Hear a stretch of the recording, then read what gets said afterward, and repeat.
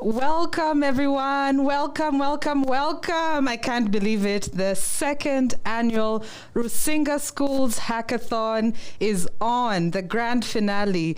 Karibuni sana. My name is Marianne Waithaka. I am the Admissions, Marketing, and Communications Manager at Rusinga Schools, and it is my great honor and pleasure to lead you through this grand finale event.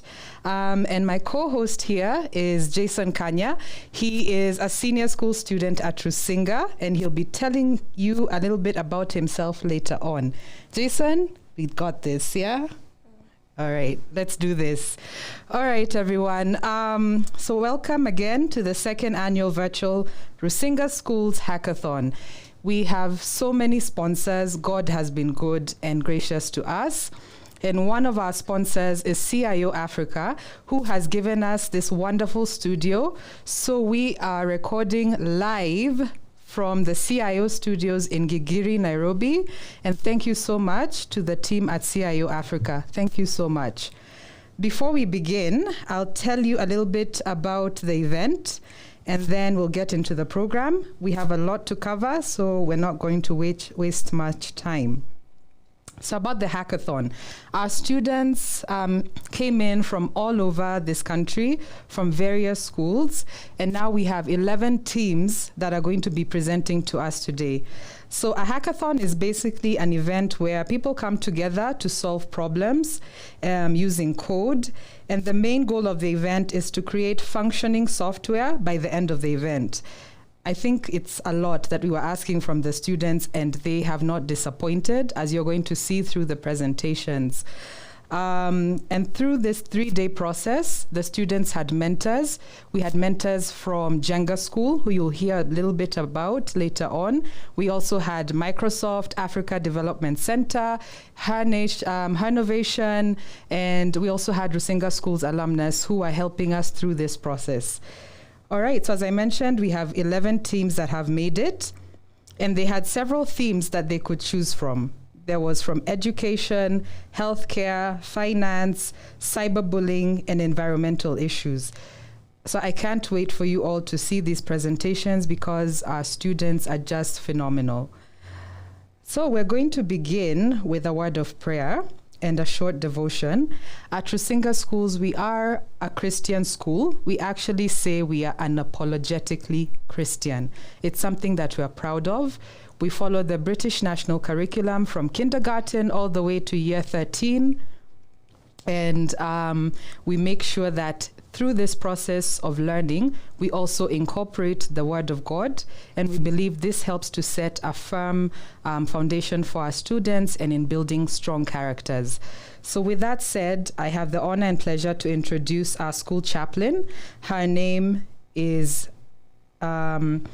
Githanga. Yes, I'm going to read a short profile about Mrs. Githanga, and immediately after I read her profile, we will be playing a short video. And after the video, Mrs. Githanga is going to come on, lead us through a short devotion and prayer, and then we'll kick off the program. So Mrs. Githanga has been serving as chaplaincy coordinator since 2016 at Rusinga Schools. She believes that chaplaincy is a human services ministry that focuses on the pastoral nature and spiritual development of the Rusinga school community and forms an integral part of the school's pastoral care program. And if I must say so, this is one thing we do really well at Rusinga, the pastoral care of our students. The chaplaincy coordinator's responsibility, therefore, includes pastoral oversight and working closely with heads of schools and the pastoral arm of the schools. Mrs. Githanga has served for over 17 years at Rusinga, and I'm proud to call her my colleague, my friend, and I can't wait for you guys to hear her presentation. I usually call her Chappy, and I think it's okay. We can all call her Chappy. So Chappy, over to you. We're going to start with your short video presentation, and then you can lead us through the devotion. Thank you so much.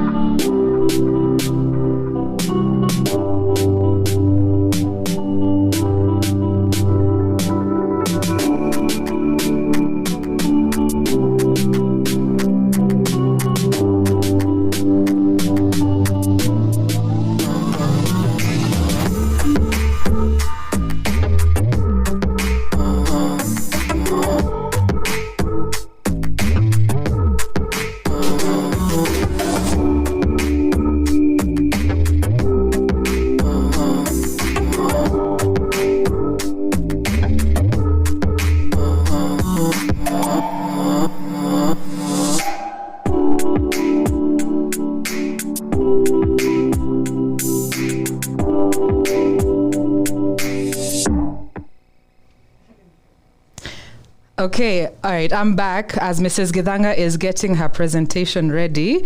I'm just going to go over a little bit more about what the hackathon is about. So we had our first hackathon last year in August, and it was amazing. We didn't actually know how we were going to pull off a virtual hackathon. but we managed to do it, and we had over 12 schools that presented, and we had Safaricom and Microsoft who supported us during our first hackathon. And God is good, because we've had this second hackathon and we've brought on even more sponsors who have come to help us with this event and make it such a success. Just to go over what a hackathon is, it's an event where people come together to solve problems. It's a coding event that brings together programmers and aspiring computer programmers to build software solutions to existing problems. So we're looking for solutions to the everyday problems that are facing us as a society, and seeing how we can use technology to solve those problems. And then students were divided into teams, a team comprised of a minimum of 3 individuals and a maximum of 5 individuals. And then they had mentors throughout the process who are leading them through.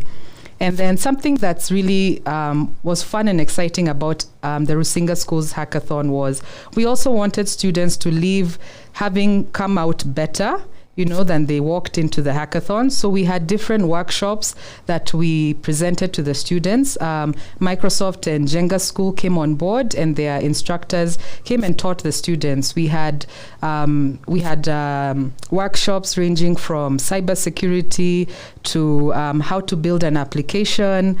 And there were various areas that the students got to be enriched and learn from, so that even if you didn't come, you're not going to be a winner in the final grand finale event. You have gotten away with receiving more information about becoming an IT professional. So we wanted to make sure that we added that aspect in the hackathon.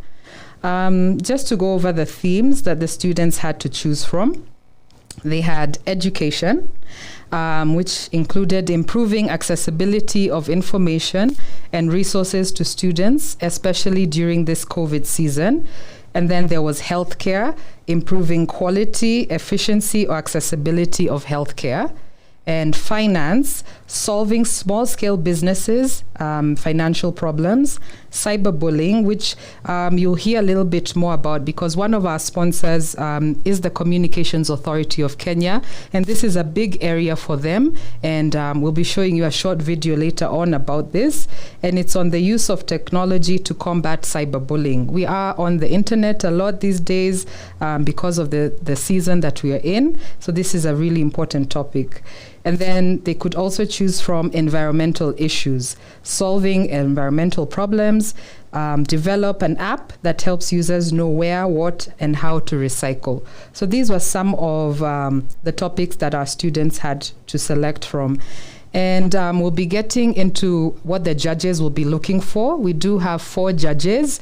Some of our judges are even coming to us from Europe, from Germany, and we're really excited that they've taken the time to be with us and to work with our students and encourage them and motivate them to get into coding and into the IT profession. So that's really exciting.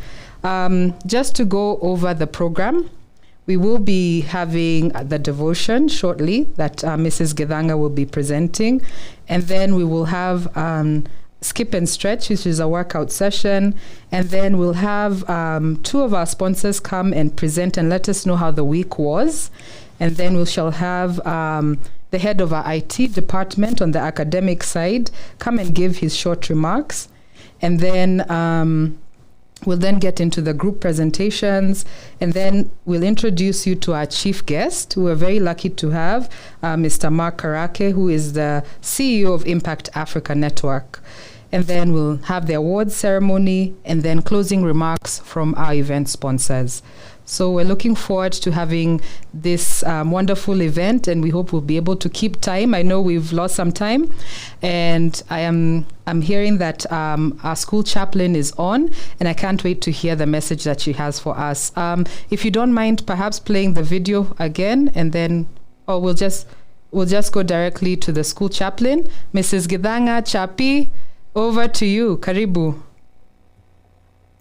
Thank you so much, Miss Marianne. And my auntie is so excited about today. Good morning, everyone. It has been wonderful just witnessing the teams getting together and preparing for this very, very critical moment. As mentioned earlier, my name is Wenjiro Githanga, and I'm so glad and so honored just to share with you about what really God's purpose is when it comes to the Rusinga Hackathon. Now, you did witness or just watch a short clip about the Rusinga school life. And I just want to add to that, because it was just a clip of what really goes on in Rusinga. It is a Christian day co-educational center of learning, and it strives to provide quality services as reflected in the school's motto, vision, mission statement, and core values. If I can add, we have been witnessing the Rusinga core values throughout this hackathon as the teams are meeting together, as we all meet and have a good time on this platform. Indeed, we have seen the core value of adventure, of fortitude, of compassion, of mastery, and of leadership. And we also witnessed the core value of honor, which is actually happening today. And so I just want to really focus on one particular verse that featured again at the end of that clip that we saw. And that verse comes from the book of Ephesians in the Holy Scriptures, chapter 2 and verse 10. And it reads, "For we are God's handiwork, created in Christ Jesus to do good works, which God prepared in advance for us to do." And dear friends, this verse is really what supports our school motto, which is discovering God's purpose. And so, Stacy, I will just request if I can just quickly go through the next few slides to just bring out this beautiful verse. And the first part of it is, you are God's handiwork indeed. Just like a potter molds clay by hand, God created us intricately. You are made in God's image and hence blessed with the ability to create. And we move on.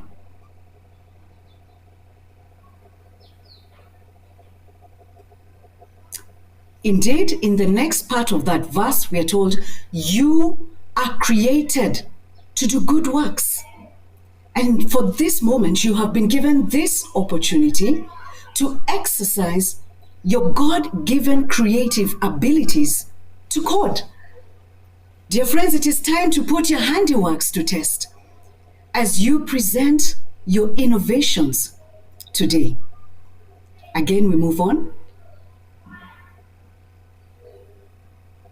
And what God has prepared for you in advance. That's the final part of that verse of Ephesians 2:10. And again, we want to emphasize that God knows you.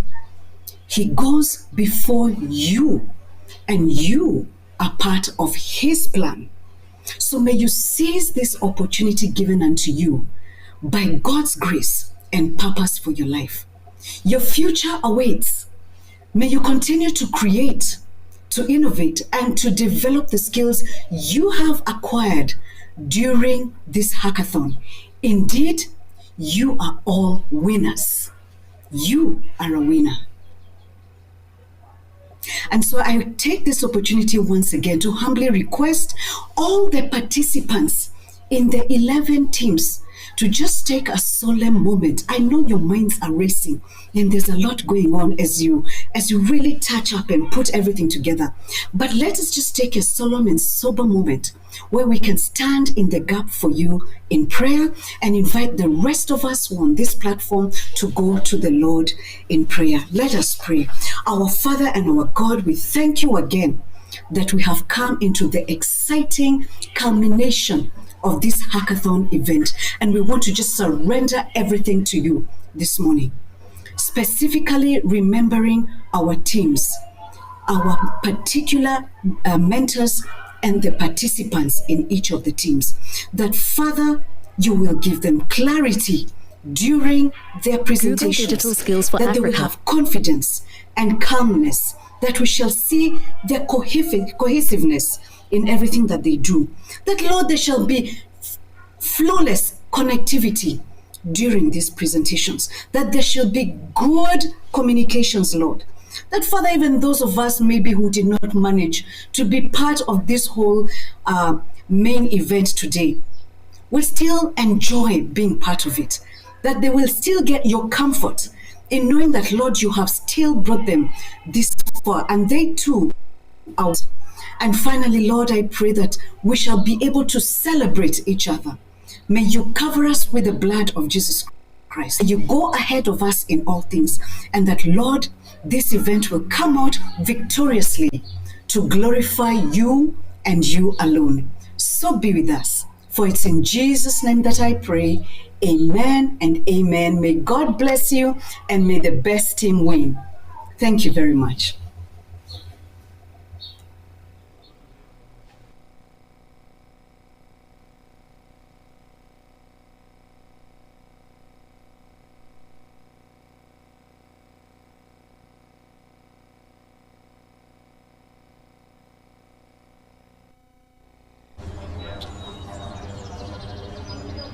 Picture for a moment a future where all your effort and hard work has culminated in your success.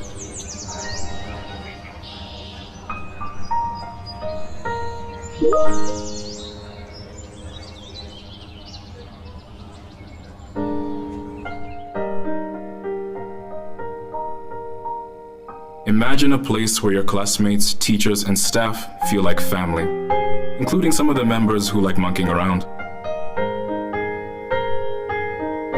A place where everyone prays, plays, and works together.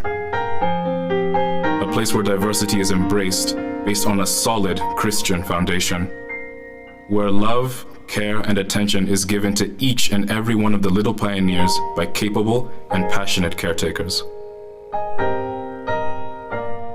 And where teachers ensure to leave room for their students' creativity to bloom and passions to be discovered.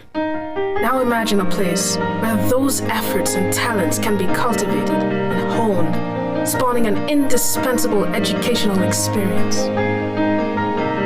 Picture a place where long-lasting, unforgettable friendships are fostered, complemented by a pool of dedicated teachers that encourage and acknowledge individual progress.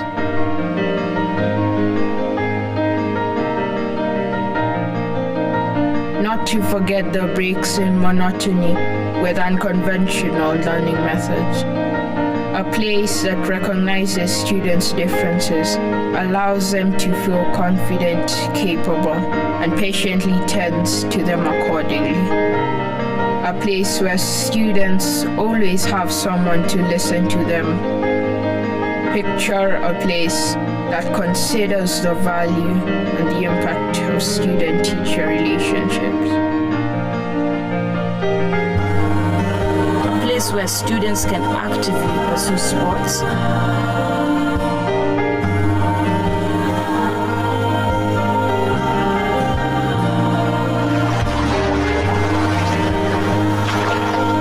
innovative fields of science,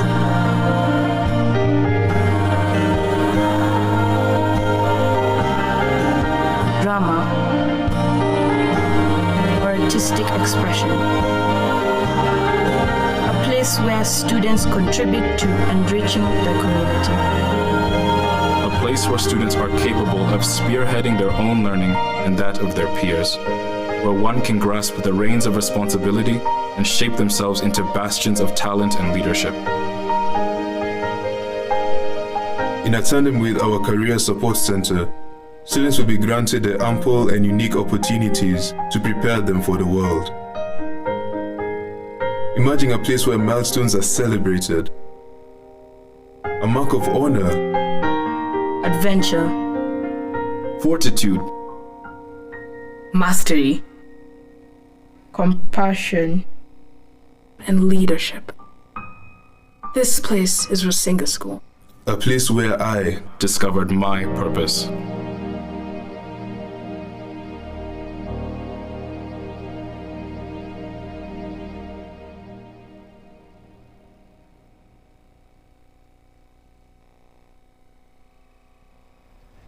All right. Thank you for that wonderful presentation from our school chaplain. I want to thank her for everything she's done for the school, and she's doing an amazing job.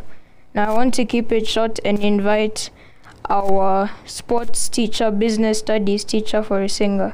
His name is Mr. Daniel Oino, and he will take us through a skip and stretch.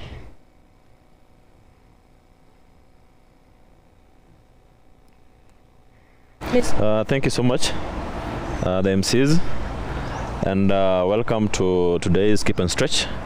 My name is Daniel, and my partner, Priscilla.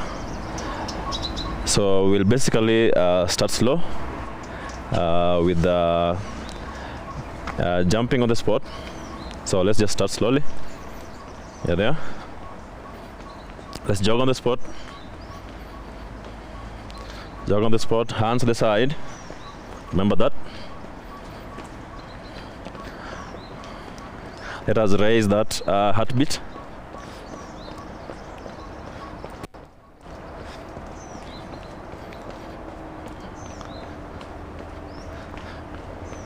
Let's keep going.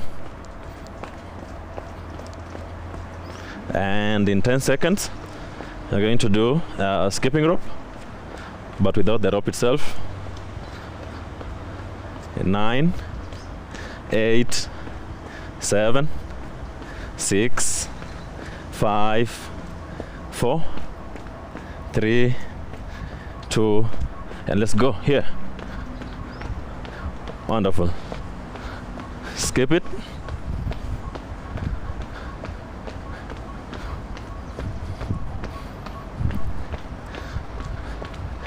And bounce on the floor.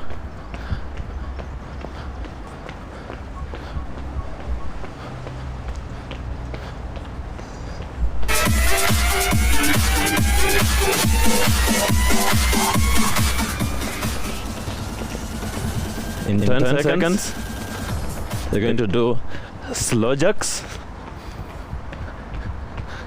8, 7, 6, 5, 4, 3, 2, and let's go. Here.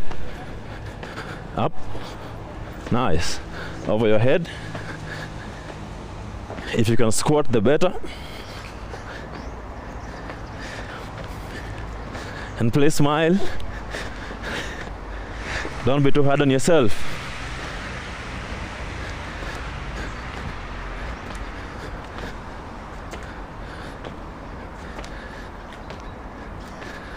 Five to go.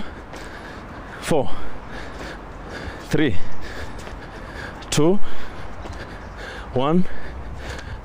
Jogging on the spot. Let's go. Hands to the side. We jog for 10 seconds. Then you give me sky hops. Let's jog.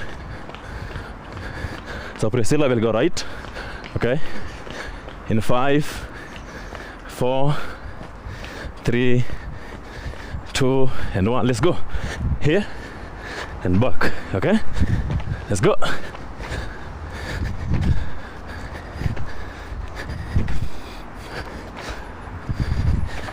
Nice.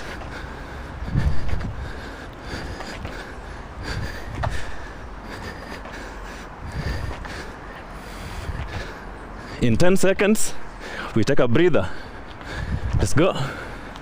8, 7, 6, 5, 4, 3, 2, and 1. Take a breather. 5 seconds breather. Walk around. Walk around. If you can sip water, the better. That is the end of set 1. You go for set 2.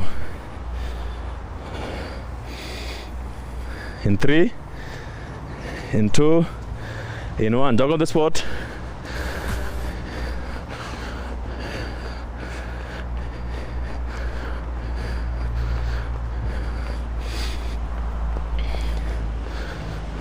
Nice. We skip the rope in 10 seconds.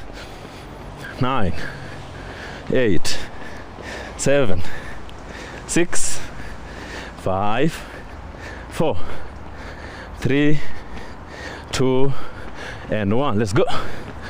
Nice. Bounce.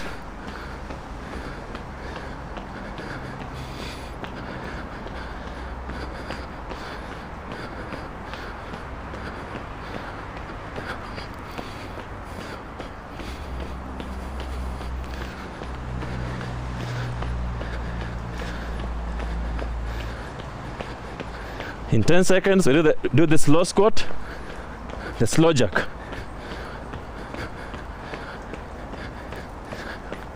9, 8, 7, 6, 5, 4, 3, 2. Let's go. Here. Nice. Wonderful.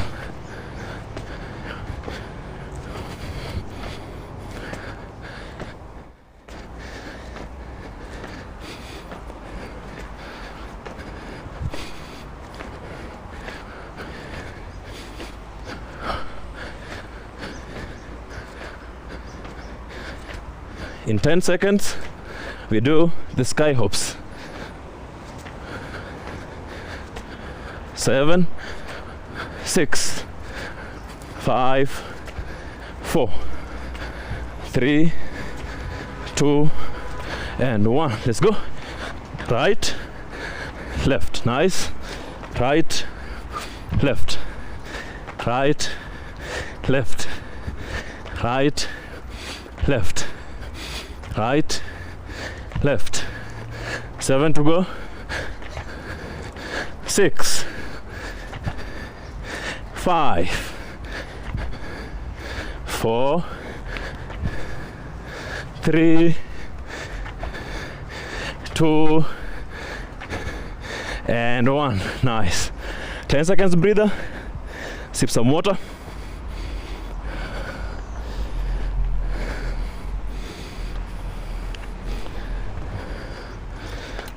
Please don't sit. Walk around.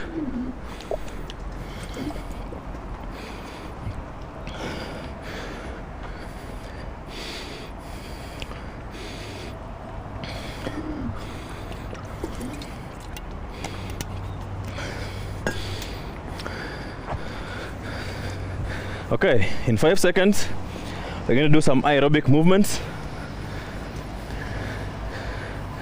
In 4, 3, 2, and 1. Let's go here. Nice. Just punch it slow. Crisscross your leg to the back. Nice.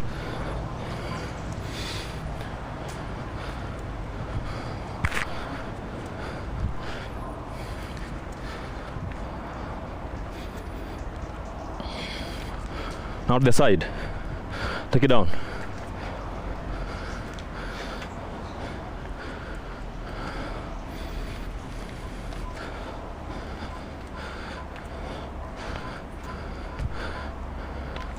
Back up.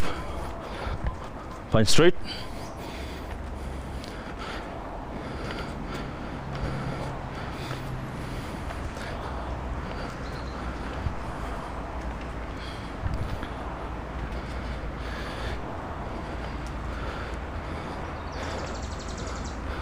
Nice.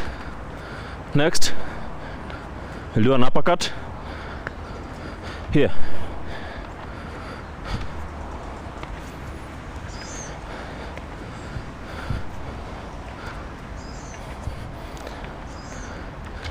Nice.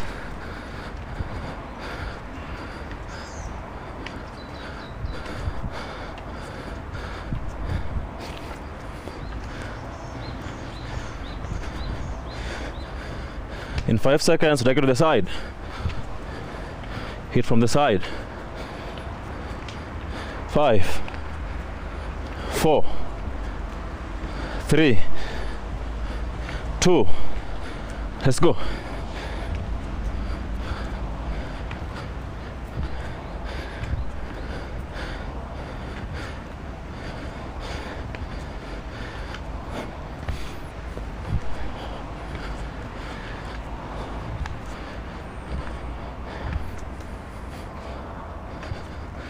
Keep going.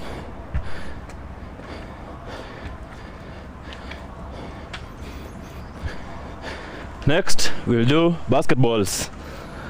In 5, 4, 3, 2, let's go. Step. Nice. Put it up. Wow, wonderful. Nice.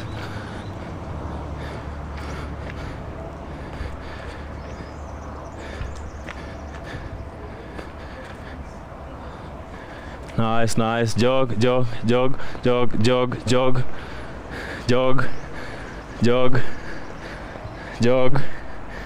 Nice, nice, nice, nice. You're going out. You're gonna stretch in 5, 4, 3, 2, and there. Nice. So, as we stretch, we start from down, going up. Hope you're ready. From down, put your feet astride. Feet astride as much as you can. And let's go down, slowly, slowly. Try and touch your toes if you can. Touch your toes if you can. Nice. And back up. Up and stretch. Let's go again, slowly, slowly.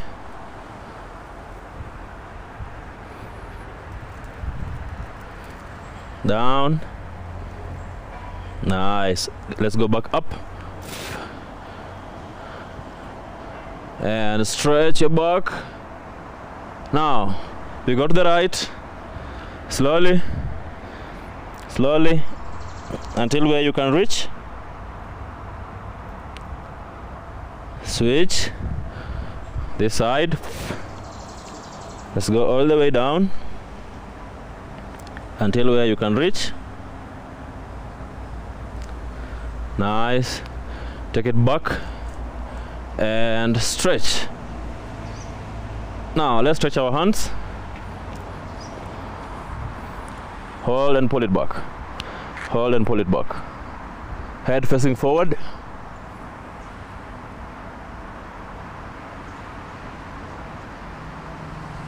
Same hand, take it back behind your head and pull it.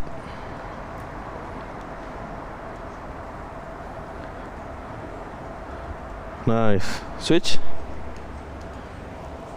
Pull this side.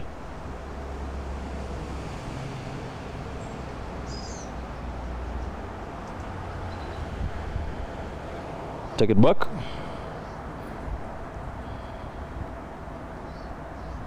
Nice. Okay, just move your head in anti-clockwise direction. Anti-clockwise.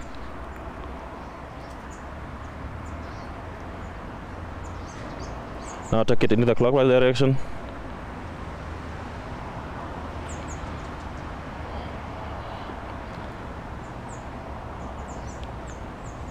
Nice. Thank you. And that's the end of our session. Hope you guys had fun. And at the same time, I hope you guys have broken a sweat. Thank you.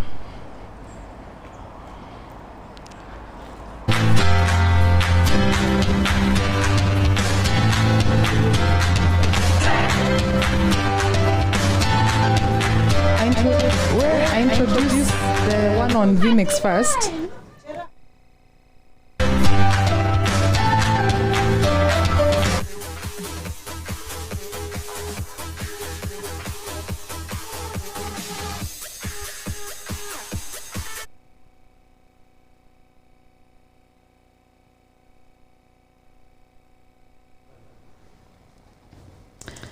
Thank you so much, Coach Daniel and Priscilla. Way to go, keeping up with Dante. In my heart, I was working out with you guys So just know I was there with you. Okay, so we're going to move on to the next segment of our program, and we're going to hear from some of our sponsors about how the week was. On my side, I just think it was such a fabulous event, and the students have really just been amazing us with their abilities. Just to quickly recap our sponsors for this second virtual hackathon.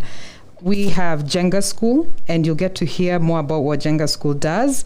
We have Microsoft Africa Development Center, CIO Africa, and CIO Studios, where we are recording this event today. Communications Authority of Kenya. We have Safaricom, we have Resolution Health, Textbook Center, Konza City, and Oracle. We are truly blessed as a school to be having these companies, these great companies that have come together with us to partner with us to just make sure that our students get the best and that they have a good time and they're rewarded accordingly for the work that they have done.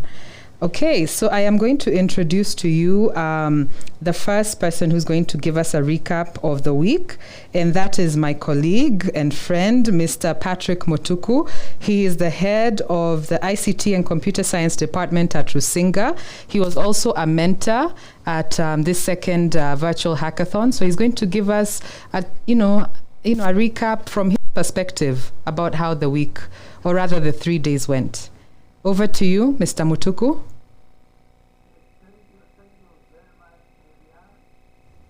Mr. Mutuku, if you could unmute your mic.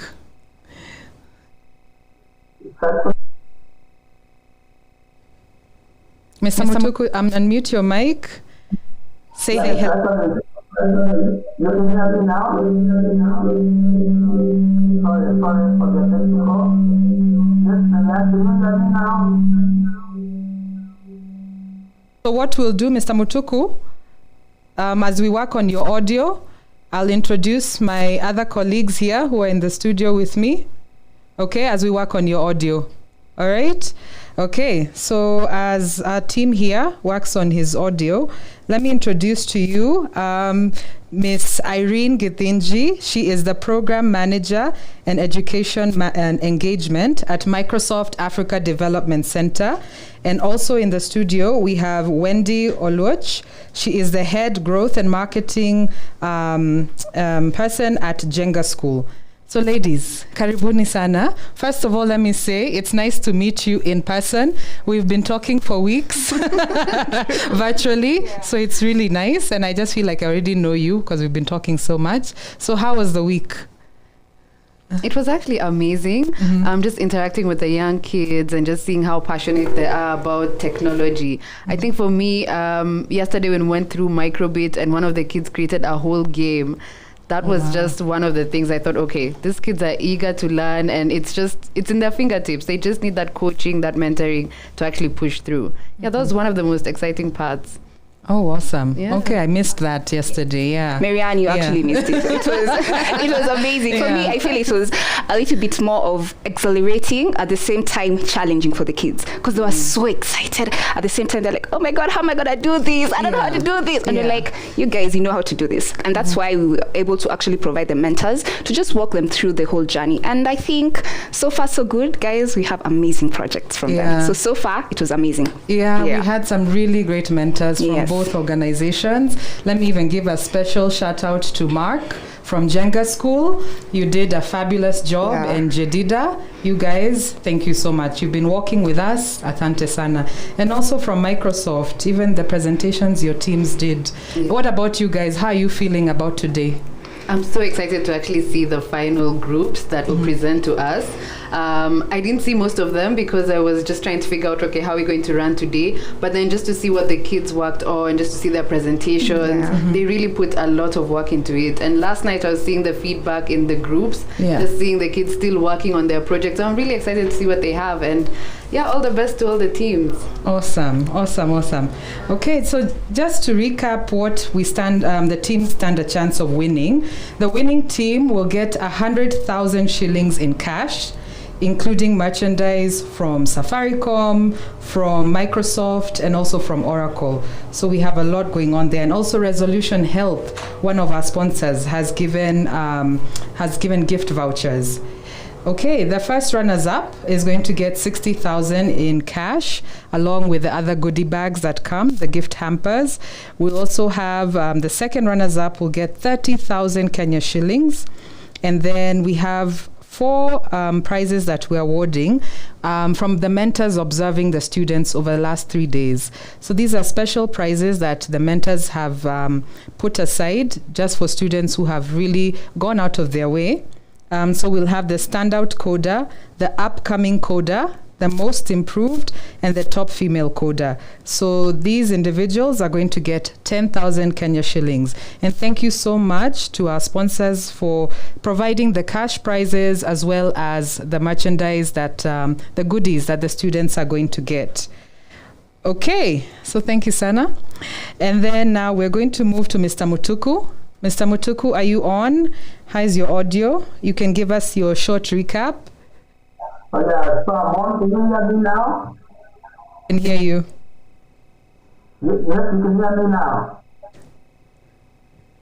Yes, I can hear you. Oh, good. Hey, what a morning, what a day.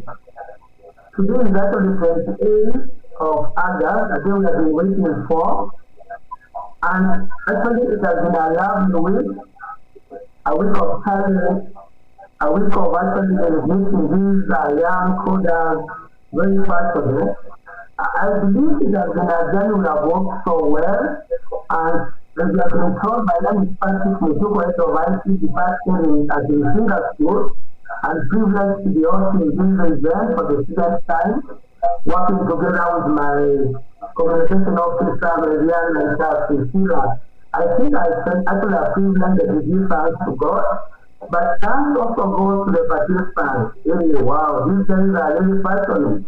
I was looking at yesterday as actually one of the mentors mentioned, a game was actually derived, so within a sort of 10 minutes. Now, the thought is, at times we normally use, students are so passionate about playing the game, which have been created. But actually, yesterday I was able to realize that you guys, you can actually create your own games. And that is how passionate it has been. And I really give a lot of thanks to these participants of this event for the second time that you have come up with something quite amazing. Now, working together with the mentors, yesterday we were able to go through quite a number of groups. And really, you are really done a good job. You are so amazing. And I really appreciate you participants because if it was not for you, really would not be having such an event for this year. So thank God to all the participants. Now our sponsors, really, this is so lovely. I can't wait to see the winning team. I can't wait to see the end of the day. This is the day most of us have been waiting for. So looking forward, it has been such a lovely week, a hard-working week, and I really thank all of us that we have been able to put all things together. So when the best team win, and also you are all champions. Thank you very much, and may God bless you. Looking forward for another session come next year, the 2022, and I know God's guidance and blessing, you shall be able to see. Asanteni sana and karibuni, and of course, welcome to the Singa School, where we really work all together as a team. Thank you very much. Awesome. Thank you, Mr. Mutuku. It's been an honor working with you in planning this event. And again, I can't keep saying it enough. We give God thanks that we are at this juncture in this hackathon. Okay, so we are short on time, so I'm going to quickly move on to introduce you to our judges, because we're now going to start working on the team presentations. Okay, so I'm going to begin just reading the bios of our 4 amazing judges. I'll begin with our first one, and his name is Beckham Otieno Ochieng. He's a data scientist, machine learning engineer at New Revenue Solutions. So Beckham attended JKUAT for his tertiary education. He's a self-taught developer who loves all things technology and loves the limitless endeavors it can be used to build, solving problems and making the world a better place. And he believes AI is the present and the future, and he wants to be involved in this movement. So, karibu sana Beckham, and we're going to be hearing from you as we go through this judging process. And also special thanks to New Revenue Solutions. Your organization has truly been walking with us through this journey and helping us with the planning process. Okay, I'm going to introduce you to Albert Kahira. He's a scientific researcher. I hope I'm saying this right, Albert, and you'll correct me if I'm not, at Jülich Supercomputing Center. So Albert is a scientific researcher at Jülich Supercomputing Center, JSC, working on novel computer architectures for deep learning and other applications. He was born in Lamu, Kenya. Oh, wow. How cool is that? And he received his BSc degree in computer engineering from Aziz University and his MSc in computer engineering from Abdullah Gül University in Turkey. Wow. He earned his PhD from Universitat Politécnica de Catalunya, UPC, Barcelona Tech, while working as a researcher at Barcelona Supercomputing Center, where his research focused on distributed machine learning workflows. Albert, I don't know what all that means, but it sounds very cool. Okay, so we also have Sami Njehu. And Sami is my friend. He works at Crawford International School. And now that I'm reading his bio, Sami, in the 2 years I've known you, I did not know you are a PhD. So in fact, I should introduce you as Dr. Sami Njehu. And he's been a teacher he's been an ICT teacher for 12 years. He taught at St. Andrews Turi for 10 and now works at Crawford International School. And he also teaches drumming and looks forward to completing his PPL. His hobbies include swimming, cycling, drone flying, interesting, flight and racing simulations. Awesome stuff, Sami. And we now have our female judge here. All the men have been representing, so it's nice to see Ruth. Ruth Ferland, she is the regional head of student and community engagements at Microsoft Development Center. And Ruth is a student and community engagements lead at Microsoft Africa Development Center, and she's passionately leading and driving programs and initiatives to upskill and impart knowledge to the ecosystem. Through commitment and determination in her work, she has created impactful programs such as the Game of Learners, a sports-like league for developers to gain hands-on computer science experience. She's also a mentor, supporting students and young professionals to reach their potential, and has participated in various mentorship programs both in Kenya and the US. So it's really an honor to have our judges with us, and we're going to be going through the presentations shortly. And I really hope that you're all talking about this event online. You can tag Rusinga Schools. You can use the hashtag Rusinga Schools Hackathon. So please, let's keep talking about the event, and we're going to enjoy ourselves. Next up, we have Team 1 that is going to be presenting. The first team is Group 1. I'm trying to get their information. And Group 1 is led by Brianna Waithaka, Faith Chebet, and Imani Ogana. So students, as you're getting ready to get onto the link, please make sure when you introduce your team, do say which school that you're representing, because we do have so many schools that were part of this virtual hackathon. Okay? All right. After the break, Group 1 is going to present to us. Sorry, Group 2 actually is going to begin the presentation. So let me read out their names. We have Lefi. Okay. All right. So I'm getting some information that Group 2 will present after the break, and I'll come back and tell you their names shortly after. Thank you. So here's to the achievers, the believers in more. You see world-class office space. We see launchpads to extraordinary startups and profitable organizations. You see a hefty financial investment. We see unprecedented revenues and profits. You see people. We see human capital and thousands of employment opportunities. You see some vacant land. We see the possibility of growth and development like nothing seen before. You see gold plaques. We see validation that our vision is truly becoming a reality. You see plans. We see a Silicon Savannah powered by Africa's winning spirit and Kenya's industriousness. You see world-class infrastructure. We see technology, science, and expertise at work to create the most sustainable environment that they could be. You see a city. We see a place where quality of life is a given.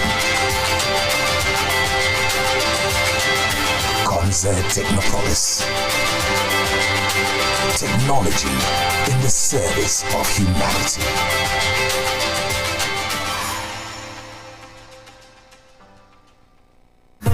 Miaka 20 safari ilianza ya kutuunganisha kama Wakenya. Twende tukiuke, twende tukiuke. Let's go beyond, let's go beyond.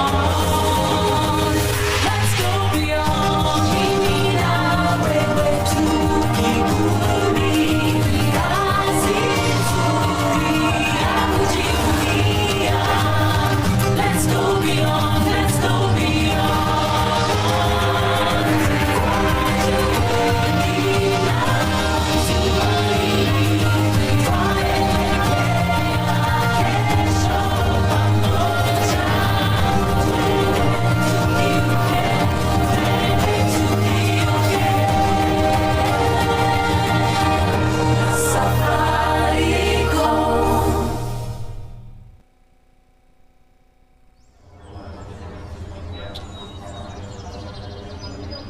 Picture for a moment a future where all your effort and hard work has culminated in your success.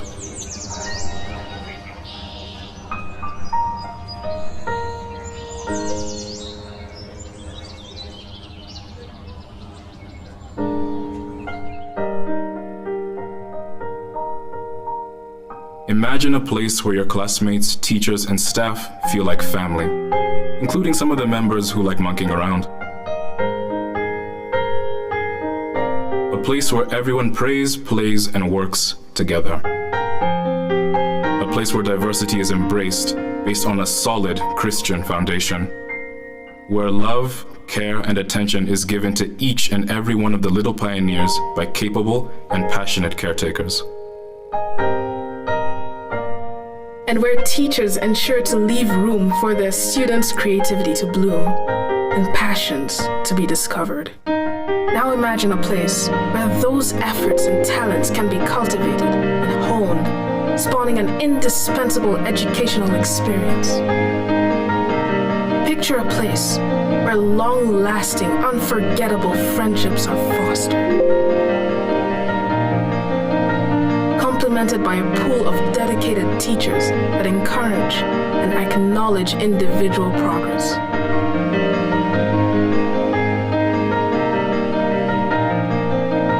Not to forget the breaks in monotony with unconventional learning methods. A place that recognizes students' differences, allows them to feel confident, capable, and patiently tends to them accordingly. A place where students always have someone to listen to them. Picture a place that considers the value and the impact of student-teacher relationships. A place where students can actively pursue sports.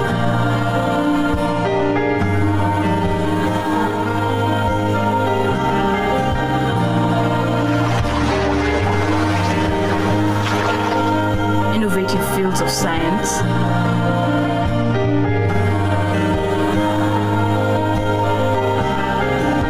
drama, or artistic expression. A place where students contribute to enriching their community. A place where students are capable of spearheading their own learning and that of their peers, where one can grasp the reins of responsibility and shape themselves into bastions of talent and leadership.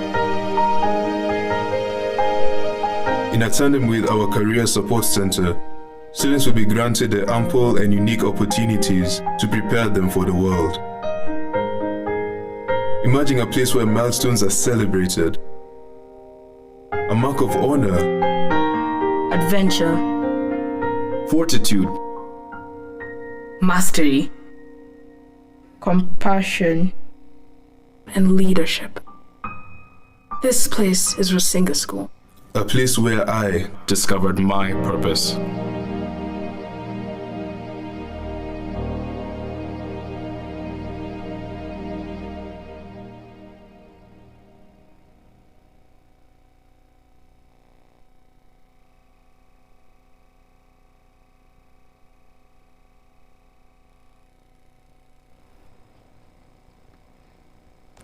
All right, thank you, Marianne. It was really nice to get to know the judges and know the feats they accomplished, which I think is very good. Next up, we have Group 2 presenting. Group 2 consists of Lethiwe, Jeremy, Omar, Punya, and Vihan. Be aware that you guys only have 9 minutes to present and a 3-minute Q&A. Kindly take the stage.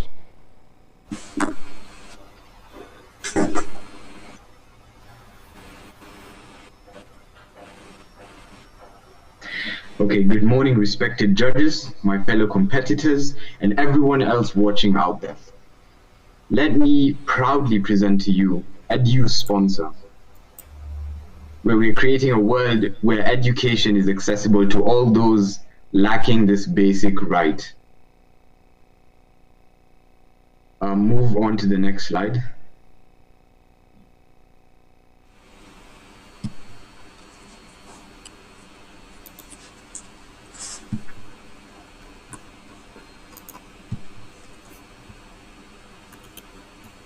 Okay, so yeah, if you can just focus on this presentation. Our project is in line with the theme education.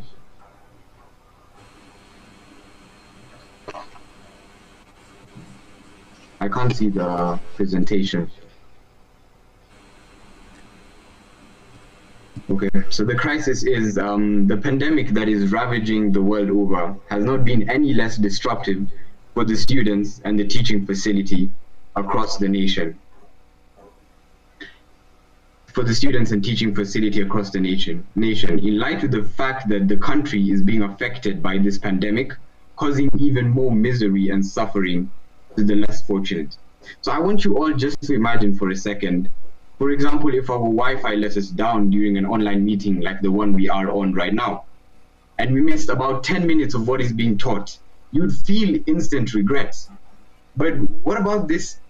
What about the innocent children who lost more than a year of learning?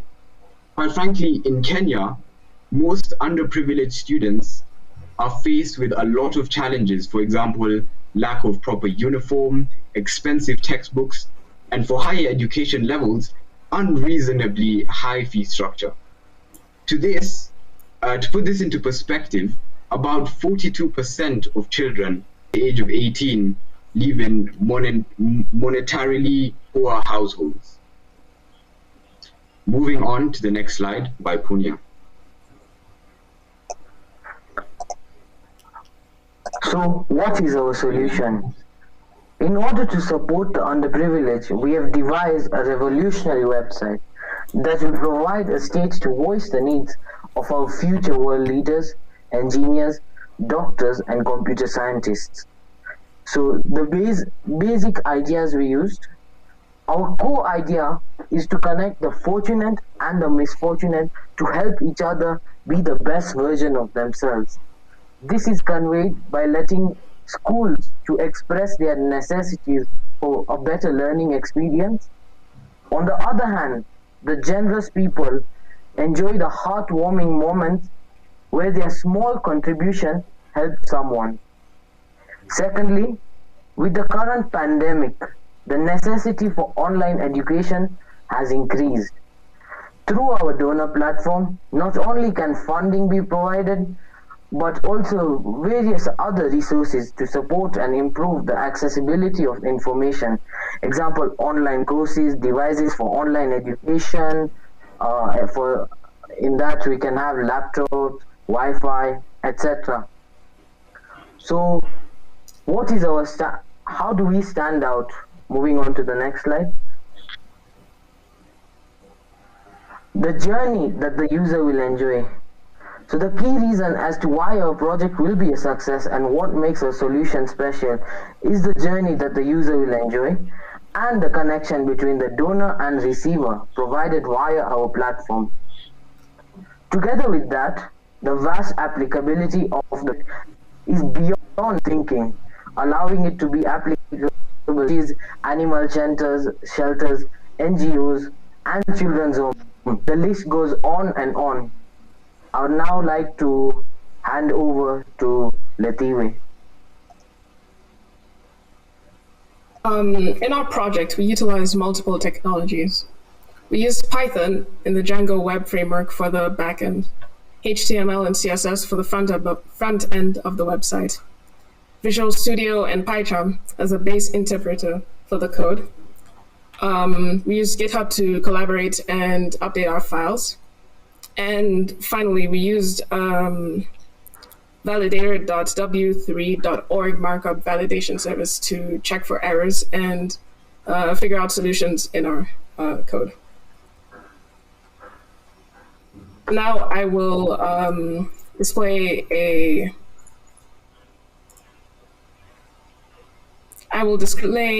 demo of the website that we have created.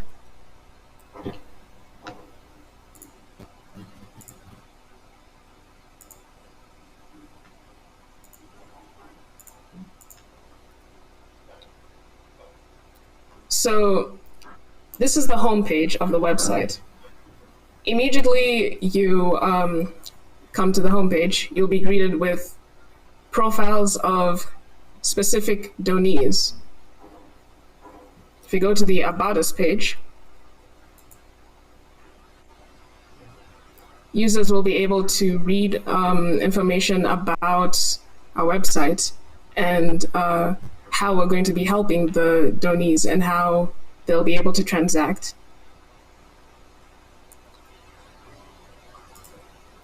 After doing so, you may be prompted to sign up and create an account. So I'll create an account right now.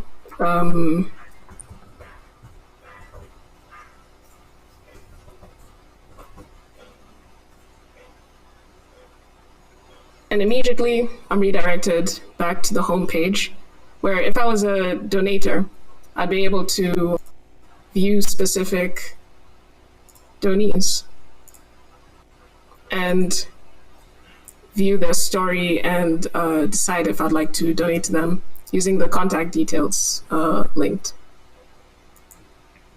But if you're a requester and you'd like to make a post, you'd have the option of clicking here, typing in the name of your school. So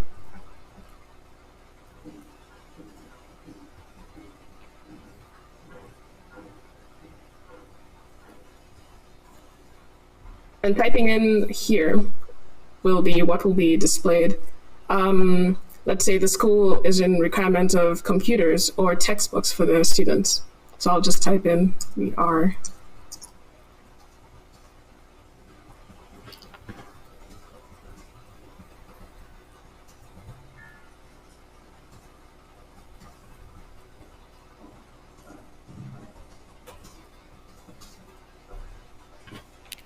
And here you'll be prompted to write in the email. So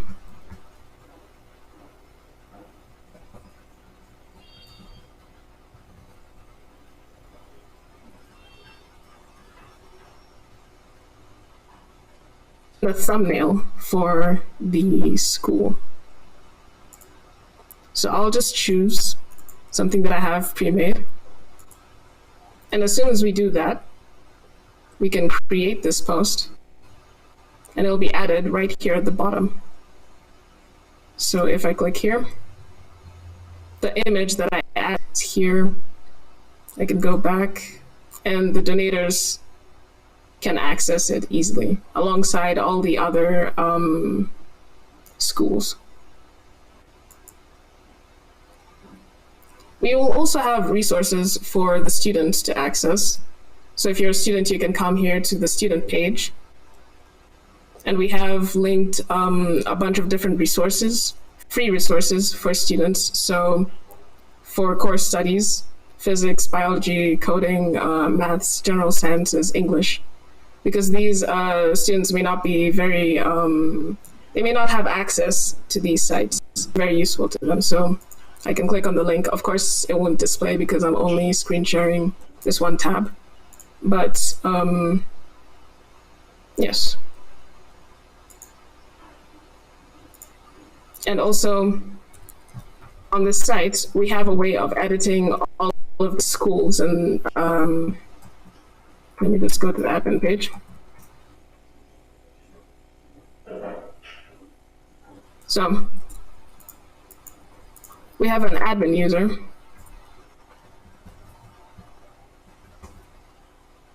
And if I log in, I'll be able to access all of the different donees and view their details. So the one that we just added is over here, Karura. All the details and everything. This is built in Django's web framework, as well as the other ones. So the Highway Secondary School, I could edit this and give it effect. I could also delete one. And I can also view the different users. So currently the one that I'm on is Dawn, it's a admin, and the rest are just regular users. And with that, I conclude the demo for the website.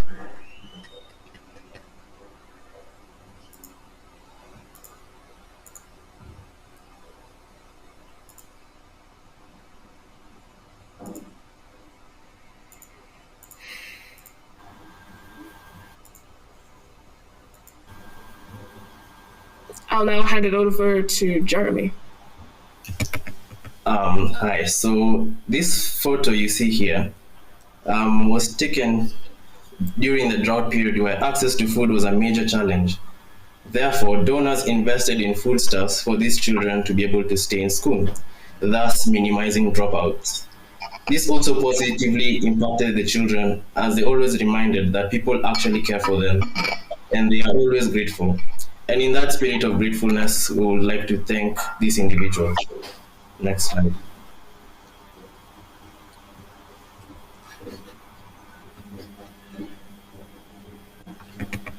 So we'd like to thank James, Patrick, Clement, Philip, David, and Mark, and also the sponsors of this event, including also our school, my school, Rusinga School. Can't also forget our own team. We thank each other as a team, and I appreciate all the hard work and effort put in by each and every one of us. Congratulations on making it this far, and congratulations also my fellow team. Thank you for hearing us out, and we will be taking the questions.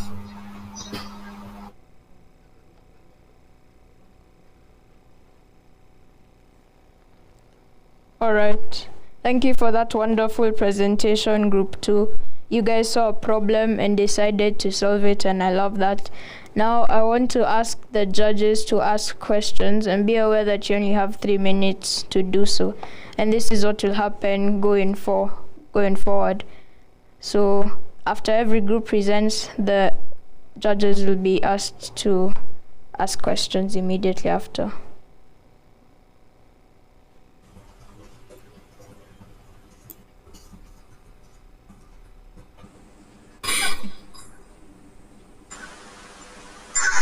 Okay, so that was a really nice concept from you now, Group 2.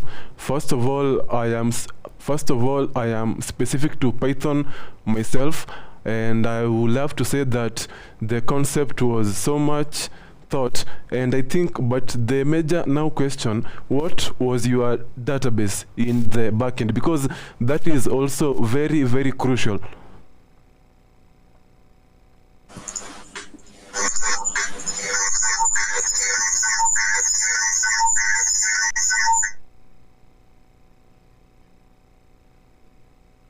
You are on mute. Sorry, can you please unmute your microphone, please?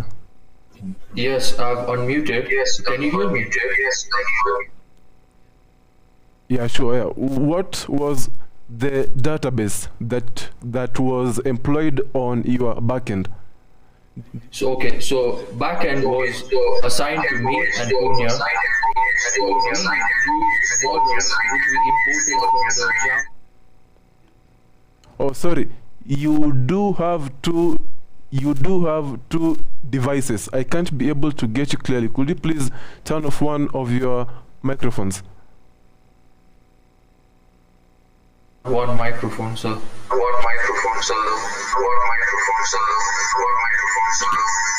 Is this better? Yeah. Would we be able? Hello? Yes, is this better? Yeah, it's very better now. Continue. Okay, I'm so sorry for the before.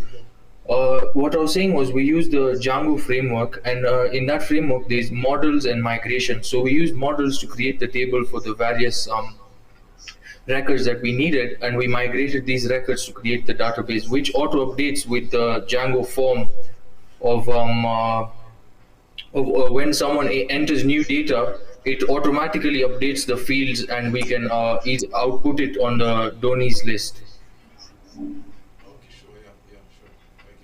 To my other judges. Can you hear me, guys? Yes. Do you have a GitHub repo for this? Yes. Is it public or like a private repo? We have sent the link to info@rusingaac.k, that the email. Okay.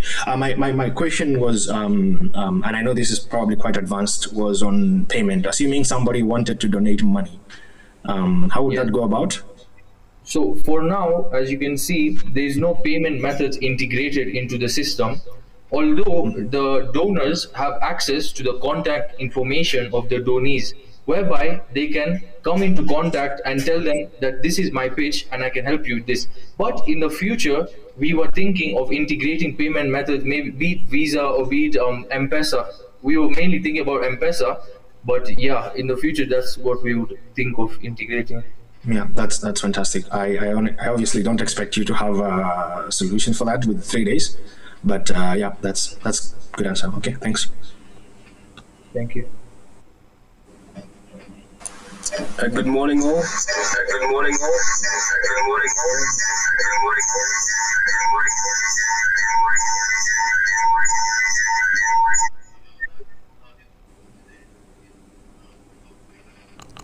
Okay, your audio is on loudspeaker.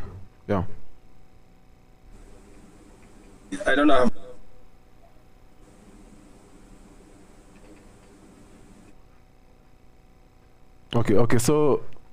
Okay, so I'll continue on from there. First of all, I'll first give feedback based on your project. The very core fundamental practice is to try review the database that is being employed on your project. I am a Django developer myself. I do focus on the now Django REST framework. So if you go to your now root folder, there is a file called settings.py. If you just go to the bottom there, you will find a database called SQLite. So I believe that if you have not made any other database integration, that is the database being employed. In the future, if you are trying to go advance your application, I would advise trying to pick up either MySQL, Postgres, or even other non-relational databases such as MongoDB. It will be based on your preference.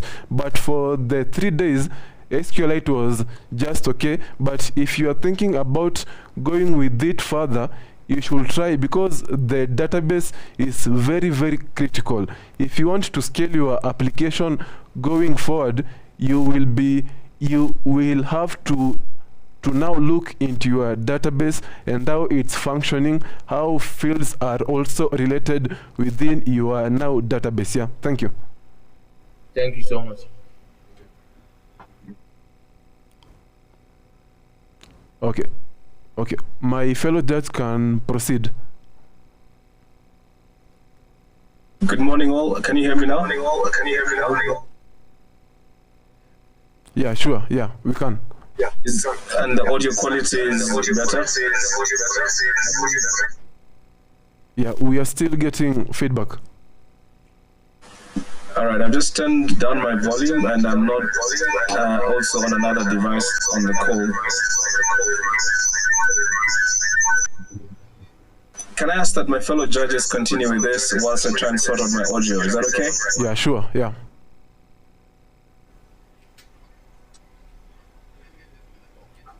First of all, it's also nice for me to know your background more. How did you get into Python itself? How did you decide to pick up Django? Because Django is a really robust framework in its own. It has very big companies employing it. You do have Instagram, you do have Robinhood, you also do have Coinbase has an API in their backend. So it has been used to build multi-billion-dollar organizations. So what was your motivation in employing Django? Yeah. Okay, maybe before that, Ruth, you can ask a question.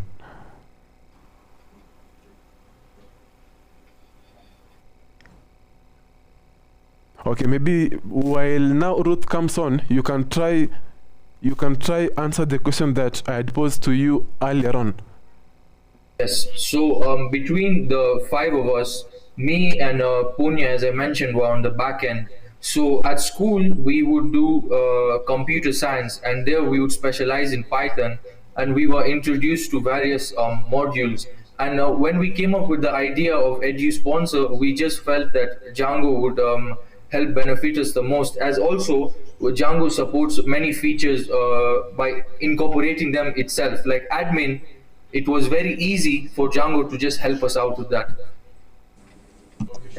Also adding to that, there are very many modules available within Django, such as their form features and their other features like that, makes it easier for us to use Django. Therefore, we use that.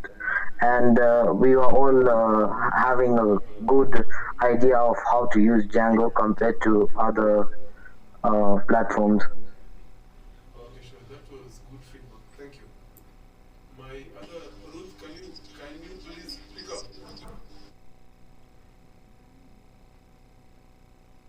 Okay, so maybe as okay, Ruth can pick up now. Now I had to take this on my cell phone, so my apologies. I'm having technical difficulties here with my current computer. Can you guys hear me? Yes. Yes.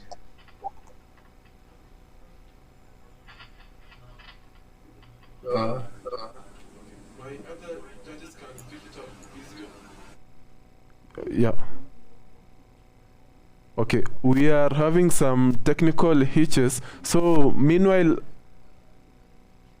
okay, so I will now give it to my other judge. You can proceed with asking your question and also giving feedback. Sorry, is this better now? It's very better. It's so much better. Oh, great. Good to hear. Now, unfortunately, I actually walked into the presentation whilst it was just a couple of minutes to the end. And what I realized was it's a school-based system. I'm not sure what the service was. It wasn't clear for me then. I could And then we went straight into the questions, and I believe my fellow judge was asking about the back end. My main area of concern is looking at what service are you actually delivering, and in the flow of the program. So I don't know if one of you gents would like to answer that. I think the best person to answer this question would be Punya. If you could unmute and please answer this. So what we are doing is providing a platform for donors and receivers to come together. So through our platform, they can get details about each other. So for example, if a donor logs into our website and he'll see a list of donees or people who are requesting and have some requirements. So what will happen, he can click on any of the list and get access to the information or contact details of the receiver, and can liaise with the receiver and maybe provide some help to them, some support. Not a must that it's only monetary. It can also be a delivery of books or something like that. So that's our base for the platform. Okay, I'm really struggling with my audio. I'm not sure I'm the only one. I'm actually hearing two of you.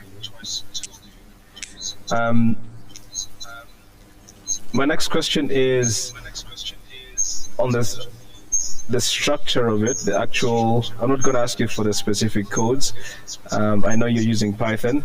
I think it's a robust platform. And in my teaching of computer science, I really look mainly at the pseudocode and the structure. Do you have a clear layout of the actual flow of the program? I don't know if my question is coming through. Yeah. So you're asking basically, before we started coding, we created pseudocode or a flowchart to analyze exactly what features to incorporate, how and what coding. But with the 3 days time, we actually couldn't have that incorporated. So we actually discussed what we wanted and we got onto the coding as soon as possible. Okay, so user experience is key in actually creating a program. For me, it's more important than the actual code, because at the end of the day, you want the user to actually get a benefit from using the program. And I've seen elaborate programs written out, big programs, but you can't actually use that program because of the messiness of the interface. So I'd love a step-by-step instruction on, the decisions, where to go from one point to the next. I'll answer that question. If you in our platform, one of our unique points is actually the journey or the experience of the user. So we've made a smooth transition for the user. So we made hyperlinks so they don't have to type in anything to go to a different page or anything like that. So example, if you want to go to the About Us page, you can just click on About Us in the website. We'll send you the website link and even login details. So if you're interested, you can log in and see on how our user experience is. And we believe as we grow more and as in the future, we can improve our experience, user experience even more. So yeah, that's it. I have a last question. Yeah. Can you tell me who did what? Like, how did you manage the workload? Who did what, and how was that collaboration effort? I think that's really important. Okay, so me and Vihan, my friend who was answering the questions earlier, he did back-end programming, which was basically involving the Python and the Django framework. Then my friend Letiwe, she did. She's actually good in art, so she also did our logo, and together with that, both Letiwe, Jeremy, and Omar did the HTML and CSS part. So all the backgrounds and the pages you see and all the images in them were all done and set up by all three of them. And together as the whole group, we made the presentation. Okay, so you did all this, everybody would do their part on a different branch, and then you merged to the final. I just want to see if you understood the whole concept of Git and version control and collaboration. So what we used to do, Letiwe was the host for the GitHub profile, like our repository, and she was the one mostly updating, so that it would be easier for everyone. And from there, we would try download we would also download it into our computer, so we can use Visual Studio within the computer, so that we can have a better experience, because it was more user-friendly. Okay. I am sorry, I lagged out. So, due to the time constraints, I'm being informed that your time is up. So thank you so much for the commendable project. I do approve of it so much, and I would love for you to go further into it. Just do now research, try looking on how to make the user experience better, and just go with the feedback that my fellow judges have given to you. Otherwise, hongera kwenu. Thank you.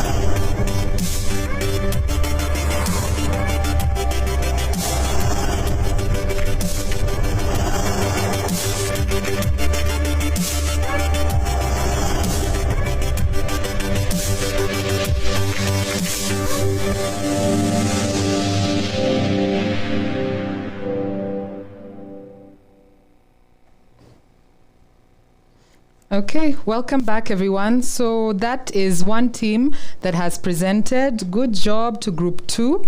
You guys did a fabulous job. Honestly, I don't know how you guys pull off doing these things in 3 days. I don't know. I honestly don't know how you do it, but I'm so proud of you guys. Keep it up, and I can't wait to see who's going to take home the 100,000 Kenya shillings.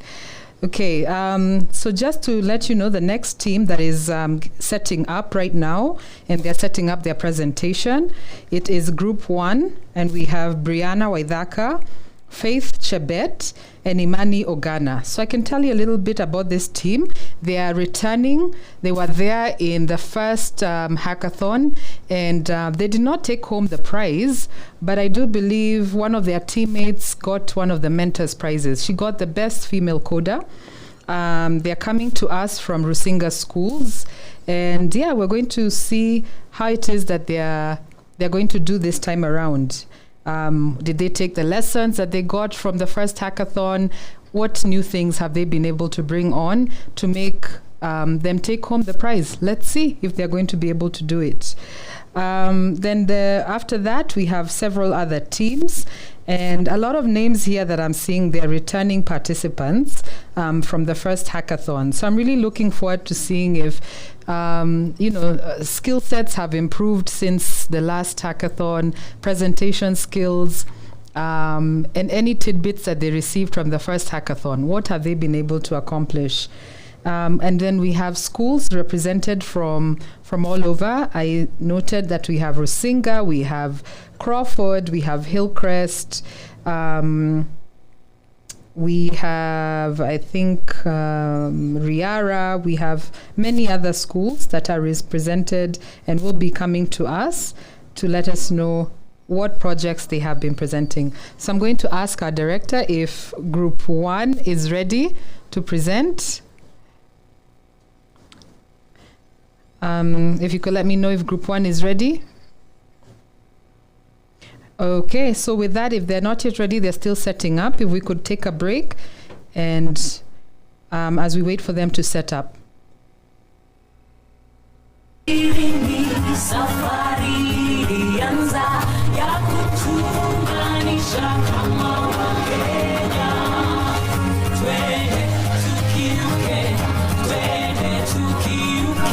Let's go beyond, let's go beyond. Let's go beyond. Mimina wewe tu kiburi, kazi nzuri ya kujivunia. Let's go beyond, let's go beyond.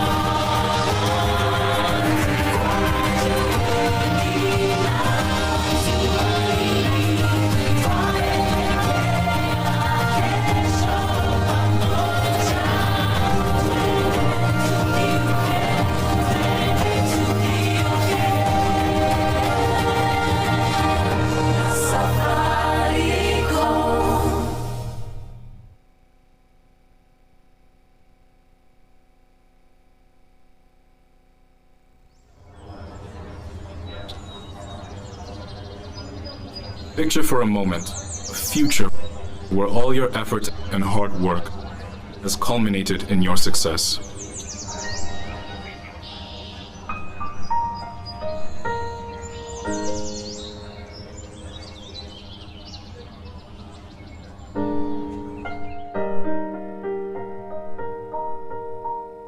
Imagine a place where your classmates, teachers, and staff feel like family, including some of the members who like monkeying around. A place where everyone prays, plays, and works together. A place where diversity is embraced based on a solid Christian foundation. Where love, care, and attention is given to each and every one of the little pioneers by capable and passionate caretakers. And where teachers ensure to leave room for their students' creativity to bloom and passions to be discovered. Now imagine a place where those efforts and talents can be cultivated and honed, spawning an indispensable educational experience. Picture a place where long-lasting, unforgettable friendships are fostered, complemented by a pool of dedicated teachers that encourage and acknowledge individual progress.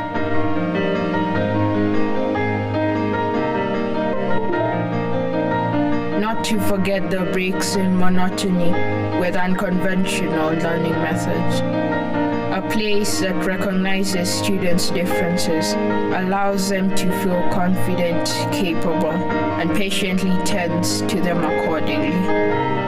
A place where students always have someone to listen to them. Picture a place that considers the value and the impact of student-teacher relationships. A place where students can actively pursue sports.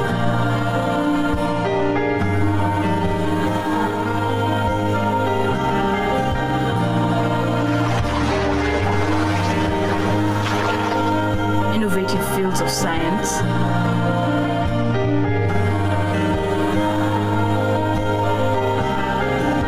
Drama, or artistic expression. A place where students contribute to enriching their community. A place where students are capable of spearheading their own learning and that of their peers, where one can grasp the reins of responsibility and shape themselves into bastions of talent and leadership. In tandem with our Career Support Center, students will be granted the ample and unique opportunities to prepare them for the world. Imagine a place where milestones are celebrated, a mark of honor, Adventure. fortitude, Mastery. Compassion. And leadership. This place is Rusinga School. a place where I discovered my purpose.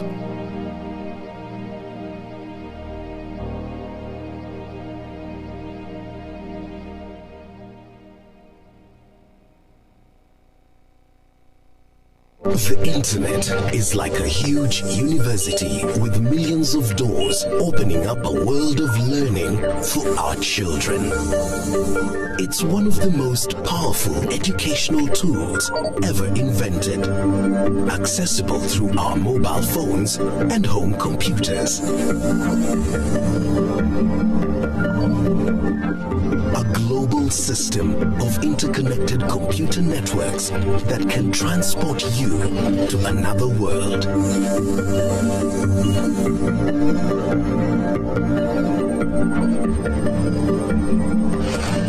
But it can also expose our children to harmful influences and bad behavior. As a parent, you need to know how to protect your children. Be the cop.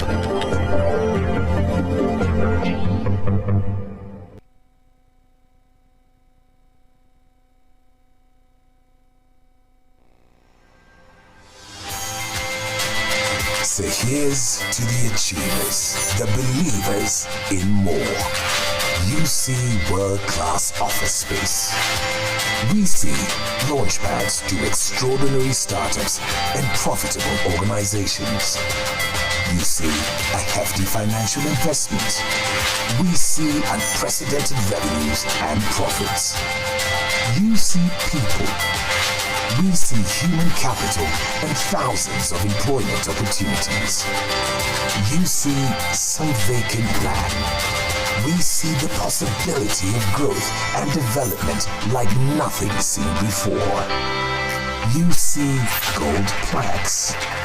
We see validation that our vision is truly becoming a reality. You see plans. We see a Silicon Savannah powered by Africa's winning spirit and Kenya's industriousness.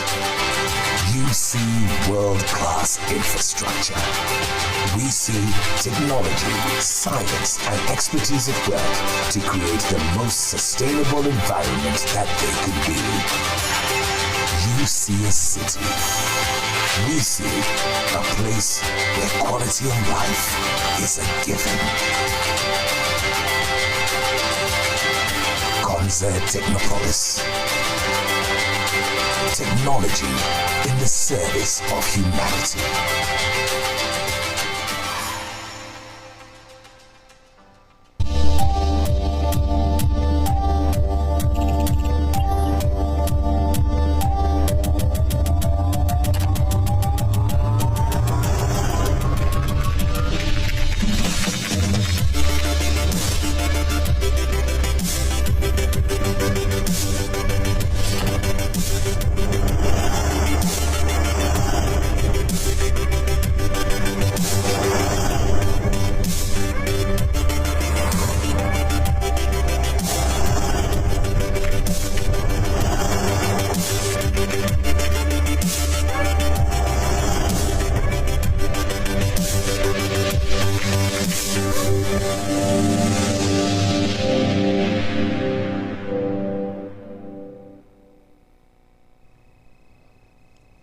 Welcome back. All right.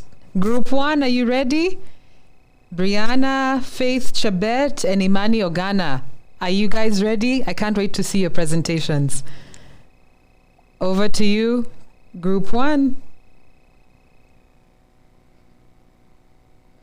All right.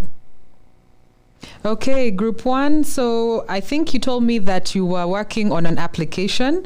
So I'm really looking to see some of the functionality of your application, the thought process that you've had in coming up with this application. So I can't wait to see it. And I can see that you're all coming on. And I can see, I think that is Faith Chebet, Imani Ogana, I think he's coming on too, as well as Brianna Waithaka.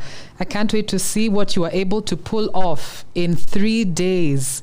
Last time you had, I think, 4 days, so we cut it short by a day.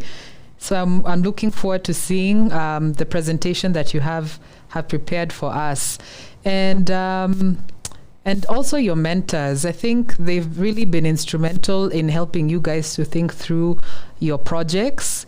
And in particular, the mentors from Jenga School and Microsoft. They've really stepped up and helped you guys. And I'm really looking forward. Faith, can you hear me?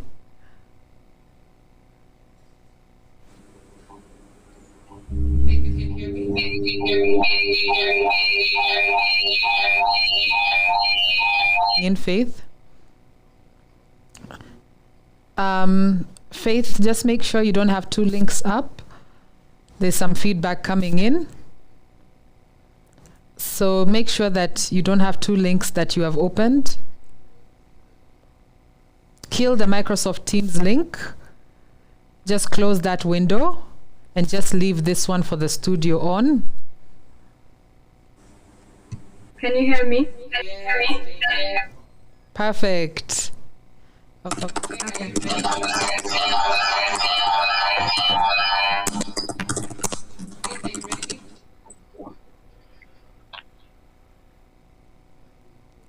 Faith, can you hear me clearly? Yeah. Okay, so are you ready? Faith, you're ready to present? My teammates haven't yet. Just if you could continue, maybe start introducing your project as Brianna and Imani are logging in. I think they're having a bit of technical challenges, but because of time, maybe you can just start introducing your project and then they'll join us. Okay. Right, can you guys hear me now? I can hear you, Imani. Imani, we can hear you. Can you see my screen? Yes, I can see your screen and I can see Imani. So I think you guys carry on as you wait for Brianna to join you. Okay. So can I start now? 9 minutes, and Miss Irene from Microsoft is keeping us on check. Starting now. Okay. Good morning. My name is Faith Chebet of Group 1. My team members are Brianna and Imani, and our mentor for this round was Philip. Our business is based off the topic of healthcare. So our business name is Do for Nation, and our slogan is Be Someone's Second Chance Today. Our logo is at the bottom right.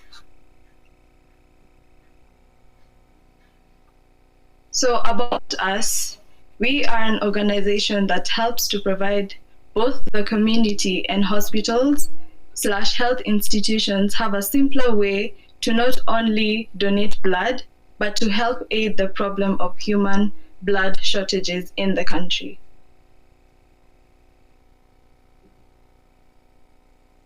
So the problem we're trying to solve is, as of last year, Kenya has been facing serious shortages of blood. This is mainly due to the community lacking the proper knowledge of the various locations of donation centers. So our solution to this is that we aim to fight this problem by providing hospitals a better way to get the required blood much faster. This will be achieved through our app and USSD system, reaching all individuals from all backgrounds, making it almost effortless to donate your blood. So how will we do this? We will use our app to reach both hospitals and the community, and use our USSD system to reach people who have less access to the internet. So how will this work? You begin by signing in or registering into our app. Thereafter, you ask a couple of questions to to confirm if you're eligible to donate your blood. So questions such as, have you had a tattoo in the last 3 months? Have you tested positive for TB? Have you had any piercings in the last 3 months? You know, questions that you would normally be asked to see if you're able to donate your blood. So if you are eligible, you will be given options of centers. Thereafter, you select where you'd like to have it done. So you'll be given the options of the hospitals you select. So if it's a center, let's say named Donation Center 1. So you select Donation Center 1. From there, you select a date and time, then head to the center. From there, more questions and tests will take place at the center to confirm that you're actually in good health and not, lastly, when you're done, you scan a QR code at the center to access your donation card.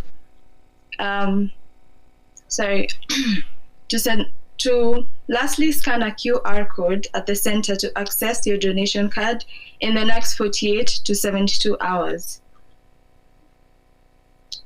As for hospitals, they sign in having given a bit of information such as name of hospital/institution.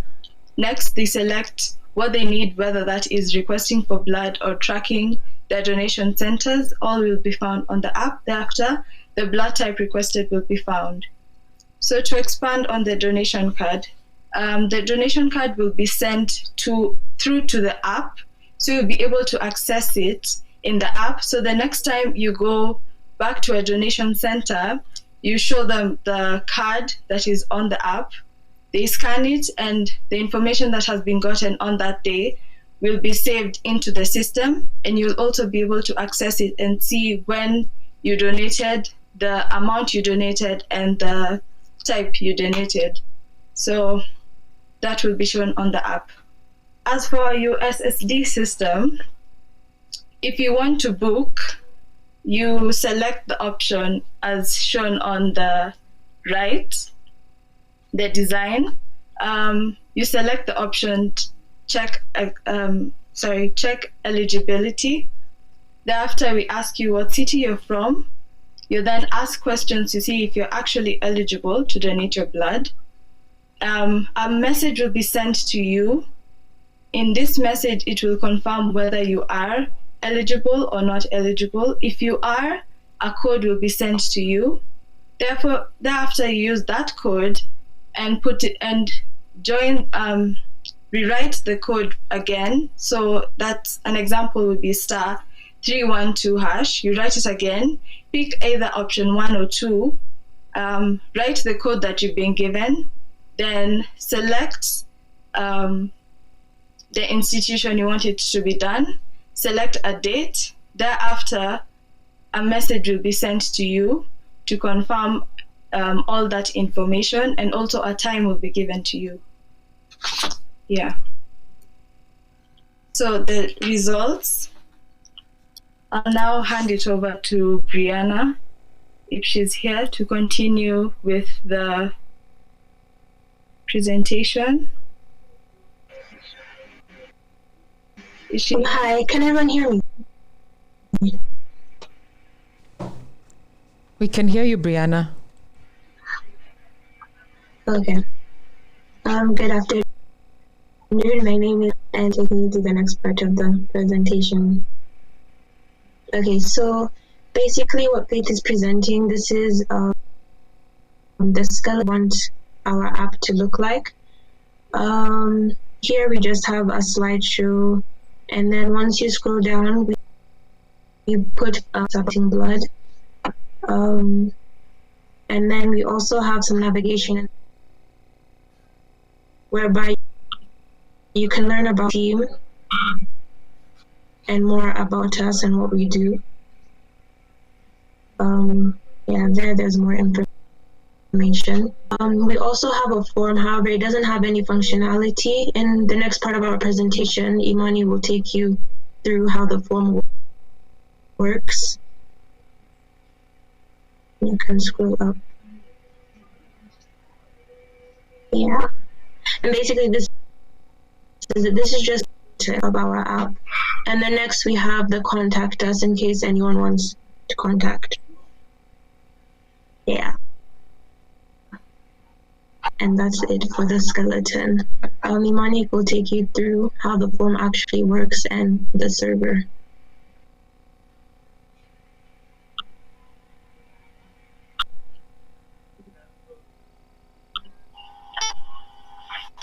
Hey guys, my name is Imani Agana, and today I'm going to be giving you a live demonstration on how the data will flow from a blood donor straight to a hospital.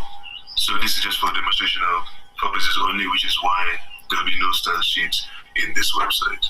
So as you can see, the patient has 3 options or 4 options of hospitals that they can choose from. So for this demonstration, I'm going to be choosing the Nairobi Hospital Plaza. And they'll be greeted with this form that they can fill all the information in, like their name, their email address, their telephone number, their age, their blood type, and their gender. These are all very important details that they may need for donating their blood. Now once they press this register button, all of their information will be sent to a server that's going to be hosted by this application called XAMPP. And now this server is mainly used for database hosting, online hosting, and it also has this application called MyPHP, which is going to be used by the hospital to search up and manage their databases.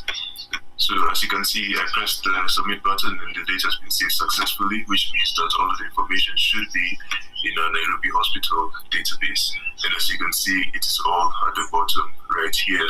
So if I search, the hospital can also search for the blood type of their choice. For example, O positive, it will only bring blood types for all records that have a blood type of O positive. Now for this database this application structure of two main files per hospital. So the first file is for like in this example will be for the form, and the second file is going to be for a script that sends all of that form data into the online database. So for example, for the Nairobi Hospital, this is a form file and this is the sending file. Now both of these files are being programmed using PHP and HTML to send these folders and files. So yeah, that's my presentation. Thank you.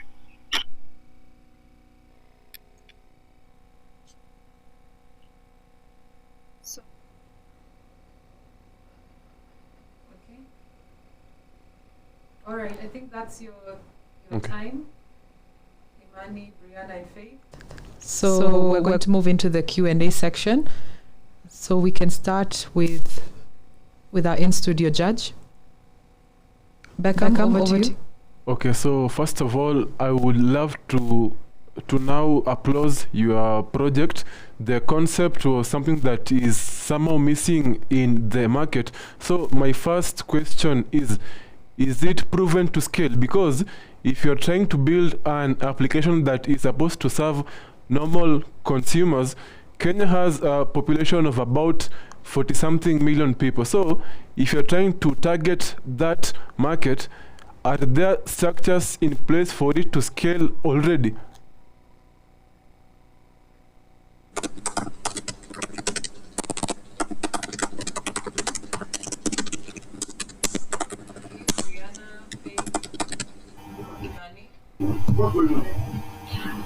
Okay, yes, I can answer the question. Okay, yeah, so currently we're trying to make this application to be available for all consumers, I mean, including the people who don't have access to the internet, which is why we have introduced the USSD function. This is basically the code that mobile service providers use, like for example Safaricom, for people to like send a message to us or to the donation company. So for example, if you cannot access the internet, then you can like type into your phone *544# or like your SSD code, and you can put all your information using just your service provider and not the internet. So I feel like that function, including the the mobile phone function, and the laptop function, the website function. We can provide this service to people from several backgrounds, which is why I believe that everyone should be able to access this service. Okay, thank you. I'll pass it on to my fellow judges to also ask their own questions. Thank you. I have a question.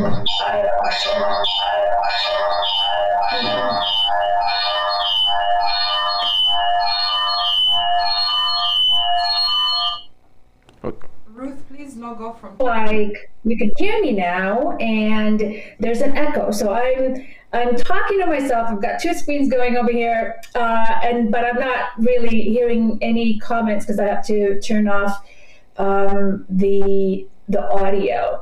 So I don't know if there's actually an echo right now.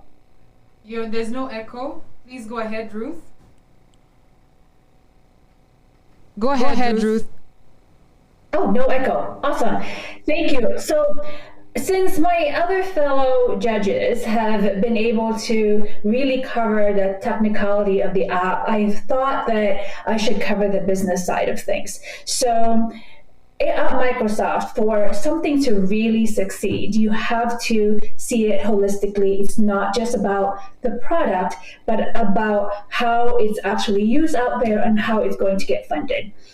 So my question is, how do you sustain this program? What type of funding mechanism have you thought about to then set this up as a business, or maybe pitch it to another company? What have you thought about to fund this program?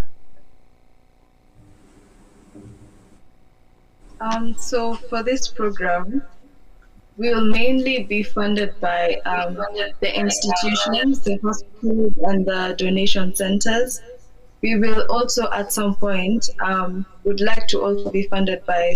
We would also like to have sponsorships, but with other organizations, so that we're able to continue with the business and have it run for a longer period. Yeah.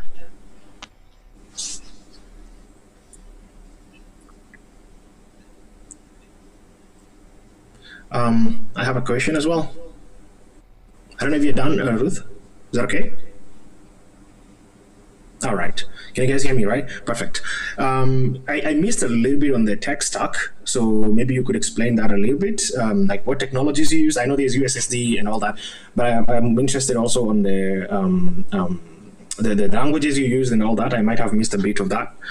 And my next and most important question was, how is blood donation currently done in Kenya? Like, which part of the workflow in blood donations are you plugging in right now? I don't know how blood donation currently works. Like, do people just walk into a hospital if I want, like, yeah, so a little bit of information on that and why this is important, right?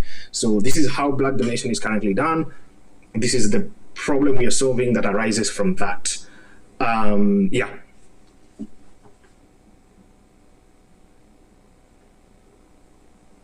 The programming side. Okay, so for this demonstration, I used two programming languages. So the first one that I used is called PHP, and the second one which I used is called HTML. Now, the PHP programming languages are usually used for servers. So as I explained in my video, there are two main files. So the first one is with the form, and the second one is with the sending of the form to the database. So the database file, or the file that's meant to send the data to the server, is purely using PHP, which has information about, like, for example, the server, like the actual server location. It has information about the fields in the server, and it has also information that will restrict users from not entering correct information. So, for example, I put in a code there that says that if a user does not plug in or put in like their age properly, then it will be rejected and will not be sent to the server, just to reduce the chances of getting incorrect data into the database. Then, of course, now for programs like the USSD, we'll be in contact with some mobile providers like Safaricom or Airtel, which will now link the USSD data or the USSD system to link into the hospital's database server. Currently, if I send a USSD, let's say *123# something something, is it currently working, or this is an idea? This is the eventual idea. Okay, unfortunately, it's not currently working since we haven't put out the USSD in Safaricom. But it's an idea that should be, in theory, will work, since all of the data will just be sent straight to the database server that's located in all hospitals. But in theory, it will work, or it should work. Okay. And nobody answered my more important question, please. The one I raised earlier. Where are you plugging in? I mean, how is the blood donation currently being done in Kenya? And where are you plugging in?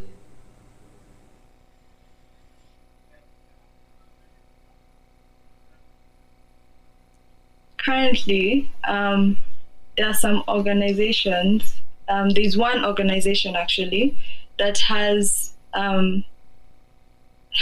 put the donation center online, or has put a system in where you can book online, but it's through a website. Now the problem of the website, it's not accessible to everyone. So what we're doing, we're bringing an app so that it's accessible to everyone, and also the USSD so that it's accessible to people that are not able to access the internet. I hope that answers the question.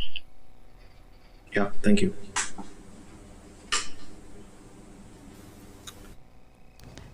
Okay, guys, I have to cut you short. I know there's lots more that our judges want to ask, and we didn't give a chance to all our judges, but we're out of time. We need to move on to our next team. And so I want to thank you, Group 1, and that was Brianna, Faith, Chebet, and Imani. Thank you so much for the hard work that you've put into your presentations. And just maybe some advice for the teams coming up. Focus on the key areas. There's not a lot of time. 9 minutes goes by pretty fast. So focus on the key areas. You've been hearing some of the questions that you're getting from the judges. They want to know about the tech. They want to know about the business side of your application or website or whatever it is that you've put together. So thank you so much, Group 1. And we're going to go into a break, and then my co-host Jason is going to come and present to you the next group.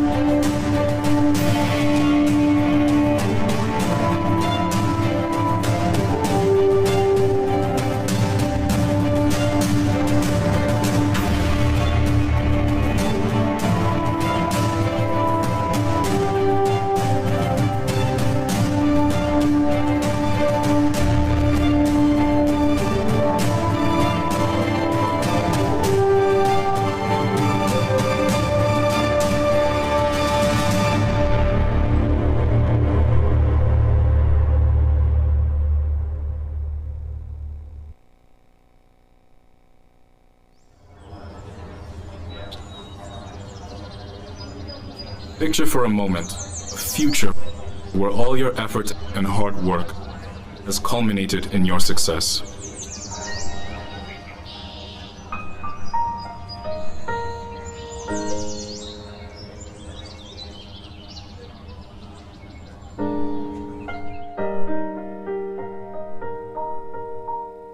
Imagine a place where your classmates, teachers, and staff feel like family, including some of the members who like monkeying around. A place where everyone prays, plays, and works together. A place where diversity is embraced based on a solid Christian foundation. Where love, care, and attention is given to each and every one of the little pioneers by capable and passionate caretakers. And where teachers ensure to leave room for their students' creativity to bloom and passions to be discovered. Now imagine a place where those efforts and talents can be cultivated and honed, spawning an indispensable educational experience. Picture a place where long-lasting, unforgettable friendships are fostered, complemented by a pool of dedicated teachers that encourage and acknowledge individual progress.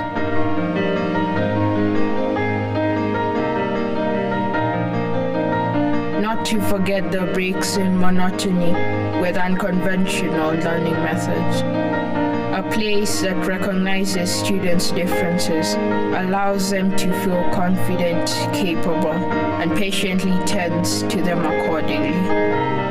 A place where students always have someone to listen to them. Picture a place that considers the value and the impact of student-teacher relationships. A place where students can actively pursue sports.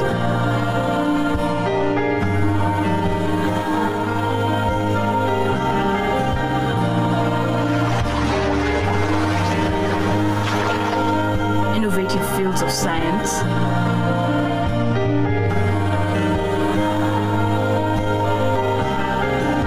Drama. Or artistic expression. A place where students contribute to enriching their community. A place where students are capable of spearheading their own learning and that of their peers, where one can grasp the reins of responsibility and shape themselves into bastions of talent and leadership. In tandem with our Career Support Center, students will be granted the ample and unique opportunities to prepare them for the world. Imagine a place where milestones are celebrated, a mark of honor, adventure, fortitude, mastery, compassion, and leadership. This place is Rusinga School. A place where I discovered my purpose.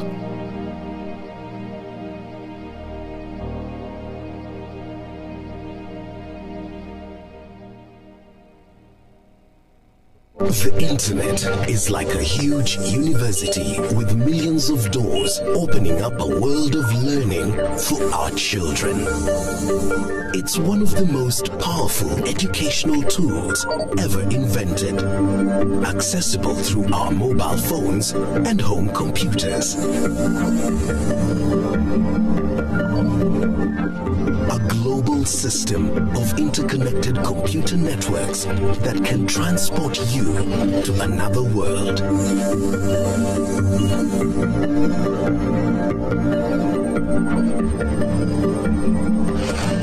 But it can also expose our children to harmful influences and bad behavior. As a parent, you need to know how to protect your children. Be the cop.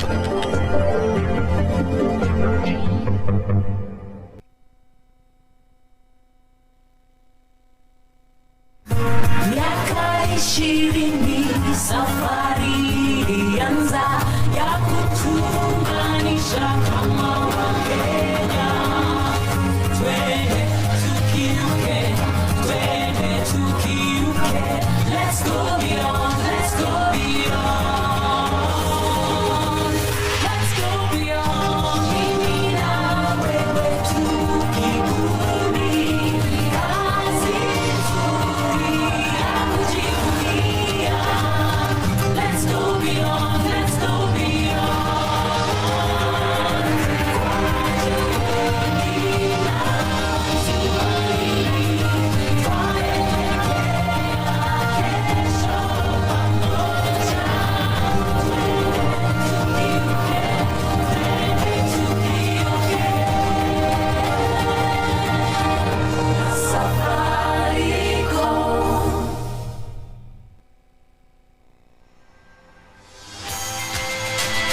So here's to the achievers, the believers in more.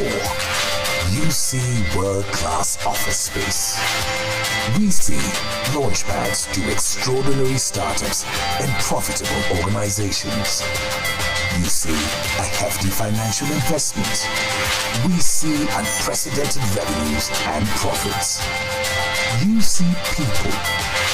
We see human capital and thousands of employment opportunities. You see some vacant land. We see the possibility of growth and development like nothing seen before. You see gold plaques. We see validation that our vision is truly becoming a reality. You see plans. We see a Silicon Savannah powered by Africa's winning spirit and Kenya's industriousness. You see world-class infrastructure. We see technology, science, and expertise at work to create the most sustainable environment that they could be. You see a city. We see a place where quality of life is a given. Konza Technopolis. Technology in the service of humanity.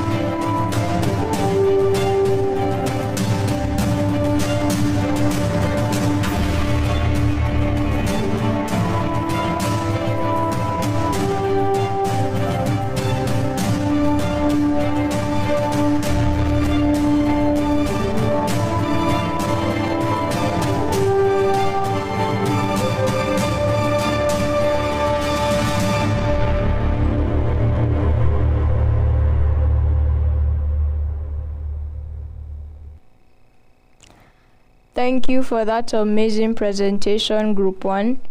Because of time, we quickly have to move to Group 19, consisting of Maliki Masharia, Gina Hubeka, Njeri Ndugu, Theodore Murimi, and Jeremy Ndugu. However, today it is only going to be led by Maliki Masharia. You have the stage. Hi everyone. Let me just share my screen.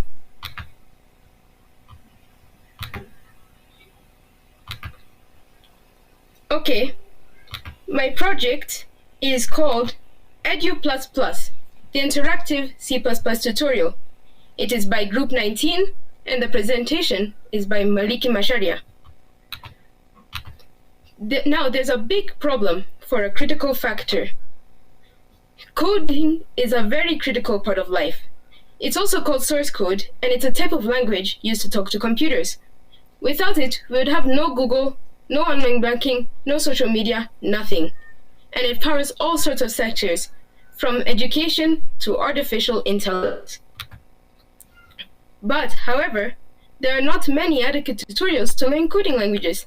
Some are too technical, and they put people off coding, and others are not up to date and feed outdated information. But however, Edu++ will show you the way. What is it? It is a beginner-focused C++ tutorial and uses interactivity to teach lessons. But why C++? It is a powerful language, so you can make large-scale programs. And it's used in a variety of applications, from sectors such as banking to mobile money, and IoT and gaming. And how is Edu++ interactive? it is not your ordinary tutorial. It gets you coding along with it. Lessons include places where you code you code inside of Edu++, and it'll respond back, and it never gets old. It is always updated and will show you current information. And internet, you don't need that for Edu++. It is a program, so it can be run both online and offline. So now it is time for my demonstration. So when you run Edu++, you'll be greeted with this. So first you need to register. So enter a username. Let's say I want to enter mmatch. Enter a password, mmatch123, and then confirm it, mmatch123. Then you go on to login. So you enter your username, mmatch, and your password, mmatch123. Then after that, you'll see a list of lessons based on coding. So let's say that you want to see lesson 2, standard CUT and standard SIN. So you press 2, then you press enter. Then it'll enter lesson 2, and it'll show you 2 options. Let's say I want to learn about standard CUT. So I press A and enter. Then it opens up a lesson about standard CUT. This function is used for outputting text, and the text that you see right here is used with standard CUT, and it is used in this syntax that you see right here. Now, this is the part of the interactivity of Edu++. Since you know how standard CUT is used, you try it. So you need to type it in 2 parts. Number 1, the part that actually calls the function, and number 2, what you want to say, or the part in the double quotes. Let's try that. So this is what gets standard CUT running. Then you press enter and you say what you want to say, like hi, I mmatch. Then it says, now if you're to run a program, including what you have just written, it will print hi, I am mmatch, and then it goes on. So let's say we want to go to the next lesson. So you press N, then press enter.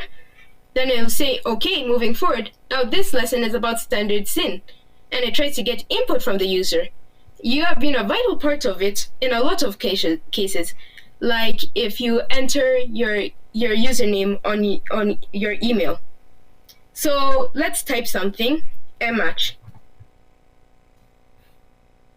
Then, if standard SIN was not there, then you won't be able to type in mmatch, and it says right there in the program. So let's say we want to quit. So let's press Q. Let's say we're done for lessons and we want to quit. You press Q. Then it will say exiting. Then you press any key. Let's say G. Now, so does anyone have any questions?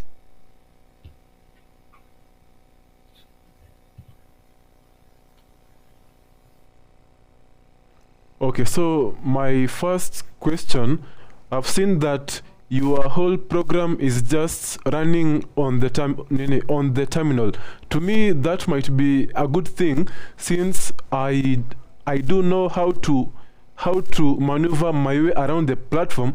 But for newbie beginners, as you had said, will it be the most appropriate way to teach someone how to code for the first time using the terminal?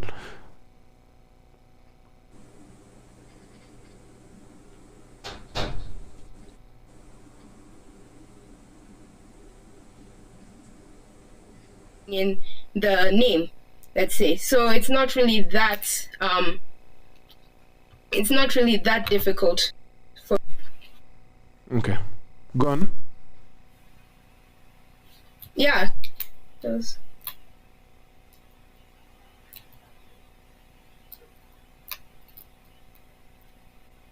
Okay, you can start over again.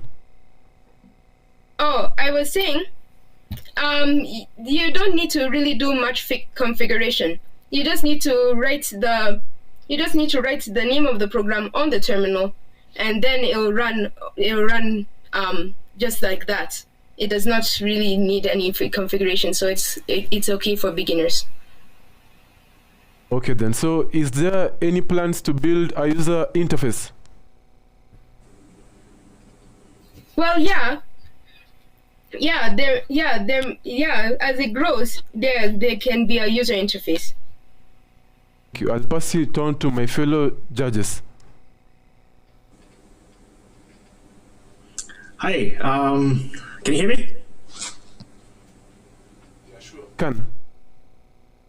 Awesome. That was a really, really good presentation. In terms of presentation, I think you did a good job.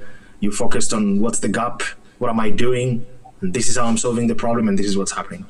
I also like that you focused a lot on C++. A lot of people forget that C++ is one of the most important languages, especially if you want to go to hardcore computer science, computer engineering stuff. One thing I didn't quite understand, and that's my question basically, is how is this happening at the background? Like where is your code for this? How is that code done? And two, what about the compiler? C++ uses the compiler, and how is that being compiled in real time? Because I didn't quite understand that very, very well. I hope that question is clear. If you want, I can make it a bit simpler. Yeah. So if you're a user, you won't really need all of that compiler stuff, since once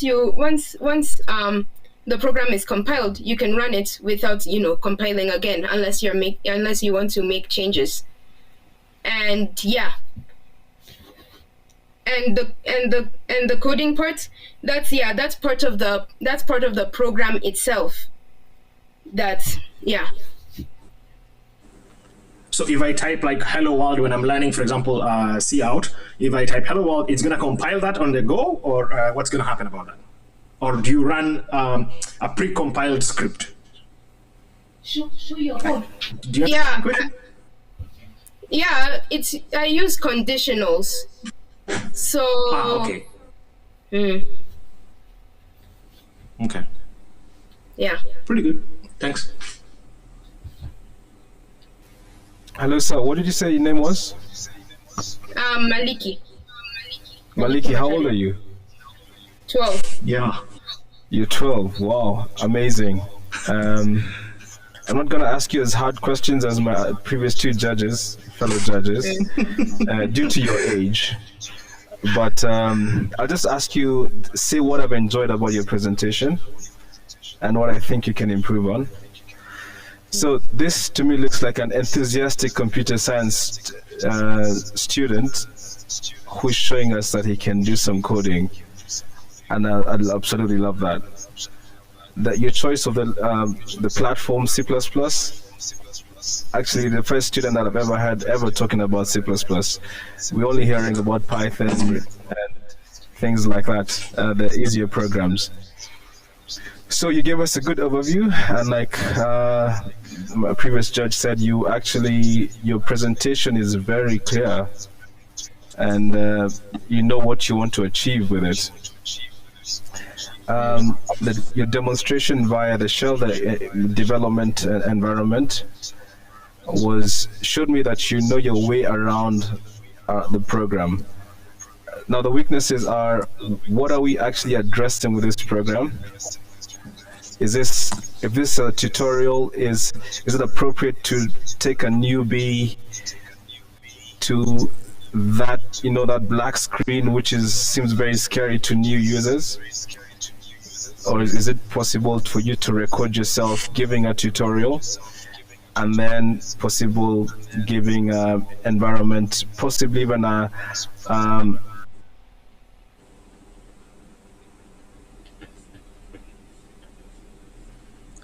I think we lost him, right?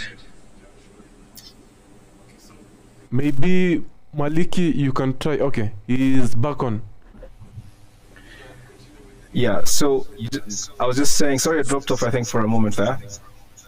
I was just saying that it's a great idea. I think you probably need to think about so think about yourself when you learned coding. Would you want to go to that what you showed us to actually learn from scratch? Or would it scare you? Well, when the learning from scratch, I believe that's the best type of learning, because if you have like a pre-built thing, if you try to use it in real life, it won't work. So it's best to just try it from scratch and build onto there. But if they're using it in real life, it would work, and they would, yeah. Yeah. So because this is an education platform, you must assume that your audience does not have any experience. Yeah. And create it so that they can have accessibility and that they're not scared of it. You know, just putting your lovely face there and having a tutorial and a separate environment for the development of the code, that would really help me to come and want to learn. Okay. Yeah, thank you very much. That's it from me. Okay. So I just have, for my part, and I hope you can hear me, I've been having difficulties here, technical difficulties, but for my part, I also would like to just provide a feedback. And I'm so happy that you're 12 years old and you're already going into C++.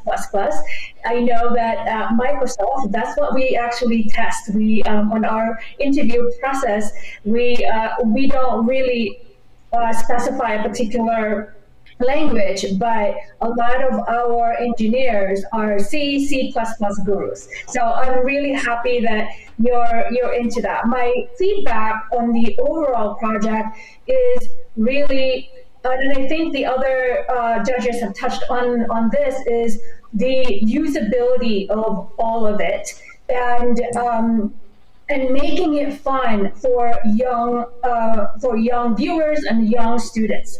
As you know, a lot of kids like pictures and they like colors, and I would highly encourage that you actually look into ways to make it a lot more fun, because what studies have shown that the more gamified it is, the more colorful it is, the more likely you will have higher usability. So part of the success of an application is your ability to connect to those end users and make it fun for them. So think about those things, and also think about other organizations and resources that are already in the network that is free. There are actually a lot of resources in this topic, the C++ topic, that's free, available for anyone to learn and take on. So I highly recommend that you go online and take a look at those other resources and see how they do it. Okay. So that's my feedback. Okay. And one last thing before I let you go, please make sure when you're presenting, you also tell us what your teammates did, because we're trying to understand if you can work in a team as well, and what part you played and what everyone did, right? Because now I feel like you were the master guy here, but I don't know what your teammates did. I better just tell that now. My teammates really have even helped start this project. They helped give us idea to work with. They gave us research, but then with the more technical stuff, it was really me who took charge. But yeah, I wouldn't have done this without my teammates. Awesome. Fantastic job. Anyway. Thank you. Okay. What I love about coding is you don't know the answer to something, but then you go into that step-by-step journey of finding out the eventual answer. So it's like a treasure hunt. That's a good challenge. That's something that makes you grow, that makes you think. But the only thing I used to do with computers was use Microsoft Paint. I did not know this existed at all. After high school, that's when I changed my course from mechanical engineering to computer science. When people want to be better themselves in order to get an opportunity to work at Microsoft and with the challenges that we have, I think that will create even better developers in the region. My name is Cynthia Bura and I'm a software engineer at Microsoft here in Nairobi.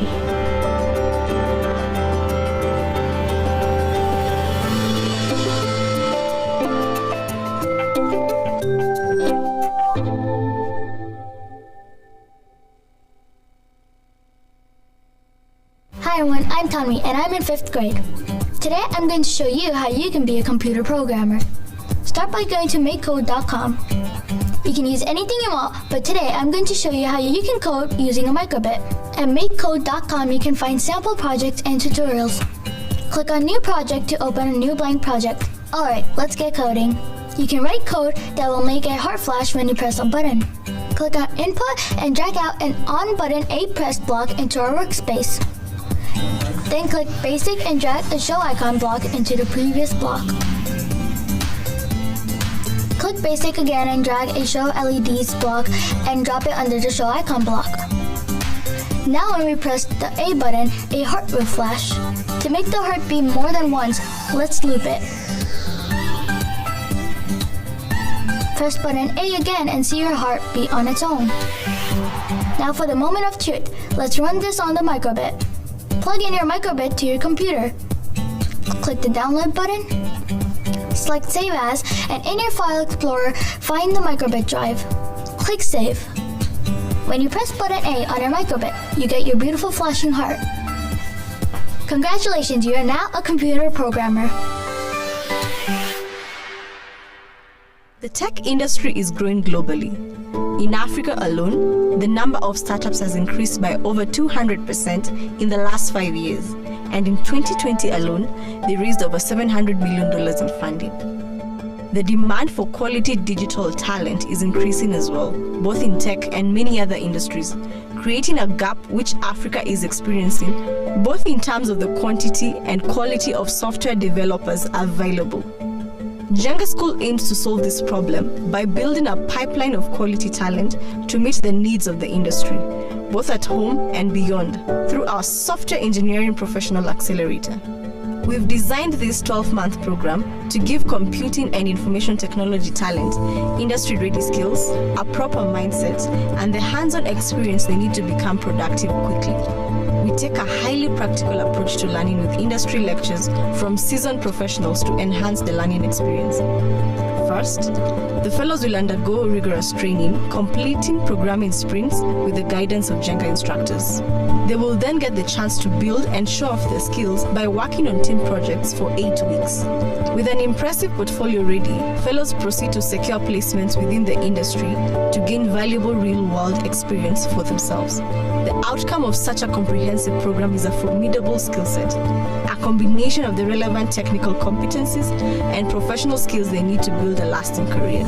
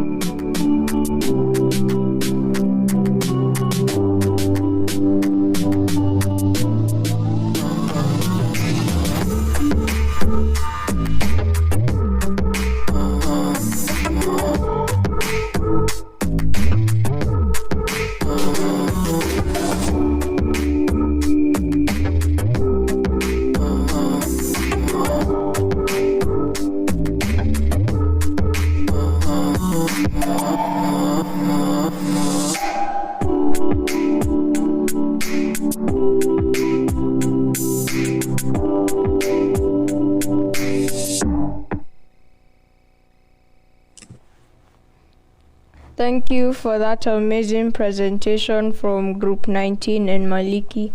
I sure have learned a lot from that presentation. But up next we have Group 21 consisting of Kirumba Mwaura, Njeri Mwaura, Isaac Njoroge, Rolf Mwendwa, and Magdalene Nyamuri. The stage is yours. Hi, is my mic working?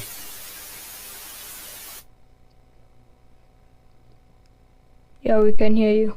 So today we'll be presenting a project, a prototype or a mock-up app of which tackles the problem of finance with my teammate Kizumba. So I'll be trying to explain and presenting the first half, and Kizumba will be presenting the. So can I screen the thing? Yeah. Okay. So here we have the start. So the slogan of our app is called "It's Your Money Only," and the reason why we came up with it is because you should own your money. You should not let your money own you. So the goal of this app is to make sure that you maximize on your savings and not overspend. So it tracks all your payments and also warns you if you have been expecting it. So the name of our app is Momentum, and this is our logo, which is a star with momentum on top of it. So here we have the start, and right off the bat we have the total current balance. This is the first page that you'll see. So this is a graph that shows you how much balance you have on August, September, and October, and this is giving the exact amount of money. So here it says cash. So we're on the month of October. So cash, you had $12,000 in the start of October, and now you have $5,000 at the end of October. So in between, you spent $7,000 in the month of October, and then here you can input how much savings you want to go. What is your target goal for savings? And so then we move on to the upcoming payments. So here it shows you how the upcoming payments that you have. So these are mostly subscriptions. So here's Spotify and sports, NBA, and Netflix. So let's say you want to add a subscription, and so you press the add button. It gives you an alert. It says error, reduce amount. So the reason why it says that is because you have gone over your budget, right? So you need to reduce. You need to remove one of them. So you remove the one that you feel is less important than the one that you want to add. So let's say you remove Netflix. So you remove it, Netflix is gone. So then you want to add the one you want to add. So you press the add button, it brings you to the bill section. So there is a name for what you want to add, so it's shopping. You add when the next bill is due, and then you can put in the frequency. So if it's daily subscription, or you'll be paying for shopping daily, monthly, yearly, annually. So you can put the frequency here and the amount. So let's say you do that and you add the bill. So then it should automatically bring it to the next payment, the upcoming payment. So here we have it as next month you'll be paying $15 for shopping. And as you can see, $15 is less than $40 because for Netflix. So you are underneath your budget. So if you want to add another one, you can press add, and it will bring you to the build section. Yeah. So now I'd like to pass it on to my team to continue the expense and report.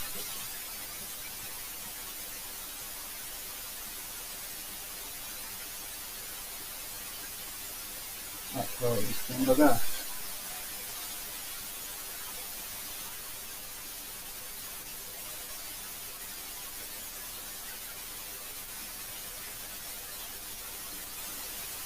Hello?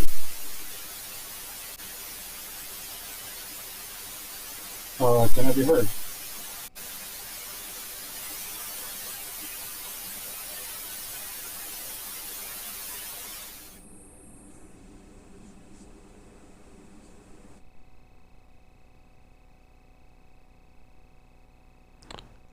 Okay, so I couldn't be able to get I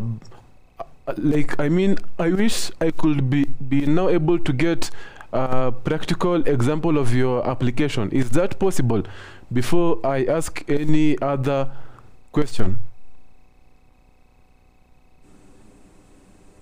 Since my teammate's Brenda is not there to finish, I could finish up in the presentation, then answer the questions, if that's okay.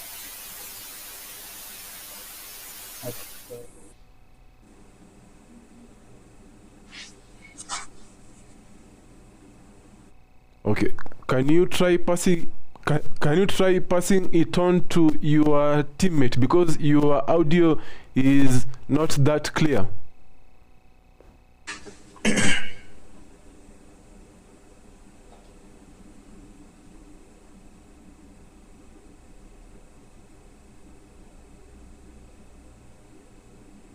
Can you guys hear us? The students, can they hear us? Because they're gone. They're gone. Them. We have lost both of the... Yeah. We have lost both of them.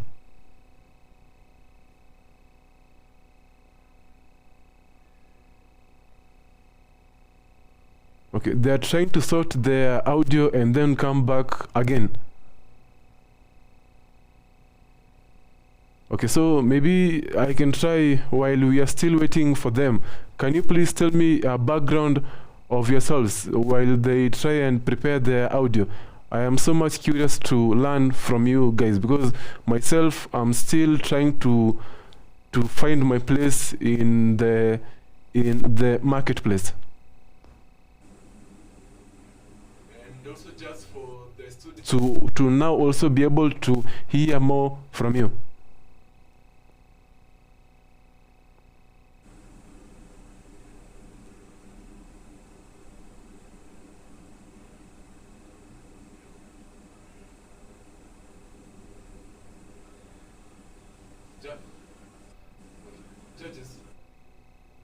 Oh, that question was meant for you while we are waiting for the students, yeah. That for us?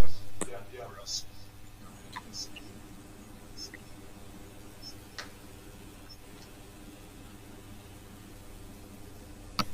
So was that question meant for us? Yeah. Okay. So what I got from the presentation is that this is an application on personal finance, and it's a mock-up. I like the presentation of it, and with over an actual device. And I think the aim of it is to keep track of personal finance, track expenditure, and also allows bill payments and planning for these, depending on how much you have left in your balance. And that's as far as I think Isaac went. Actually, Isaac is a student of mine in Crawford. That's all I got from the presentation. I think the next person was want to give us something else. Hello, can I be heard? Yeah.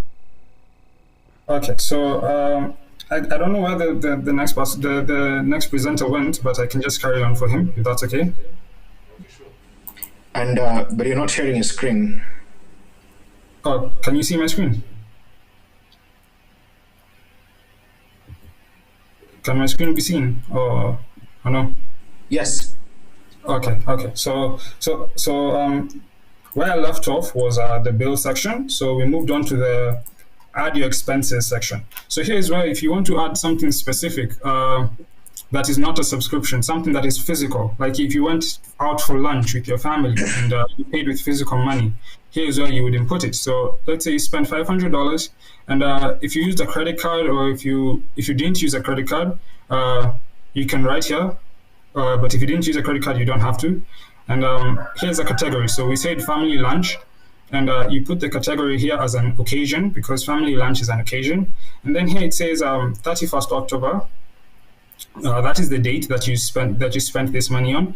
And here you can write any special notes that you have for yourself, like motivational notes, because people like doing that. And here's a receipt section. So you can add a receipt to like fortify the payment confirmation that you made. So here, this $500, if you can remember the first part that I showed you, which is the total current balance, this $500 that was spent for family occasion contributed to the $7,000 that was spent during the month of October that brought the balance down to $5,000. So that was the relation between those two. And now the last part, which is the report. Here it shows you a report basically for your month of October. So here it shows your savings are more than how much you spent, which should be something that's a good thing, because it means you're not overspending and you're saving money. So here it gives you like a breakdown in the pie chart. So on your occasion, you spent less money on occasions, you've spent more on shopping and even more on subscriptions. So here it gives you a specific amount of money that you have spent. And here's a breakdown now for subscriptions. These are the breakdowns of the subscriptions that you paid for shopping. This is the breakdown for the shopping stuff that you've paid for, and for occasions, this is the breakdown. And here is the legal stuff like terms of use and privacy policy. And this is the about section, which is the contact us or the FAQ. And here is the options section. So this part, so you can be anywhere on any page. And if you just want to reach to a certain page even faster, because we're trying to make this as simple and as easy as possible for anyone to use around the world, even small companies or anything. So here is the total current balance. It will take you there, and for the upcoming payments, it will take you there. For the add bill section, it will take you there, and then for the add your expense section, it will take you there, and then lastly for the report, it will take you there. And if you press this again, it will take you back to the home page where we started at first. So just in case you don't want anyone to see your details and you want to hide it, you can just go back to your home page. And so we made it very colorful so that we can make sure that we give the message that this is a fun app, that we capture the audience's attention with the app. And also about the code, I was told to send the code to Rusinga's email, and I did send the code. I copied and pasted it there, and I also was advised by a mentor to upload my code to GitHub. So I did push my code to GitHub using Git Bash.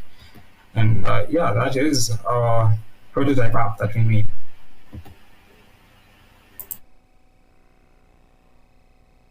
Okay, so first of all, I would love to say that job well done. The concept was on point. I feel like you are trying to now address a very key area in the market. Personal finance is very critical to anyone getting money into their pockets, and for you to come up with a concept like now that it might have been now derived from something else, but I feel like if you put in more effort on that, just try to put your house in now order, try to gather your teammates well, because personally, if it comes to life well, trust me, I'll be the first person to have it on my phone. Yeah. Well, that was the goal for the app, because the world right now is becoming more and more expensive, and we need to really focus on saving our money so that we don't end up being broke in the future, because that is a very, very possible thing the way things are going right now. Okay, so I'll pass it on to my fellow judges before. Yeah, thank you.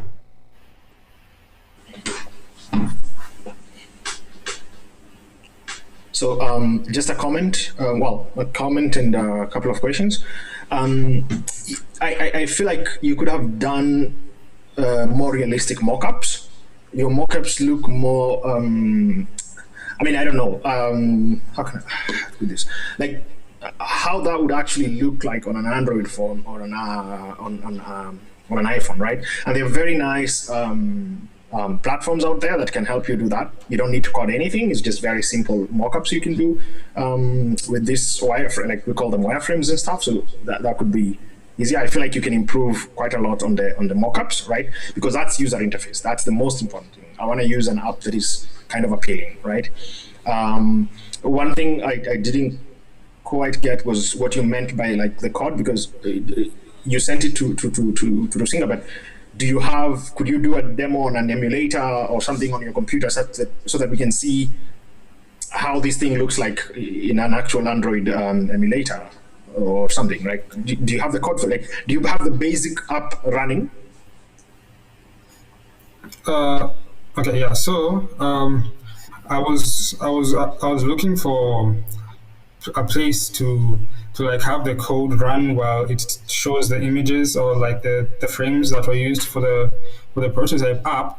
But so I checked on Visual Studio because that was the recommended one.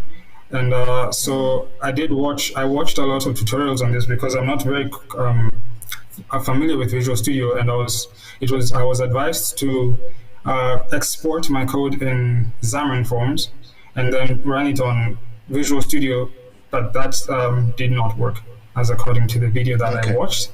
So then I just sent my code to GitHub as I was advised, and then I also copied and pasted it on Rusinga's email as I was advised. I'll take a look at that. I mean, I haven't done Android development in 4 or 5 years, but I remember there was a way with Android Studio to do the emulation, and you can see the code and the emulator there, and at least people can see what's going on, right? But anyway, no problem about that. So thank you. That was pretty good. I loved a lot your presentation skills. That's very good. Thank you. Thank you.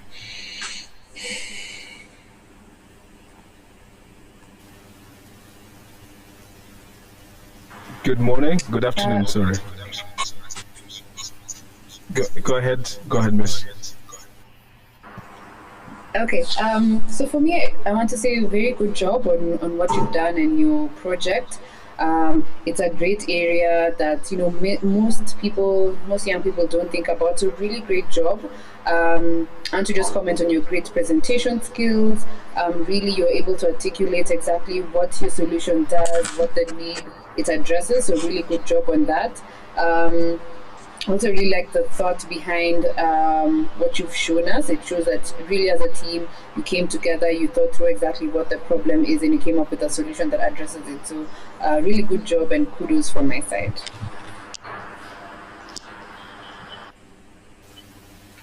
Hello, Isaac. Hi, sir. So good job on your presentation. I love the confident presentation and a clear one as well. I already mentioned part of what I was going to say, and that's, I think, the aim of the program. And you showed us the interface. I'm actually on the opinion of I like the interface. I know one of my fellow judges does not agree with me. One of the pros is the interactivity of the interface and the clarity and the colors. I think it's kind of the ethos is simplicity, which I think a lot of people will appreciate. It's an obviously well thought out program because of what we've seen in the presentation. And a lot of what we see on the interface is due to a well thought out process. And you know me very well, I'm into the structure and the actual planning of the code rather than the actual coding itself. Because that really gives us a user experience if you think in that way. So just one possible thing you can think of improving is I've got an application similar to this already, and possibly can want to tailor it for Kenya with a possible linkage with M-Pesa, so it kind of automatically picks up messages from M-Pesa, and you don't have to keep updating manually the current balance and all that. That's something to think about, just to tailor make it for us in Kenya and make it really applicable for us. That's it from me. Thank you. Could you please repeat your group number? I keep asking this. I missed this from the beginning. Oh, it's group 21. 21. Okay, thank you.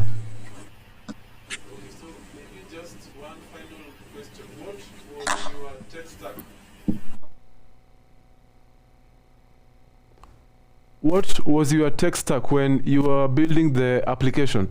Did you now use normal Java, or did you try use a different approach, maybe a different programming language? No, I use Java, and that's also what I pushed to GitHub, and also what I sent to Rusinga. Okay. I'd love to thank the now judges for their beautiful comments, and we'll now move to the next team. Thank you. Tech industry is growing globally. In Africa alone, the number of startups has increased by over 200% in the last 5 years. And in 2020 alone, they raised over $700 million in funding. The demand for quality digital talent is increasing as well, both in tech and many other industries, creating a gap which Africa is experiencing, both in terms of the quantity and quality of software developers available. Jenga School aims to solve this problem by building a pipeline of quality talent to meet the needs of the industry, both at home and beyond, through our Software Engineering Professional Accelerator. We've designed this 12-month program to give computing and information technology talent industry-ready skills, a proper mindset, and the hands-on experience they need to become productive quickly. We take a highly practical approach to learning with industry lectures from seasoned professionals to enhance the learning experience. First, the fellows will undergo rigorous training, completing programming sprints with the guidance of Jenga instructors. They will then get the chance to build and show off their skills by working on team projects for 8 weeks. With an impressive portfolio ready, fellows proceed to secure placements within the industry to gain valuable real-world experience for themselves. The outcome of such a comprehensive program is a formidable skill set, a combination of the relevant technical competencies and professional skills they need to build a lasting career.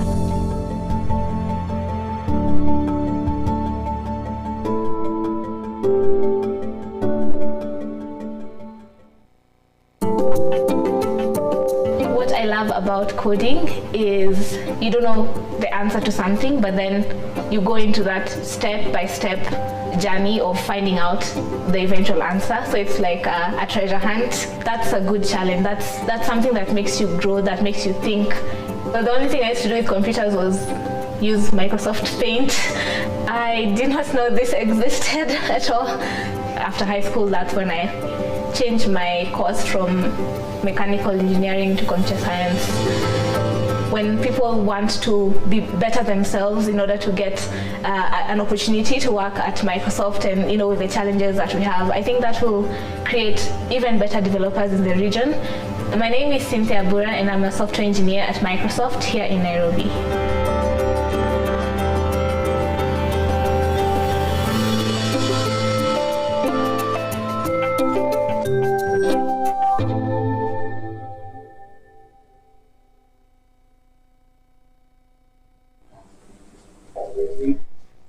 Welcome back. All right, everyone, we need to keep moving. We need to keep up with the pace. Team 11, are you there? Team 11? And Team 11 is represented by, by Manan, Srinivasa, and Yagnesh. Are you there? Group 11, are you ready to present? Okay, so it's only one member from Group 11 that will be presenting. Please say hello so I know that you can hear me loud and clear. Group 11. One more member is yet to join. Could you please give me a few minutes? Okay, in the meantime, maybe you can introduce yourself and which school you guys are coming from. Can I share? My name is Srinivasa Ravansai. I'm from Oshwal Senior High, Group 11. And your colleague? Yes, hi, my name is Manan Basar and I'm from Originality, Nairobi as well. Okay, so do you need your other teammate, Yagnesh, to join in order to present? Sorry, sir? We do. Ooh, okay. So as maybe we're waiting for him to come, what's your project about?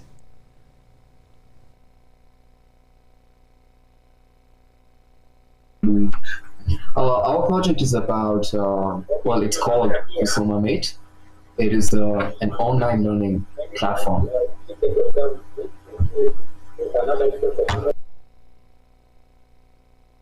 Learning platform. Okay, so you're going to be presenting slides or you'll be showing us the functionality of your project? We shall be doing. Yes, sir. Yeah, I get my camera is on. Okay, has he joined us? Okay, hi Agnesh.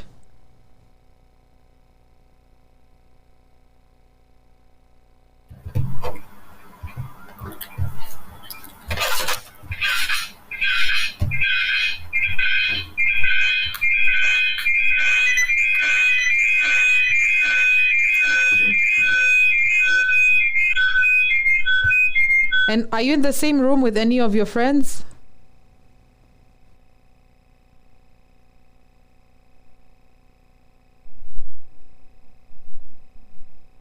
So maybe move to another room? Okay, the three of you need to be in separate rooms. Okay. Okay, move to another room. Awesome.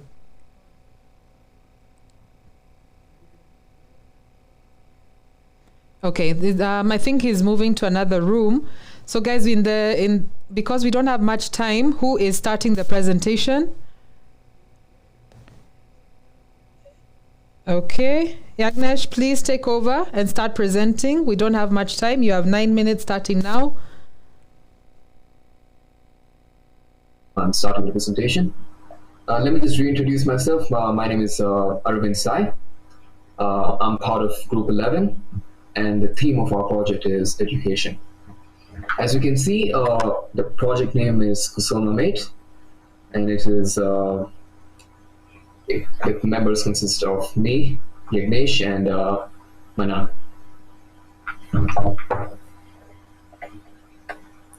So the problem that we're trying to solve. In Kenya, there are some students who don't have access to education, either due to health challenges, especially COVID-19, or financial constraints. Well, to elaborate on that point, since COVID-19 started, there are many students who are learning from home, or they may also be a couple of students who don't really want to go to school because their parents are afraid that. My second point is, we believe that every learner has a different way of grasping knowledge. Unfortunately, courses out there in schools and other online learning websites, they deploy only one type of learning strategy for every student. Now, this puts some students who are slow at learning at a disadvantage. So this is our solution. We are building a website that gives Kenyan students access to learning materials and an opportunity to learn with a teacher or by themselves. We're also providing personal learning strategies for every student so that no student feels like that they're lacking behind because a teacher is specifically assigned to a single student. So the teacher can work at the student's pace. And we're doing this all for free. The reason why we think our project is going to work is because as of Jan 2021, there has been a large increase in how many people have phones, laptops, and access to internet. And this allows us to reach more Kenyan people so they can all use our platform. Now you may ask yourselves, how is our project different from other services that are already available? Well, many online learning sites are not for free. You need to pay a certain amount of money. And our aim is to provide free access to education for anyone, especially targeted for kids in Kenya whose families may not be so financially lucky, let's say. And also, unlike other online learning platforms present at the moment, we provide students and teachers unrestricted access to a library of online textbooks, notes, past papers, etc.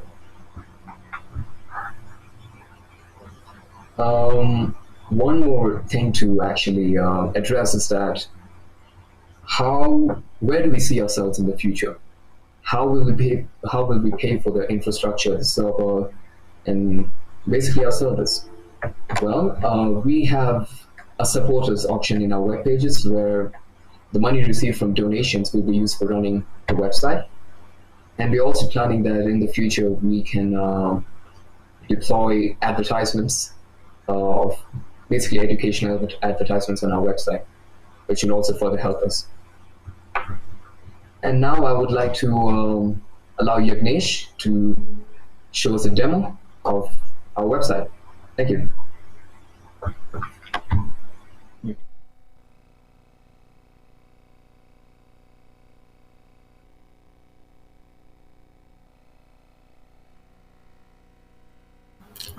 Hi, hope you all are doing fine. Okay, so this is our website. So as soon as you come to our website, you will be brought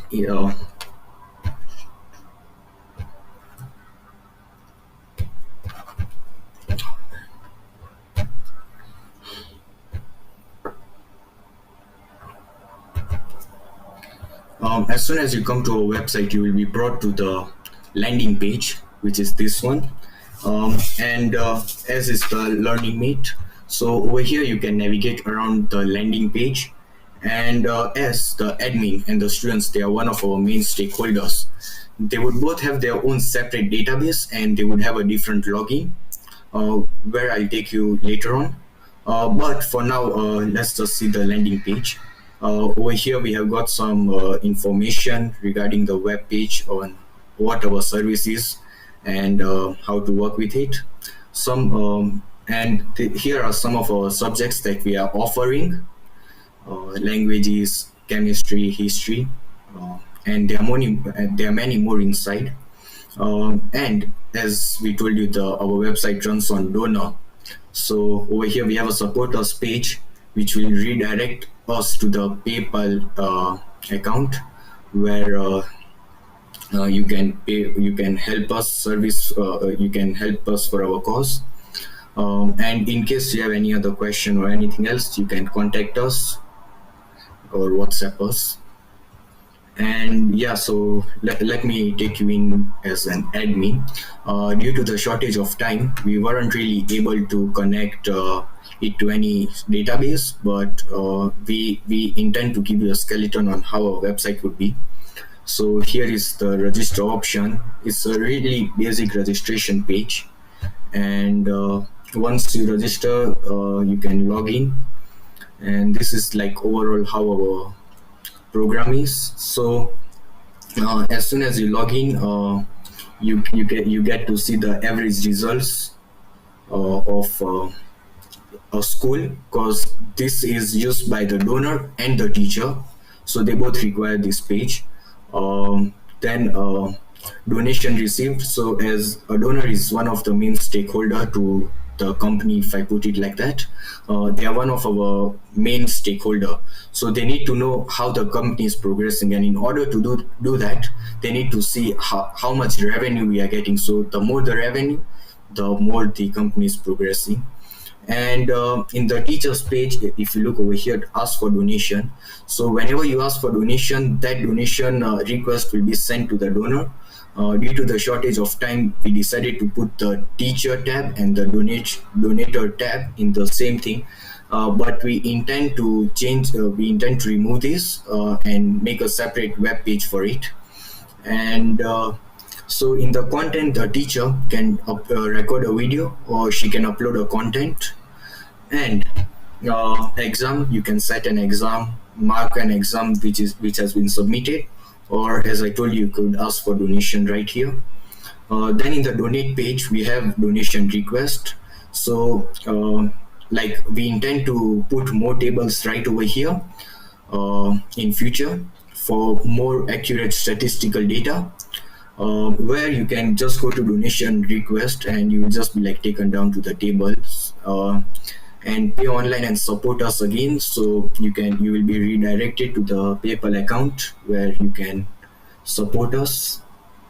And yeah, so I would like Manan to guide us through the student page.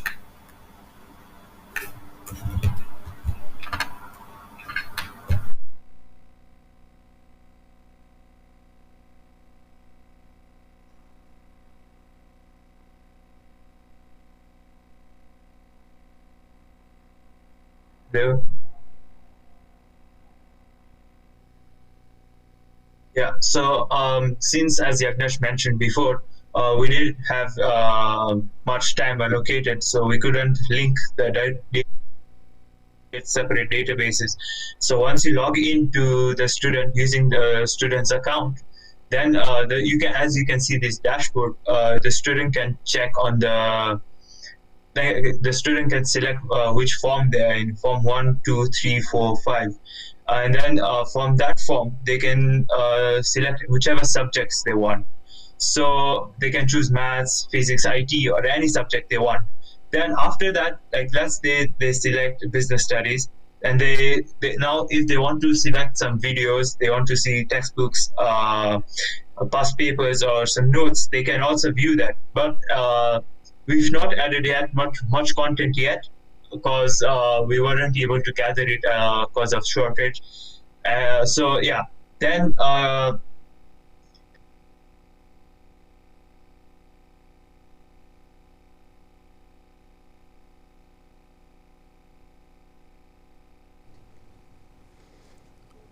Okay, I think you're back. You had frozen. Turn on your mic. Is your microphone on? yeah, it's on. Can you hear me? Hear you. Great. So the student can check their test, or they can do a test to check their progress, their educational progress. Then a teacher can also contact a teacher and request for any donation, or they can request any teacher for notes or help in their education. Yes, so now we are open for questions.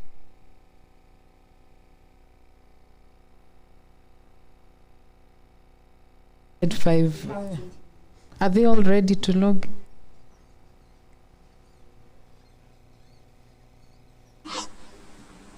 Okay, so judges, you only going to do okay, because of time, let's start with one question and see how we do on time. Let's start with our in-studio judge, Beckham. Please ask your question. So first of all, I love to now applaud the, let me say, user interface and also the now agenda that you are trying to push on. But it's a very cluttered market. Once you get in there, you will need to differentiate yourself so much. And I feel like apart from the coding itself, your business model is now not up to date with the current market trends. But my question was, how do you plan to integrate the backend and also database?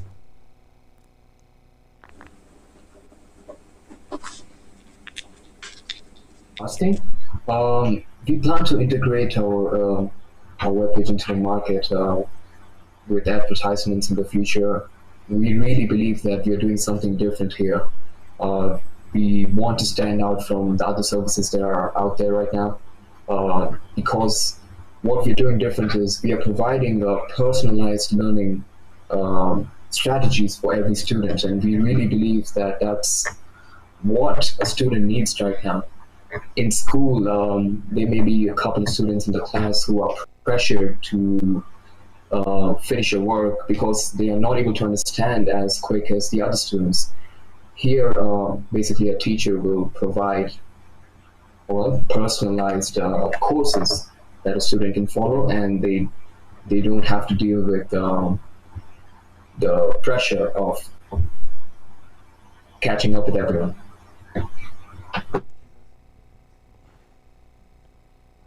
How to implement it, but again, I think it's been repeated again, but due to time, we couldn't do it.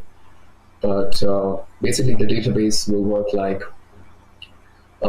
it's going to store the login details, the names, the email address of whoever logs in. And it will just go through the database again next time a person logs in. So, judges, because of time, I'm just going to ask one more judge to ask a question. All right, go ahead. If I could ask this one, because this is a project I'm very, very passionate about. My undergraduate graduation project was something very, very similar to this, but it was focusing more, pretty much the same thing. So a few comments. If I were you, I would not start trying to build financial or finance support mechanisms at the moment, because that can come in later, but focus more on the functionality and what can make you stand out. And here is what I think that can make you stand out. I've checked a lot of the educational platforms in Kenya, because this is a subject I'm very passionate about. There is lack of organized content according to the way the curriculum is designed. If you take the Kenyan, for example, the CBC curriculum, how it's designed, take into that and then organize the education according to that, that would be really fantastic. The second thing is that we lack a way to scale good teachers in Kenya. So you find that people in Starehe have access to very, very good teachers, but everyone else doesn't have access to those good teachers. So how do you scale such teachers? I see such an opportunity whereby teachers, you can just focus on getting really, really good teachers to teach these concepts. And then this platform is kind of used so that so many people can access the same knowledge that anyone in Starehe or Alliance can get. So I like that a lot. And it was not more of a question. It was more like, these are the key areas you can try to focus on. Try to focus on having really good quality teachers.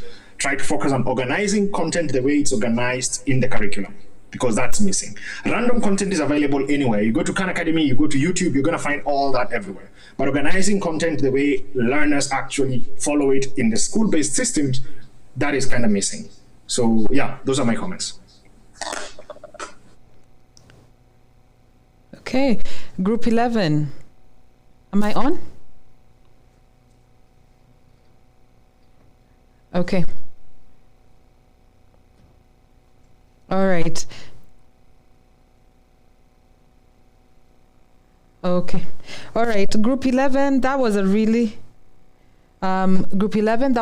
great presentation. You guys did actually a lot more than I thought you'd be able to pull off in such a short amount of time. And you need to feel really proud of yourselves. And I actually wish we had more time, because I even had more questions about what it is that you've been able to create. So kudos to you guys, and keep working at it. Please take the feedback that you've gotten from the judges to heart, and see how you can add on to your projects, because I feel like a lot of these projects can actually be taken till the end, past prototype, to actually go into the marketplace.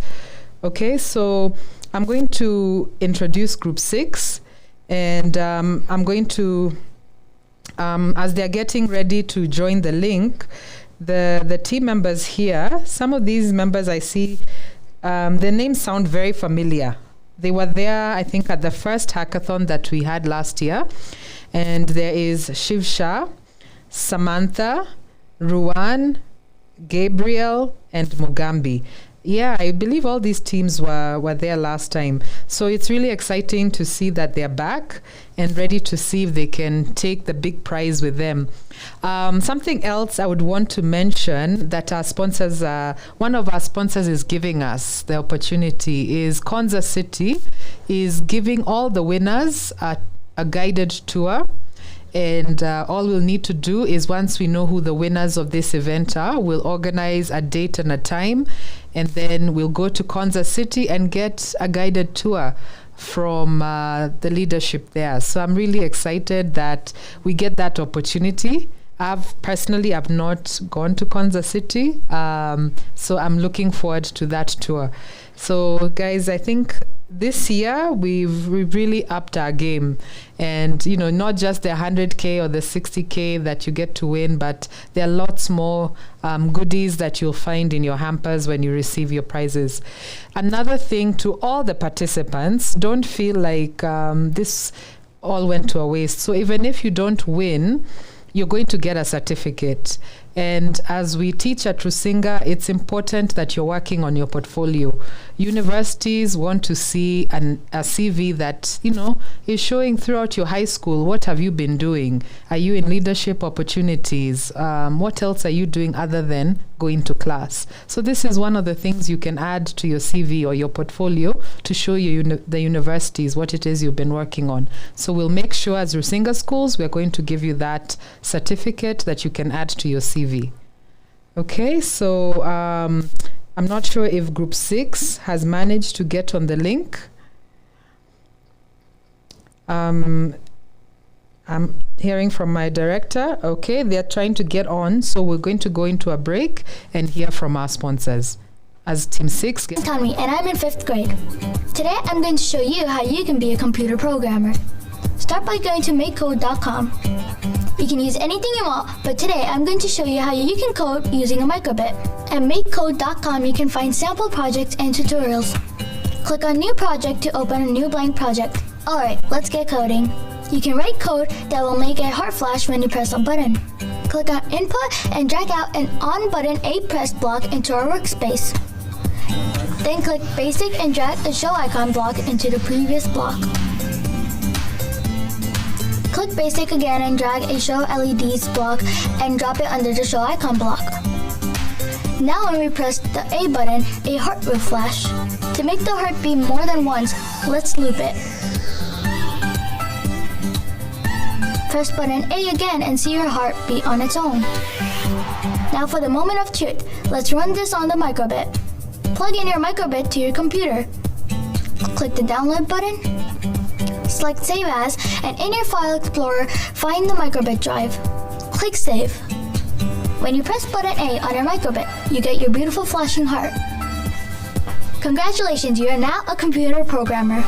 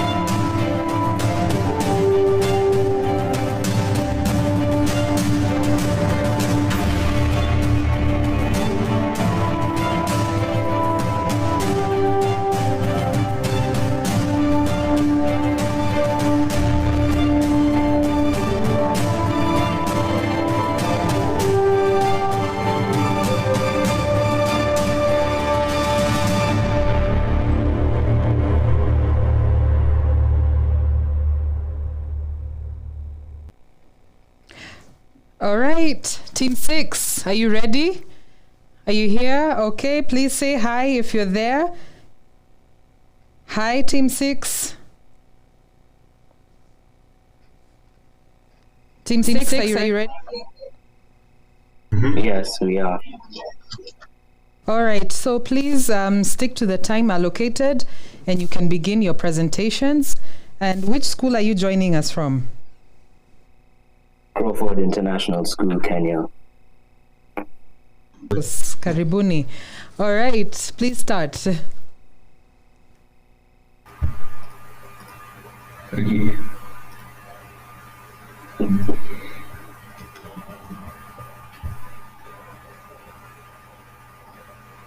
Okay, so everyone has one point in their life that they would want to start a business. Now we're giving that opportunity to anyone and everyone, whoever wants it. 30% of businesses start off die in the first few years, and this is because of the lack of customers. We're advertising. So the main issue in this case is the lack of advertising and the lack of marketing, which leads to failed businesses. Major sites such as Instagram or Facebook, they give the advertising platform to the businesses that give the highest bids. This is why you would see advertisements of Standard Chartered, the Cited Investments, Kenya Airways, Airtel, Coca-Cola, and not the small businesses. And this is what we're trying to help. The small businesses are, during this COVID-19 pandemic, many small businesses have failed and shut down due to lack of marketing and lack of customers. Here we're giving the businesses a platform on which they are able to widely and freely express their business, and which would help with advertisements. So in Kenya, 3 out of 5 small businesses fail after the first few months for numerous reasons, one being marketing. Businesses need to get their product to their customers, but most big platforms, Instagram and Facebook, are dominated by bigger and more successful competitors, giving them no room to grow and progress, which is what we're tackling by supporting small businesses. Our solution is to create a platform for businesses where they can advertise themselves and have a free market for them to see their competition. This small businesses are the small businesses in town or the small shops that you see. So basically, and the small fee that would be charged for advertising is way less than any on big sites, and this would support the small businesses by increasing customers. The demo now.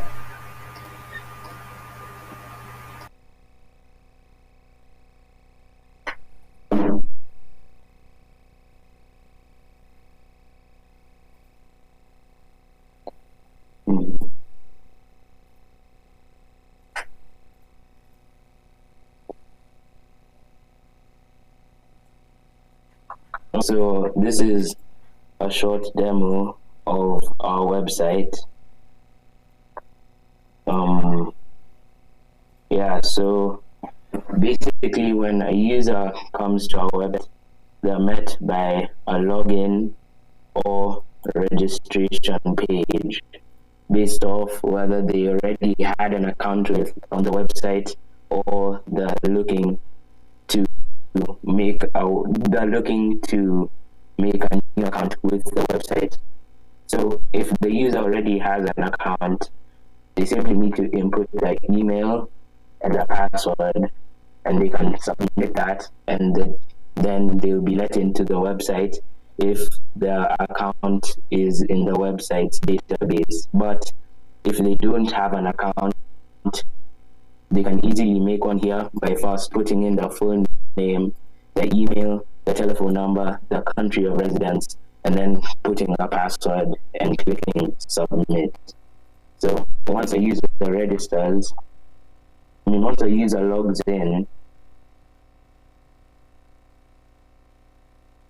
sent to the home page, and which at the moment is because it's a demo, but the home page would usually have the popular businesses that users are looking for and the popular categories, and it will also have a menu on the side that's accessible by clicking this button right here, where they can check their profile settings, they can create a post, or they can look at the account details, or they can log out.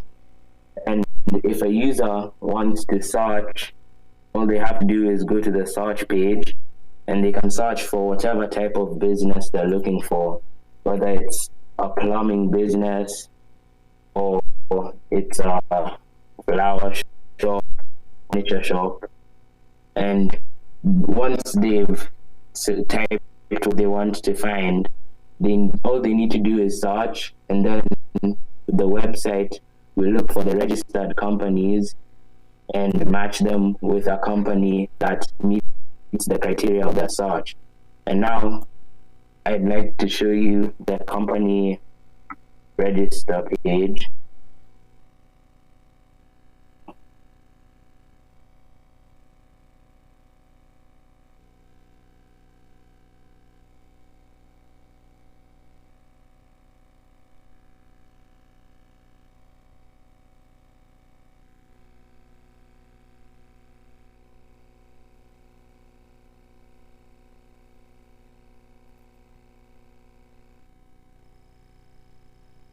So when a user wants to start a company with it, they go to the page where they choose either to register as a user or a company. And if they want to register as a company, all they need to do is click here, register as a business.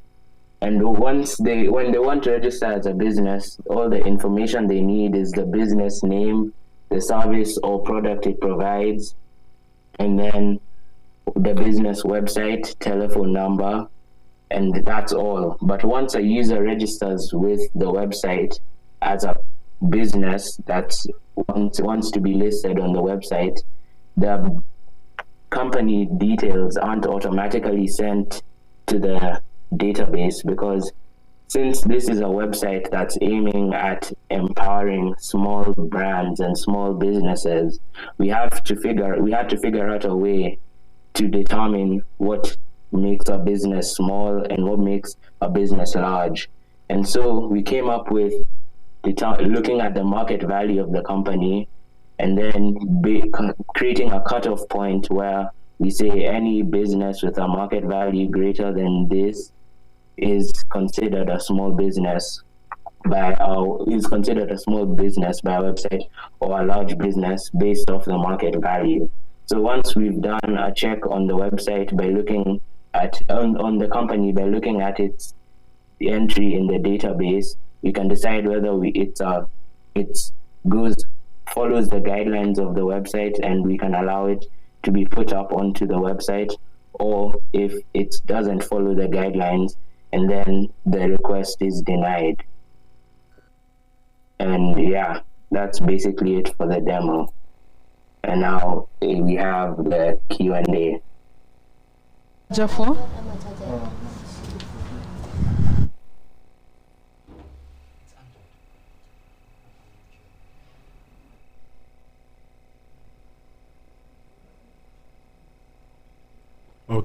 Okay, so I wanted to pass the honors to Sami to now ask the question to now team 6. Sami. Thank you.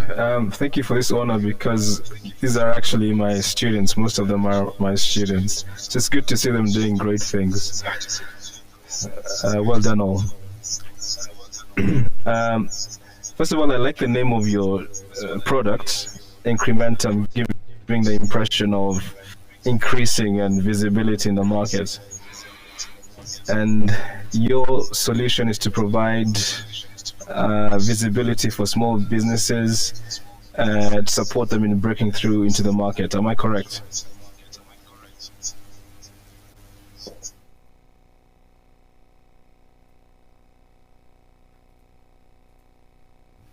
Is this equivalent to a digital yellow pages of sort? I'm not sure if you're old enough to know what yellow pages are. It's kind of a directory of people and businesses. We used to use that in the old days, not so much anymore. That's the impression I got of it. And the reason for this platform for me is to compete with bigger businesses. So whereas if you go to Google and you search for a company or a service, you'd have very big companies coming as the top hits. And that's because of the web crawlers and how they're set up to favor certain types of businesses. and I see that what you're trying to create here. My kind of the problem I see with this is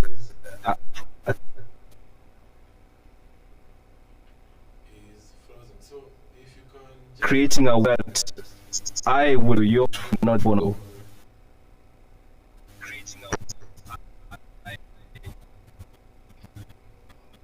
Okay, so if you can just try answering the bits of the question that have been asked so far.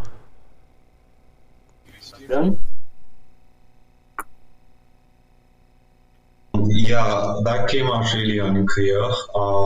I think Mr. Sami was lagging the call, so we couldn't make out the question.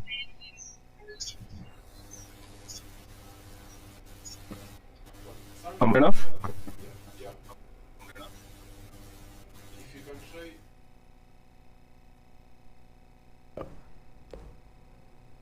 Sami, can you try repeating the question so that Team 6 can be able to answer your question? Okay, I'm sorry, I'm probably lagging here. My question is, how would you create awareness so that most people would go to your platform and to Google?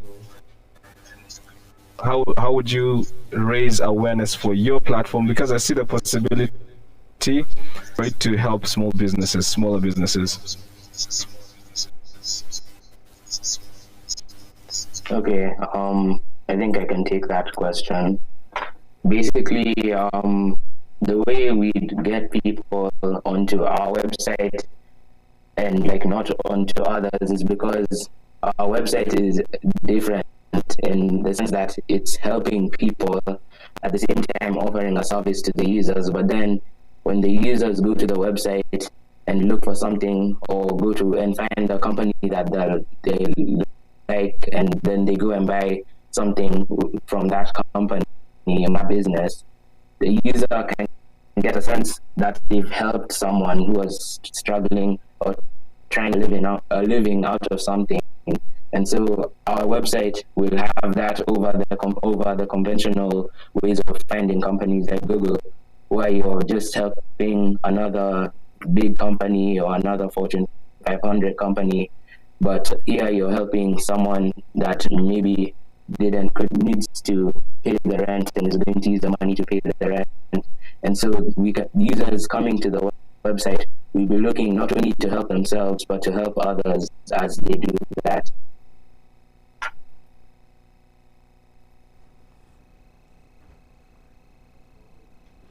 Okay, so I'd love to say that was a really nice concept because, okay, so we'll go for a short break. Thank you.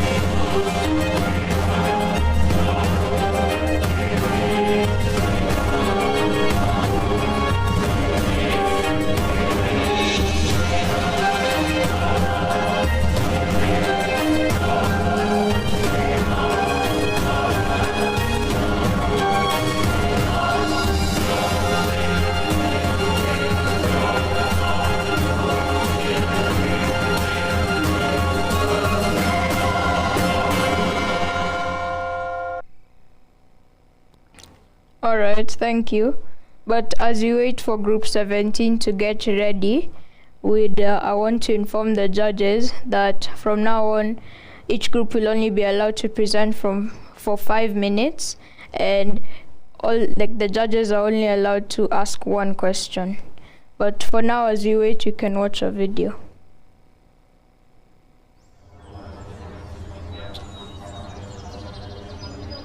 Picture for a moment a future where all your effort and hard work has culminated in your success.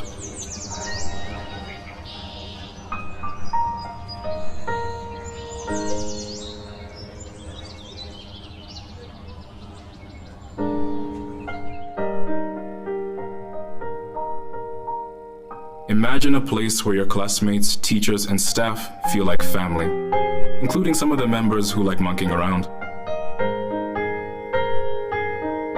A place where everyone prays, plays, and works together. A place where diversity is embraced based on a solid Christian foundation. Where love, care, and attention is given to each and every one of the little pioneers by capable and passionate caretakers. And where teachers ensure to leave room for their students' creativity to bloom and passions to be discovered. Now imagine a place where those efforts and talents can be cultivated and honed, spawning an indispensable educational experience. Picture a place where long-lasting, unforgettable friendships are fostered, complemented by a pool of dedicated teachers that encourage and acknowledge individual progress.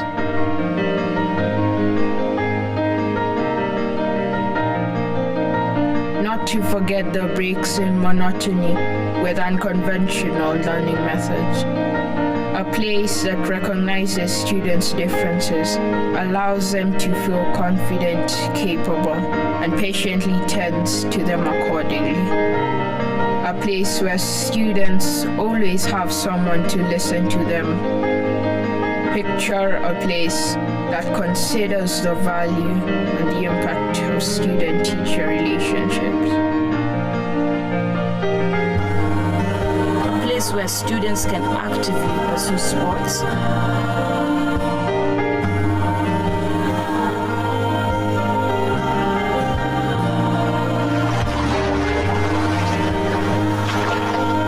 Innovative fields of science.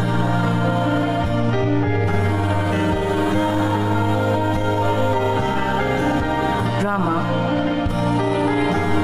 or artistic expression. A place where students contribute to enriching their community. A place where students are capable of spearheading their own learning and that of their peers, where one can grasp the reins of responsibility and shape themselves into bastions of talent and leadership. In tandem with our Career Support Center, students will be granted the ample and unique opportunities to prepare them for the world. Imagine a place where milestones are celebrated, a mark of honor, adventure, fortitude, mastery, compassion, and leadership.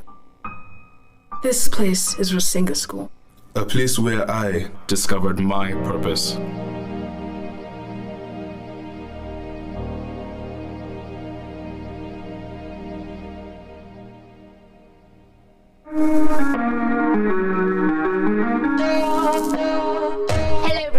My name is Stacey Wanjeri. I'm the Virtual and Hybrid Events Coordinator for Onia Studios at Stereo Africa.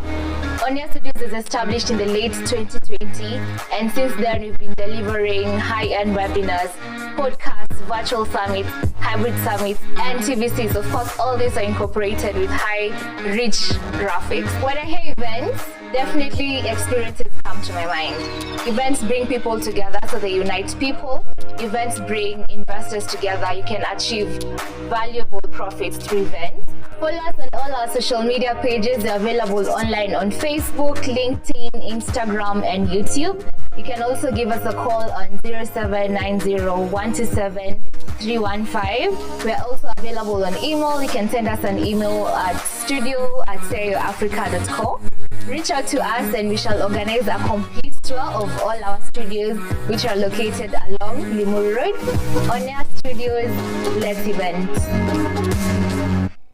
Tech industry is growing globally. In Africa alone, the number of startups has increased by over 200% in the last 5 years. And in 2020 alone, they raised over $700 million in funding. The demand for quality digital talent is increasing as well, both in tech and many other industries, creating a gap which Africa is experiencing, both in terms of the quantity and quality of software developers available. Jenga School aims to solve this problem by building a pipeline of quality talent to meet the needs of the industry, both at home and beyond, through our Software Engineering Professional Accelerator.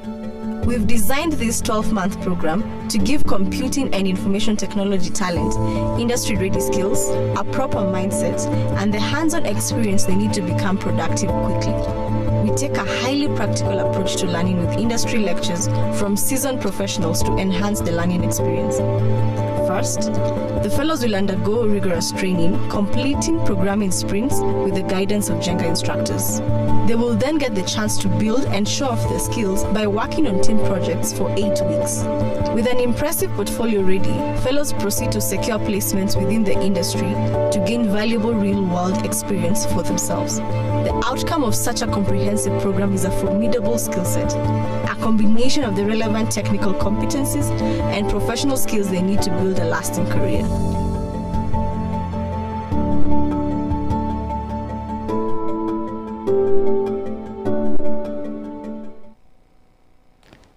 All right, so as we wait for group 17, I'm waiting for information from the director on what exactly we'll do and while we wait for them. Okay, over to you, Joyce.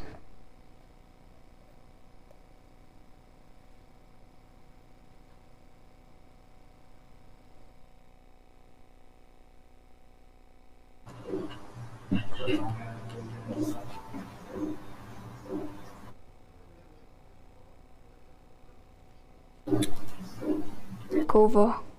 So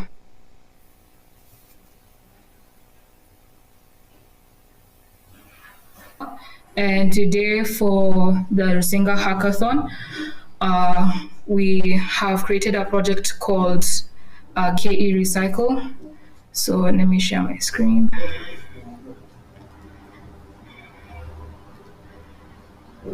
So as I said earlier, the name of our project is KE Recycle. So in this presentation, we'll talk about the problem and the solution and show a demo. And at the end, we'll do a Q&A.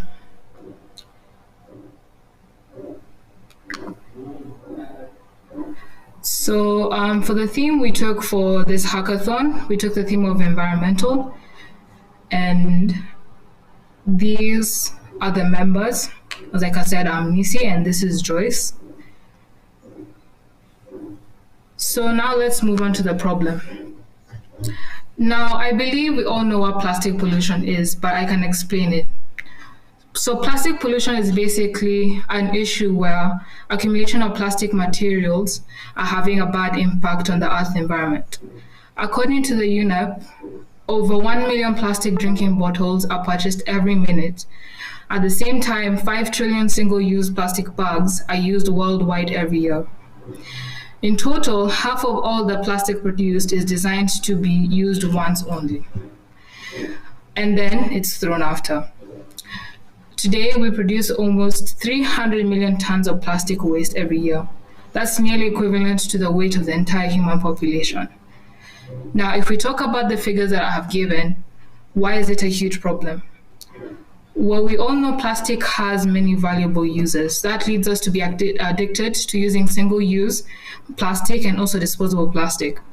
But due to that, it has severe environmental consequences. First of all, it kills our marine species. Over 10,000 are killed every year. It also impacts our food and health. Toxic contaminants are used to create the plastic materials, and if they're eaten with food, it can affect the user's health, the person who is eating.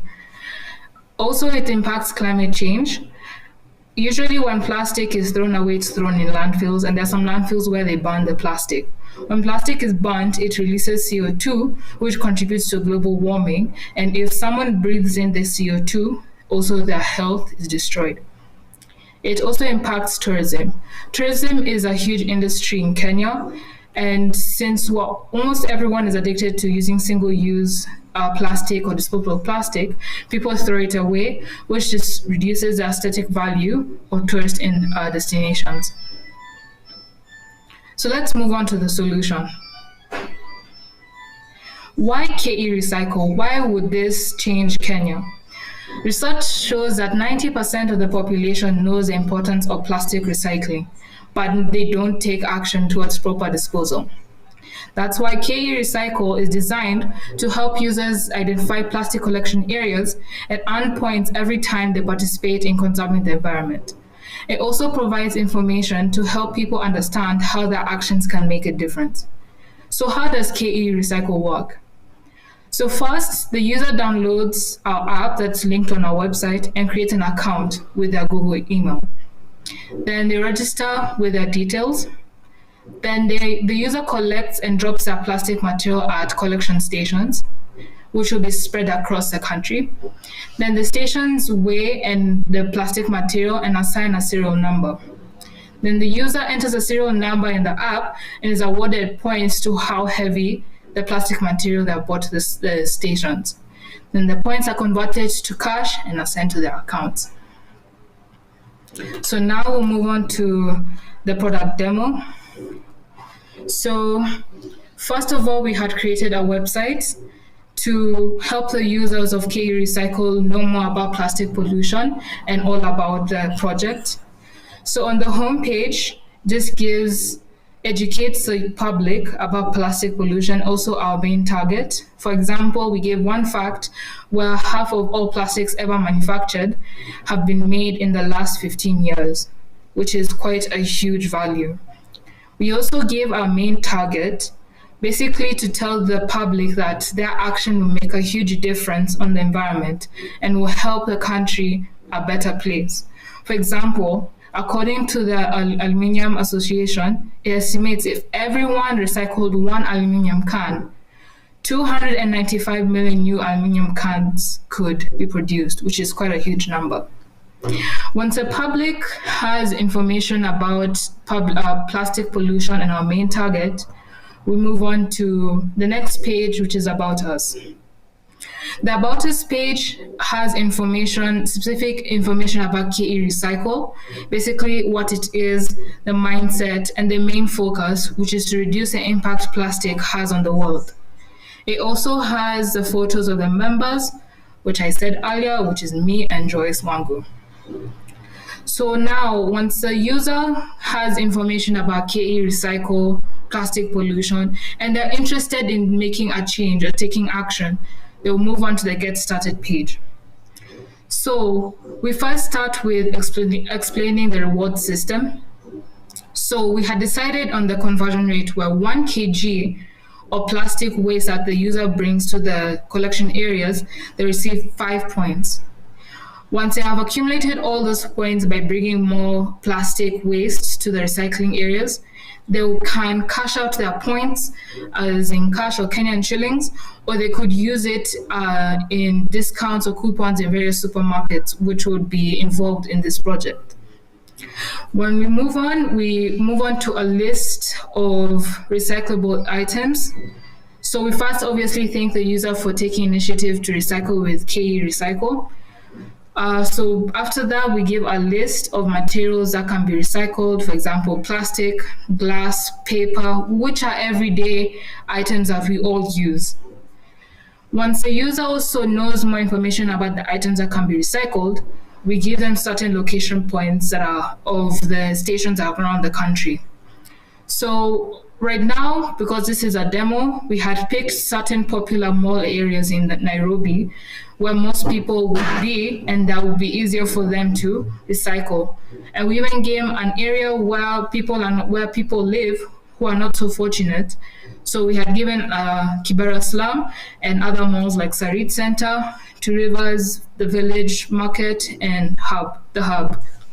So once I moved on from that, they could click here to download our app. So here is our app, and Joyce will be taking on from that point.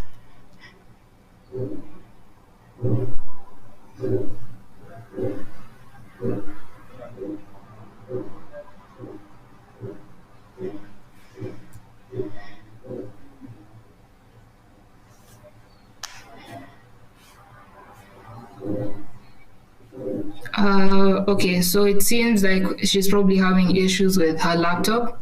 So I guess I can move on with the app.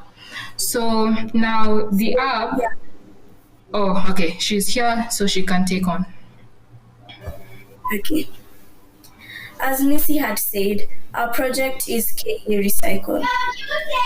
At this point, one has already downloaded the app and registered. A user with plastic waste visits a plastic waste collection and center near them. The waste is weighed and a code is generated, which is equivalent to the point given. The user will then come to the app, click on Get Started, and enter their bank details below. For example, KCB account 12345. Then they'll click on Continue. Then they'll be given a serial number, for example, 0020.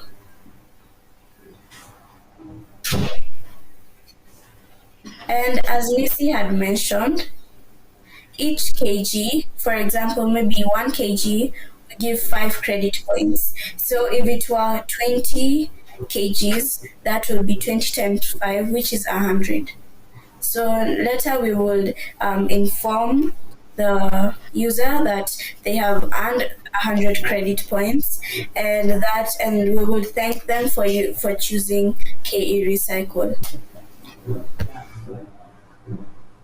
And yeah, that is our project, KE Recycle.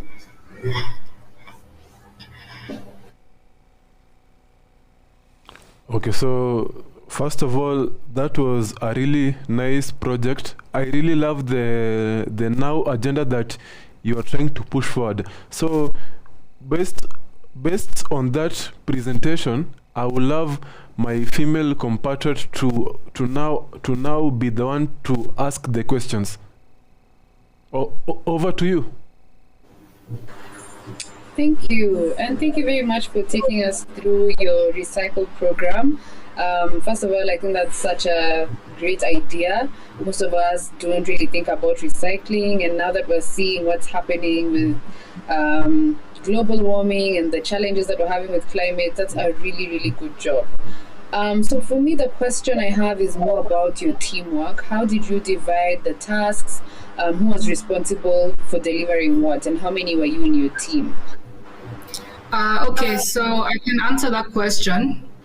So we had first decided on the idea of the environment, then we moved on with the idea, which is KE Recycle.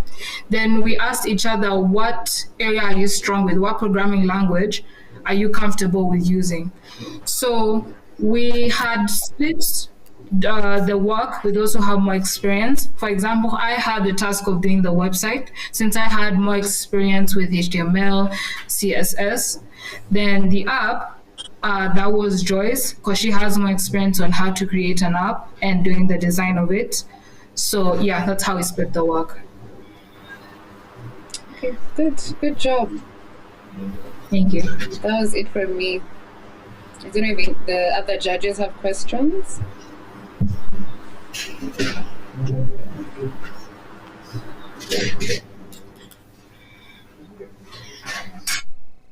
Judges, Okay, so I just love to now give you a short feedback. First of all, you should try and push with it more because it's something that can pick up so much. Because personally, I am passionate about having a better environment, having cleaner streets. So if you try push the agenda more, I believe that you will be going places. But overall, it was a really nice project, good presentation. Yeah, so we'll now go to the next group. Thank you. Thank you.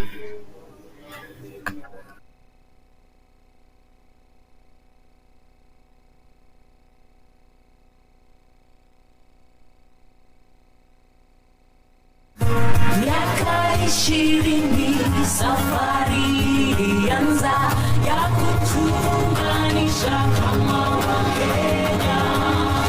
Twende tukiuke, twende tukiuke. Let's go beyond, let's go beyond. Let's go beyond. Mimi na wewe tukibuni kazi nzuri ya kujivunia.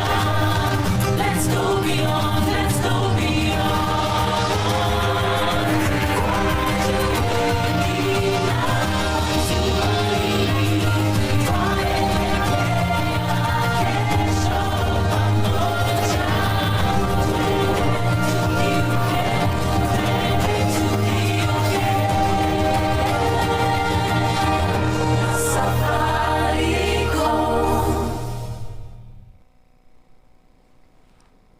All right, thank you for that amazing presentation, Group 17.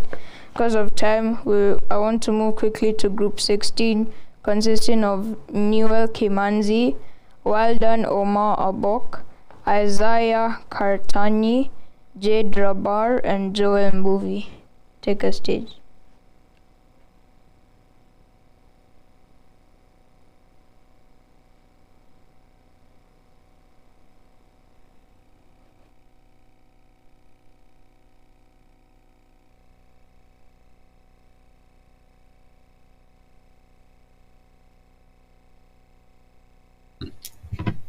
Thank you for that introduction.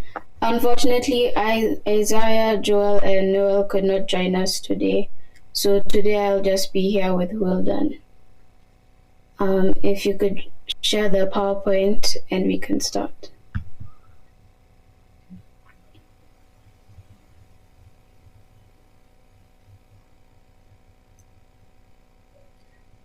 Okay. So today, me and Wilden will be presenting to you our website, which we call Recycle Rescue. This website was made to show you recycling plants near your location. Please move to the next slide.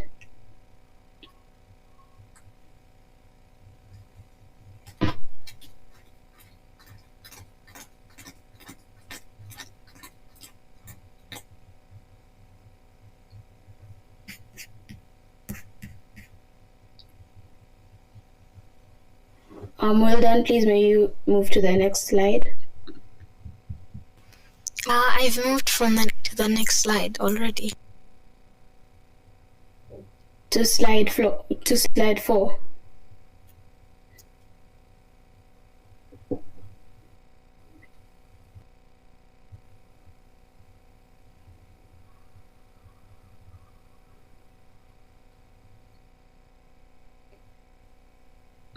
Okay, so in the meantime, we chose this project because it went into something that Will and I are both passionate about. We decided on this project because the environment is something very important, which we all have to take into consideration. We have to make our planet a priority because we only have one Earth, and future generations should not have to clean up the mess of global warming which we have created. And also different species of animals are going extinct due to the fact that people's waste are not going into the correct places. For example, some plastic bottles and, let's say, fishing nets are ending up in the ocean, and some ocean animals may eat that and cause them to die. Please move to the next slide.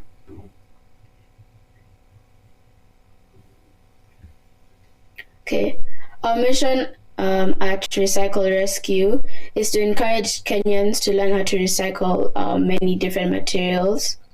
And we can also just show Kenyans where the closest recycling area is, so that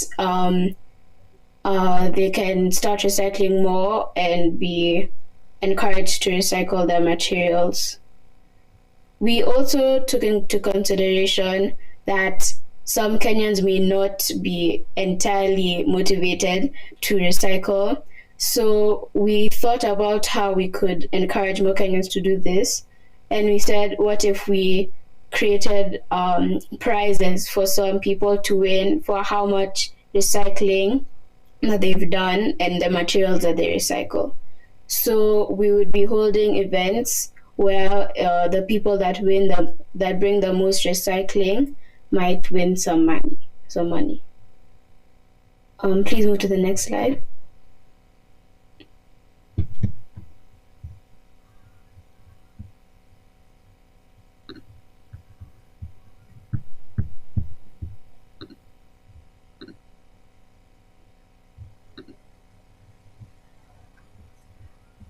Okay, so something that you can do now that you've gone to the website is you can just start checking the recycling areas near you and start recycling to stop global warming and extinction of animals. Soon, all of our beaches will be covered in trash if we don't take recycling seriously. So we need to start recycling more, and that's what our project is all about. Now Wilden will take you through the website that we have created.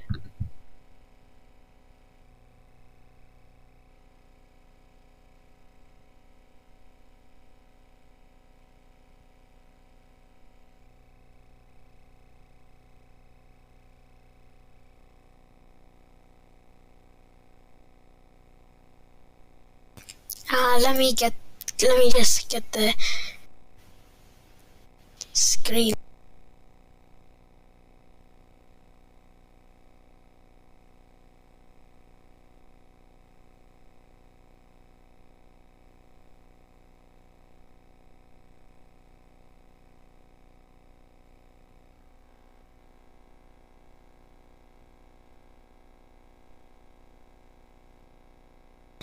So this is the website where it has different pages.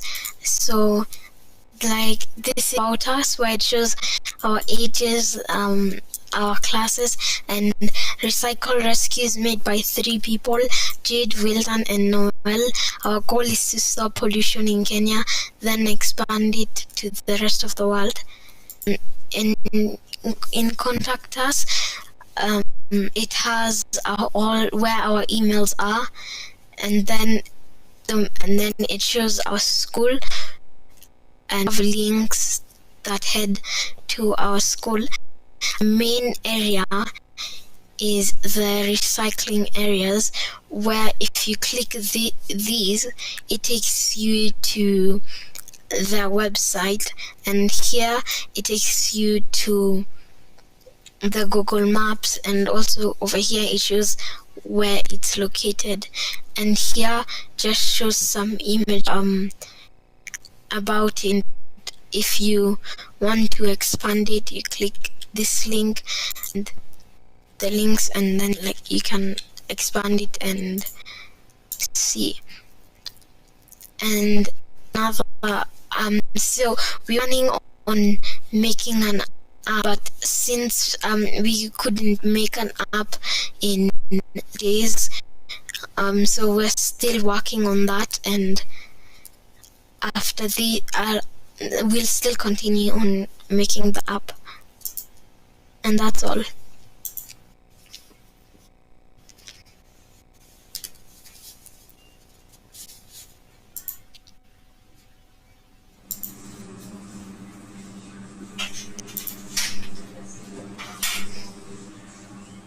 have a question. Would you mind posting it to team 16? How old are you guys? I'm 10 years old. And I'm 13. And your colleague? All right, that's really, really excellent work. I love that you managed to do all that HTML work, and I love that you care much about the environment. So who did the HTML and who did the other stuff? Well done did the HTML, and I did the other stuff. And well done did the HTML, and I designed the website and did the PowerPoint. Excellent, excellent. That's really, really good. I'm very impressed. Thank you very much. Thank you.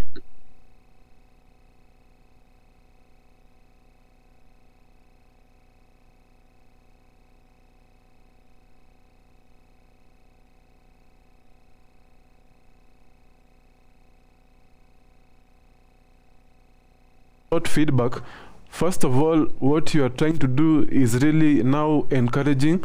You are trying to do things that will now prolong how our Earth will be now operating. Thank you so much. We'll now head on to our next team.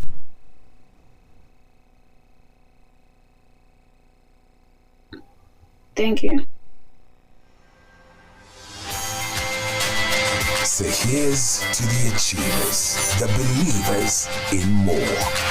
You see world-class office space. We see launchpads to extraordinary startups and profitable organizations.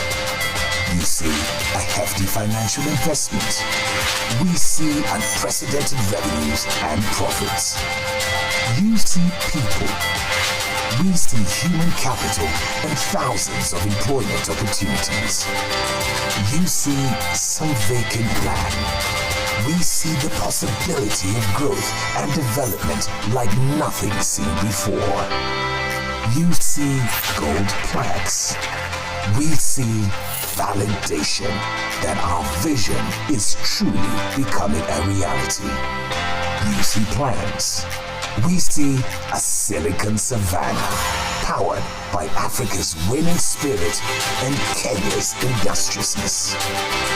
You see world-class infrastructure. We see technology, science, and expertise at work to create the most sustainable environment that they could be. You see a city. We see a place where quality of life is a given. Konza Technopolis. Technology in the service of humanity.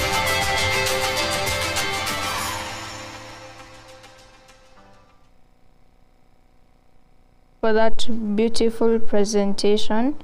Now we want to move to group 14, consisting of Bella Gakuru, Ayub Ibrahim, and Kyle Mwangi. Over to you.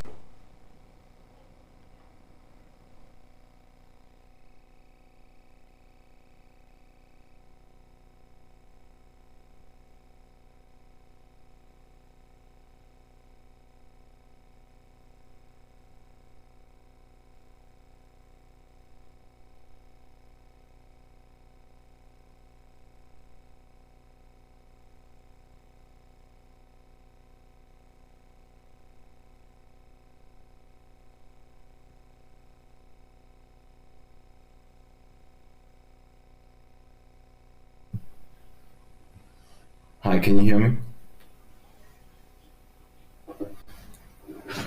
My name is Kyle Mwangi, that's Bella Gakuru, and my colleague Ayub Ibrahim. Bullying in general may seem like a thing of the past, but it happens every day right under our noses, on the various devices we call safe. Everyone here has witnessed hate on the social platforms they're on. For some, it may be entertaining, and for some, it has caused grief in their families who have lost their loved ones. Anti-bullying movement, give a voice to those who cannot open up about their bullying attacks. Cyberbullying is a major issue amongst minors.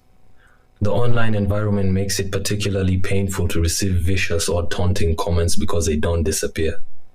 They stay on the internet if the victim doesn't or is unable to delete them, and they remain indefinitely.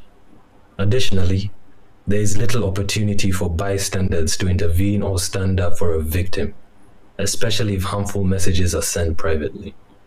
Additionally, cyberbullies target vulnerable students. Students who are obese, gay, or have a disability are 63% more likely to be bullied than students who aren't. Not only has cyberbullying caused many children and teens to take their own lives, but it often targets those who are already vulnerable. So the topic of bullying is widely discussed today. Yet with the emergence of new technologies and the proper use of the internet, the topic of cyberbullying has become quite popular. No wonder, since many children and adolescents are stumbling into this issue today. Importantly, online bullying or cyberbullying can be more detrimental to one's psyche rather than regular bullying, in particular because the individual is left one-on-one with a bully in a virtual space where he or she cannot seek protection. Luckily, I did not have any personal experience where I was bullied online. However, I had friends who encountered this phenomenon in their lives and shared their sad experiences with me. Furthermore, in order to make my arguments more credible, I've conducted a thorough research of the topic. This way, I'll be able to present a most honest account of the issue of cyberbullying. Cyberbullying can have numerous detrimental effects for one's psyche. As to why it happens, just like with any other type of bullying, it may be the bully's way of expressing his or her inner conflict by playing out the aggressor victim situation with another individual. There is no excuse to taunt, tease, or bully another person in any manner, whether in person or virtually. That's not something my friends, sisters, and the attackers understood, though. The 18-year-old endured cyberbullying for much of her life about her weight, but the insults escalated. Students created fake Instagram accounts pretending to be her, and then constantly messaged terrible insults even after she wouldn't respond. Understandably, she didn't deal with all this. After months of intense taunts, she took her life away. So this horrific story should open our eyes to just see how harmful cyberbullying can be. It's not always as extreme as creating fake Instagram accounts. It includes text messages, rumors sent through Facebook messengers, or embarrassing photos on Snapchat. No matter what form it is, it's still a big deal. Between 6th and 12th grade, 7% of students have experienced cyberbullying, and 15% of high school students were bullied in just 2013. But the problem with these statistics is our own rapidly changing technology. Our generation is so quick to jump between different apps or websites that it's difficult to track the full extent of cyberbullying. But there are ways to prevent it and deal with it.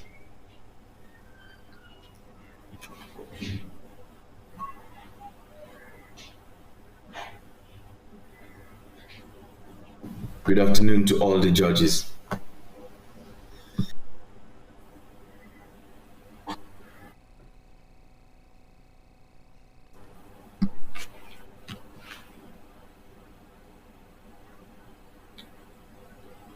And good afternoon to our viewers and the hosts for today.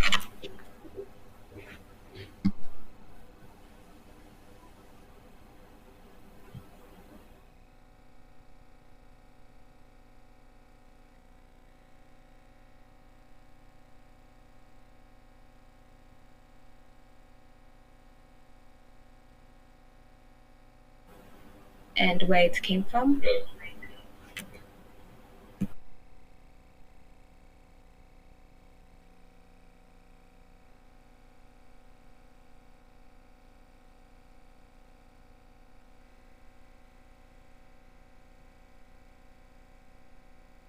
Okay, so I'll read out the problem statement.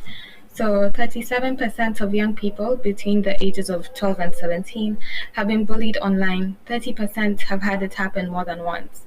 23% of the students reported that they've said or done something mean or cruel to another person online. 27% reported that they've experienced the same form from somebody else.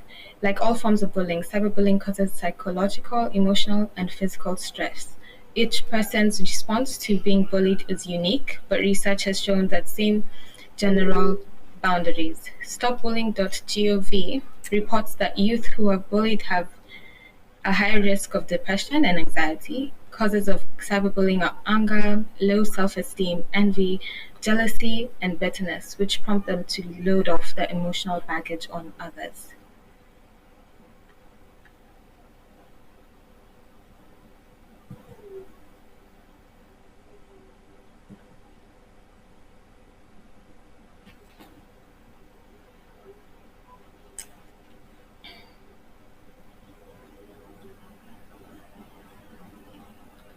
So the solution, we as the 3Cs, which is a Kolbein Cyber Commander, have come up with a plugin that is part of our website. How does it work? Well, once a comment with a negative phrase or word is about to be posted, a pop-up message saying slow down, retract, breathe, and rephrase a sentence would prompt users to mention something nice or rather not comment at all. We believe this would make a great impact on applications where cyberbullying would mostly occur. On top of that, we have an open space where experiences and stories are shared either anonymously or stated with your name, as well as a text box with tell us your story to help victims that have come out with it and those that haven't yet to make them feel safe and important.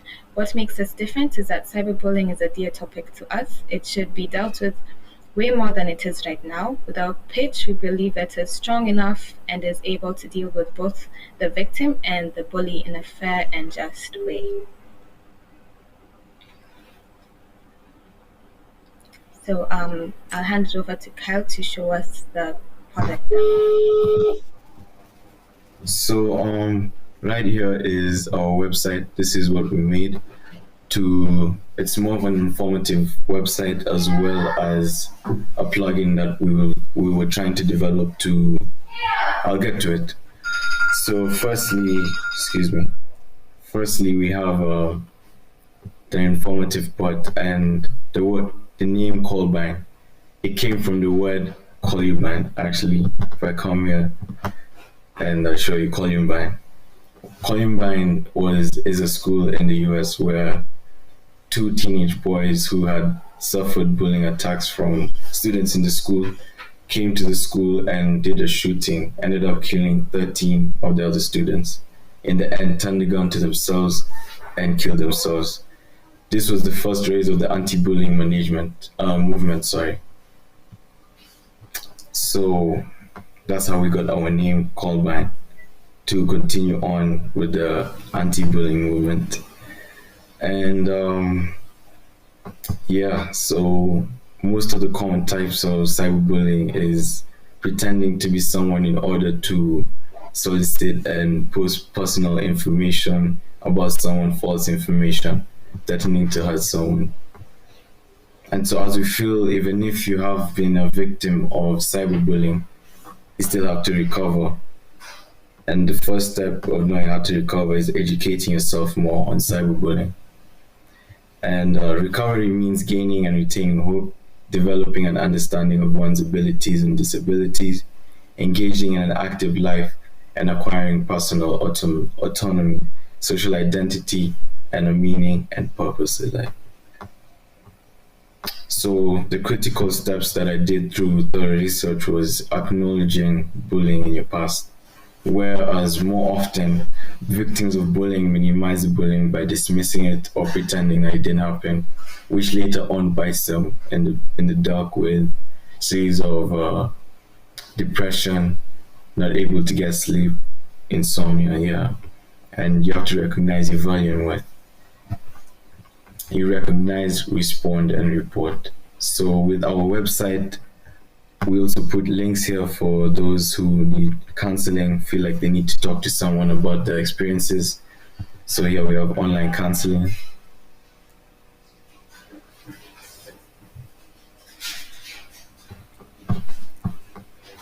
not only the online counseling, but as well as inner healing.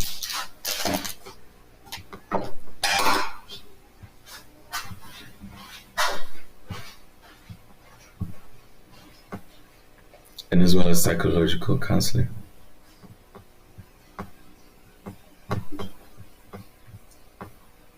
And so the biggest thing about this was getting a plugin and extension, not just a website, but we found trouble in trying to code ourselves our plugin, like one of these right here up here, which we couldn't do. And even if we were able, we'd have to seek approval from Google with a proposal sent out to them. So this was just a few screenshots to imitate what the plugin would do, where you can see a user's commented about this family's picture, and what the plugin would do would rephrase the hate-filled word with more kind and polite words, such as you can see here, everything and everyone in this picture is beautiful.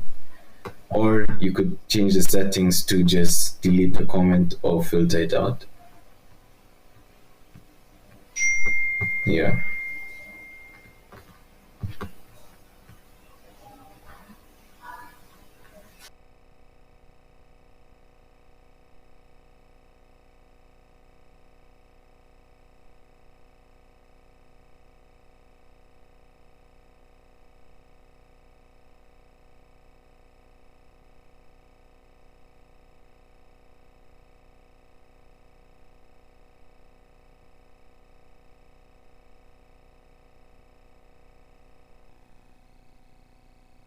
Okay, so first of all, I love to now ask one question: which tech stack was now employed, or which is the one that you are planning to now also use to build the platform itself, and then now afterwards I will be able to now give you feedback. Our infrastructure was just Google Chrome, the web store, Chrome web store. I love to say cyberbullying is such a bad practice. Personally, I've ever been now bullied when I was still a young kid, so it's something that is so much attached to me. So whatever you are trying now to do, I would advise for you to push on further. But the most fundamental aspect is to now understand data, because you are trying to now deal with now also data. Data is very, very critical. You are trying to now determine whether this now data is offensive or not. By that, you will now be forced to build powerful algorithms, or if you are lucky enough, you might find certain APIs that serve the same tasks, which will be much more helpful. But that's a really good concept. Thank you for what you are trying to do. I will have to pass it on to my fellow judges.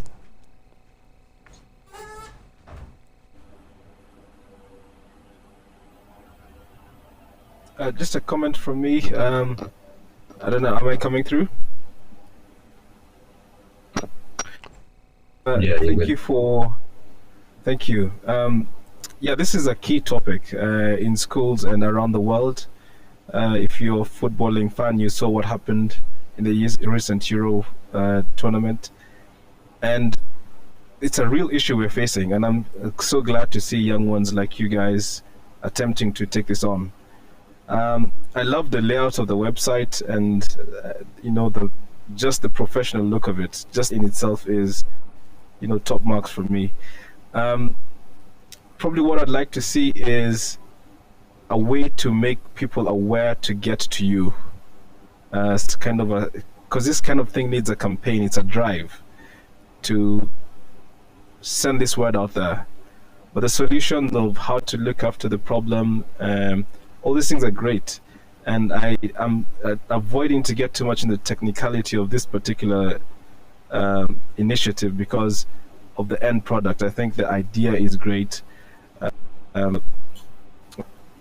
My co-judge who's experienced it, I think this is really, for him, it's a real issue.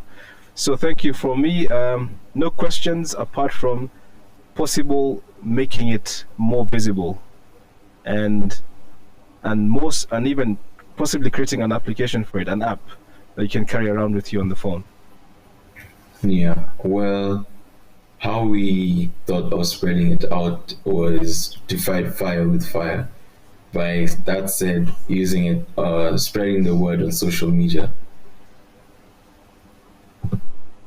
Okay, so using social media to counteract an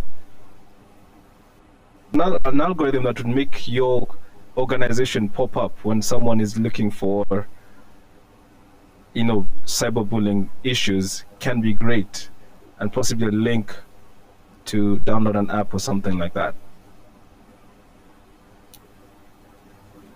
That's it from me. Thank you. Thank you.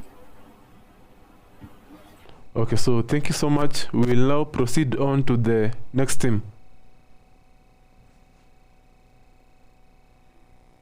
Globally. In Africa alone, the number of startups has increased by over 200% in the last 5 years.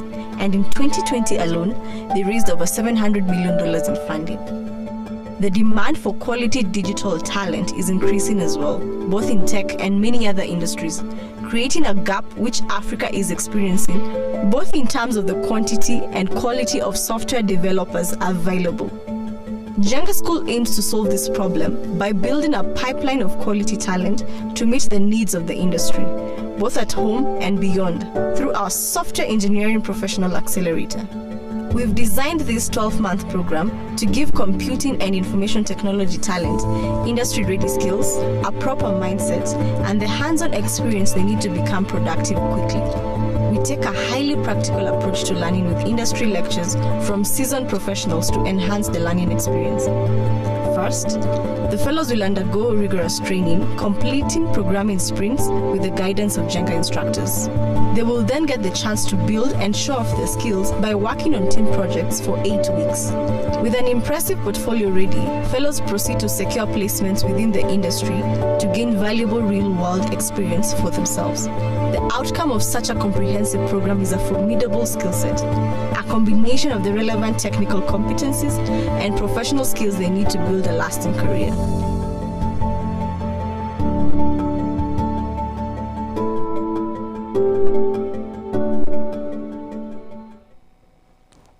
All right, thank you for that wonderful presentation from Group 14.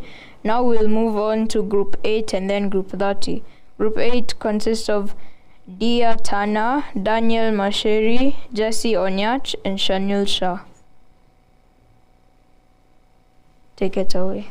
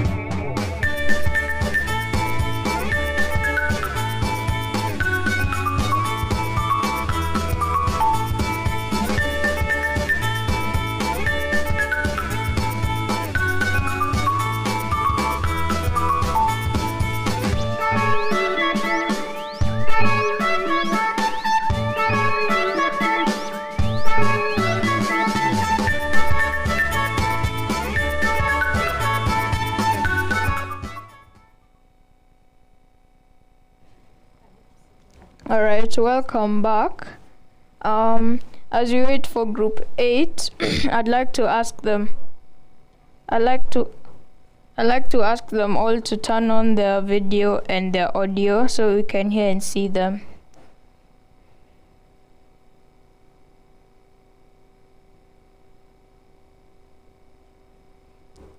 As we wait, I'll read more about the judges in case some of you missed it earlier. So in this hackathon, we have 4 judges. Our first judge is Beckham Otieno Ocheng. He's a data scientist and he does machine learning engineering at New Revenue Solutions. Our next judge is Albert Kahira. He's a scientific researcher at Jülich Supercomputing Center, JSC. Samin Jehu he does computer science, computing, and he's an ICT teacher for Crawford International School. Ruth Fairland, regional head of student and AMP, community engagements, Microsoft Africa, and she works in Microsoft Africa Development Center. Now we'll move on to group 8.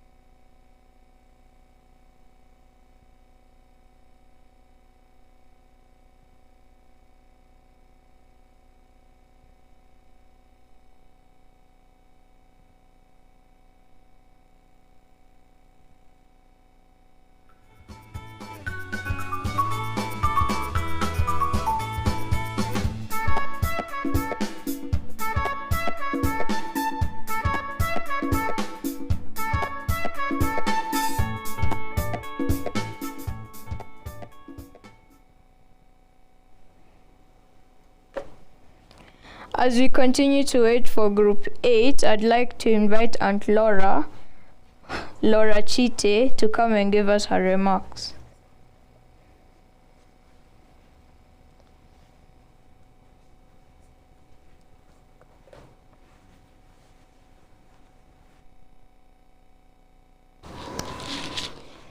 Good afternoon, ladies and gentlemen, parents, students, the amazing presentations we have, partners and sponsors for today, and all the amazing work that you've done. My name is Laura Chite, and I'm the CEO at CIO Africa, and I'm the founder of Hanovation, which is a Women in IT Leadership Forum.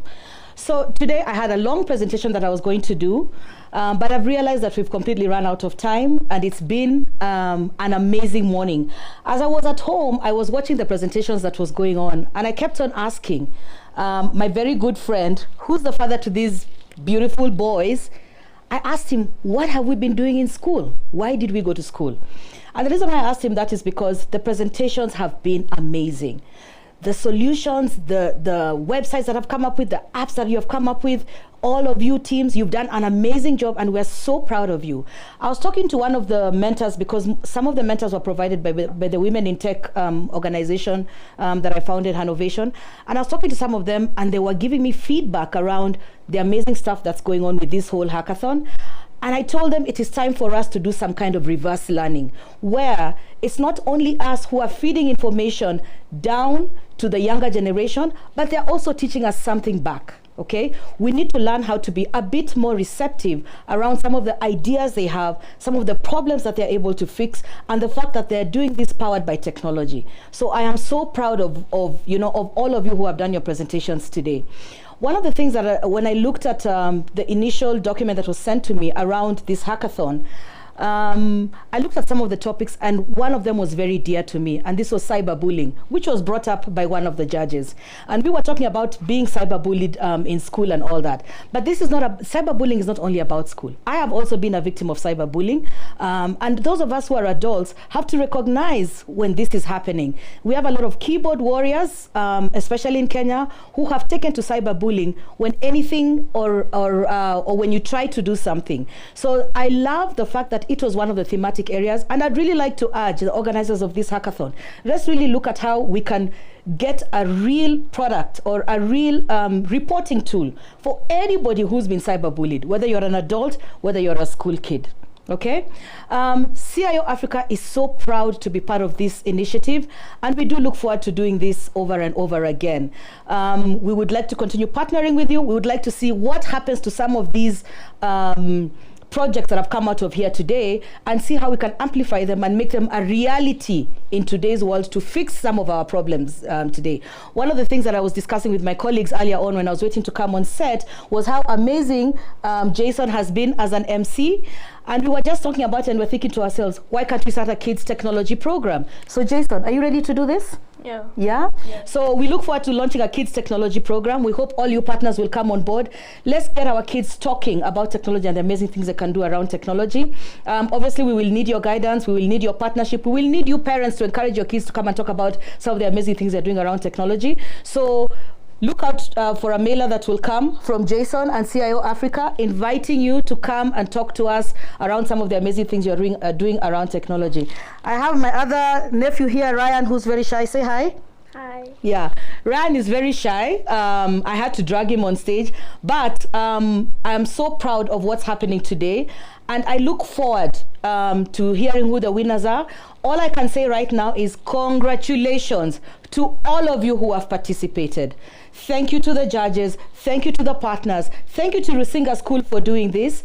I remember one of the questions I asked Marianne when she was organizing this, I asked her how many other schools are involved in this whole program. And I was so proud that she had reached out to so many other schools to do this, because it is the only way we can create our voice, a voice for our children through technology. So I wish you all the best to the rest of the event.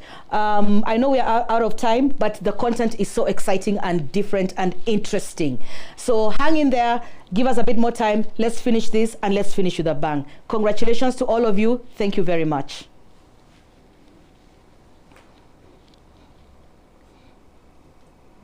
Hello everyone, my name is Stacey Wanjeri. I'm the Virtual and Hybrid Events Coordinator for Onia Studios at CIO Africa.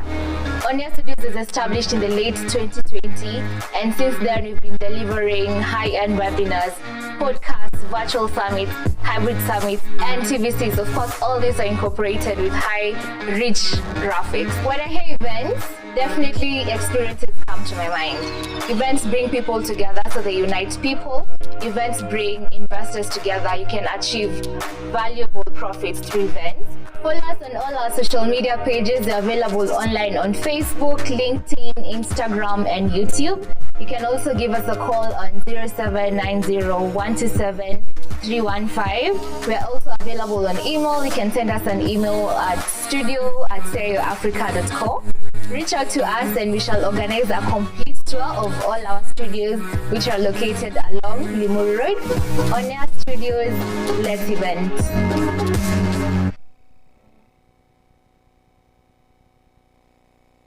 The tech industry is growing globally. In Africa alone, the number of startups has increased by over 200% in the last 5 years. And in 2020 alone, they raised over $700 million in funding. The demand for quality digital talent is increasing as well, both in tech and many other industries, creating a gap which Africa is experiencing, both in terms of the quantity and quality of software developers available. Jenga School aims to solve this problem by building a pipeline of quality talent to meet the needs of the industry, both at home and beyond, through our Software Engineering Professional Accelerator. We've designed this 12-month program to give computing and information technology talent industry-ready skills, a proper mindset, and the hands-on experience they need to become productive quickly. We take a highly practical approach to learning with industry lectures from seasoned professionals to enhance the learning experience. First, the fellows will undergo rigorous training, completing programming sprints with the guidance of Jenga instructors. They will then get the chance to build and show off their skills by working on team projects for 8 weeks. With an impressive portfolio ready, fellows proceed to secure placements within the industry to gain valuable real-world experience for themselves. The outcome of such a comprehensive program is a formidable skill set, a combination of the relevant technical competencies and professional skills they need to build a lasting career.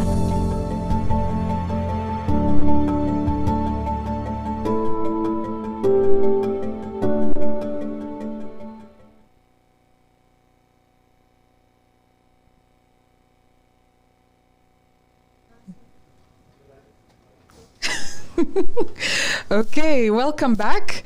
And we're going to actually take a...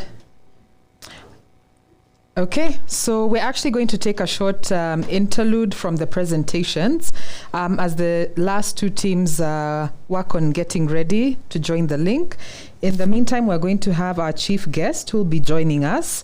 But before I introduce him, I wanted just to list out the sponsors for this event, and just to make sure that I do say thank you to all of them for their generosity, for their partnership, for helping us with coordination. And our sponsors for this event are Jenga School, Microsoft Africa Development Center, CIO Africa, the On Air Studios where we are today.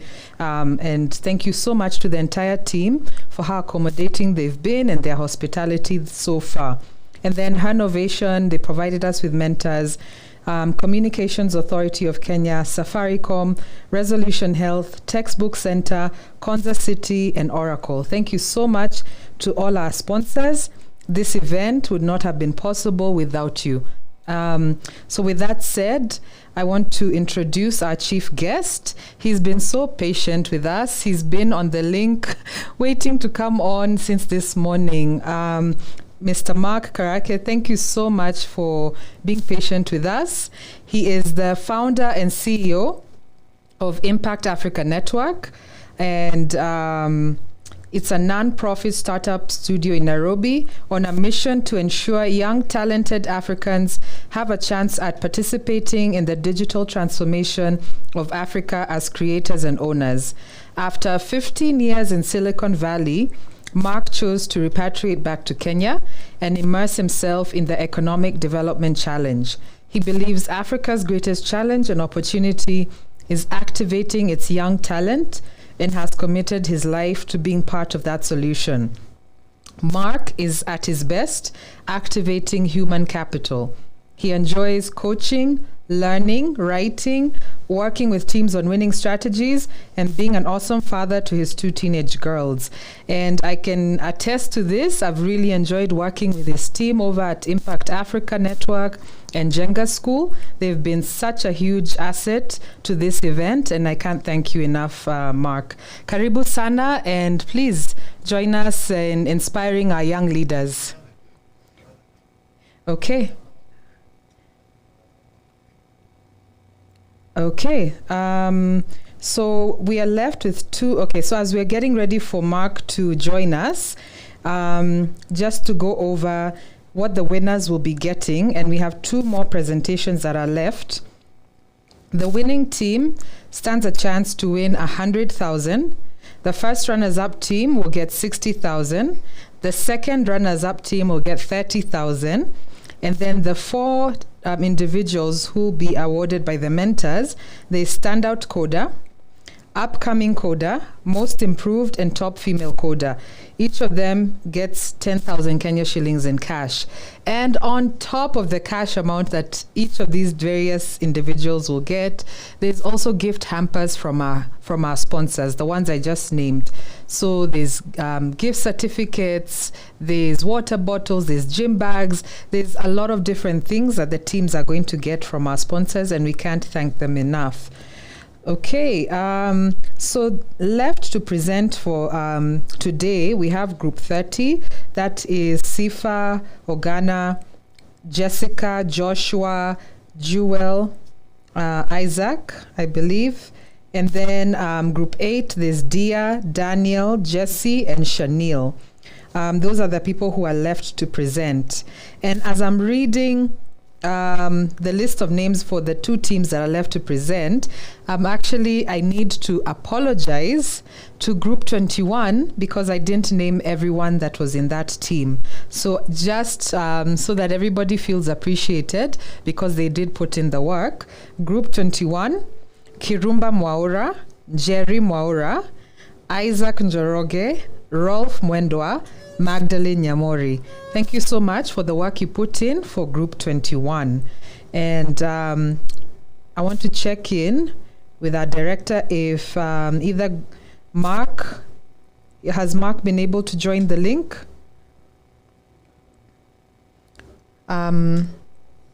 Our director is Mark. Has Mark been able to join the link? Okay. All right. It seems that Mark has not been able to join the link yet.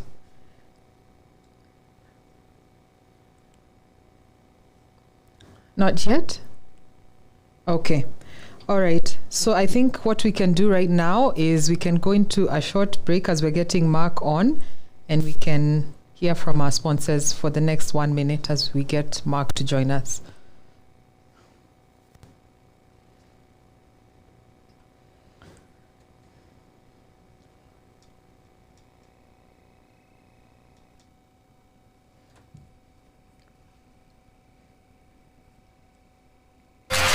You see world-class office space.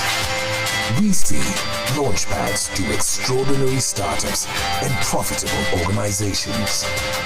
You see a hefty financial investment. We see unprecedented revenues and profits. You see people. We see human capital and thousands of employment opportunities. You see some vacant land.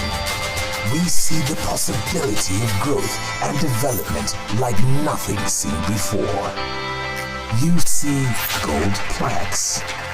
We see validation that our vision is truly becoming a reality. You see plans. We see a silicon savannah powered by Africa's winning spirit and Kenya's industriousness. You see world-class infrastructure. We see technology, science, and expertise at work to create the most sustainable environment that they could be. You see a city. We see a place where quality of life is a given. Konza Technopolis. Technology in the service of humanity.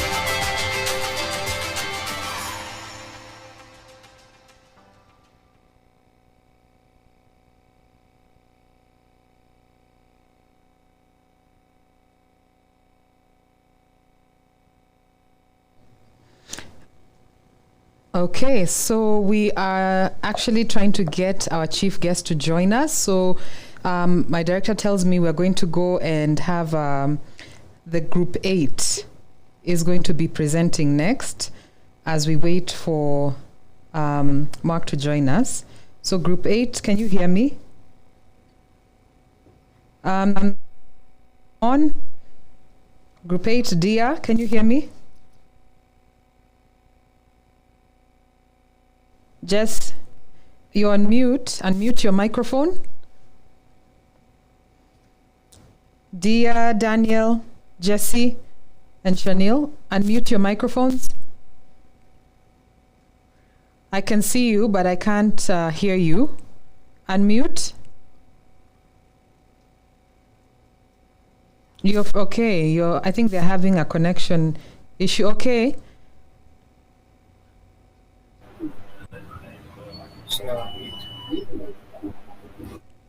Shanil, Daniel, can you hear me?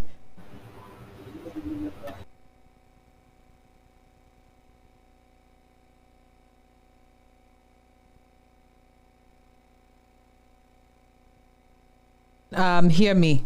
Give me a thumbs up. We can hear you.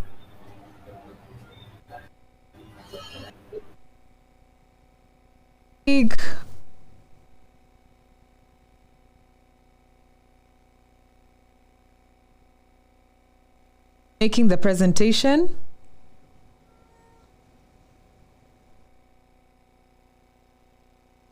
We did that thumbs up. Okay, yeah, there is a good latency. It's a good chunk of latency. Presentation.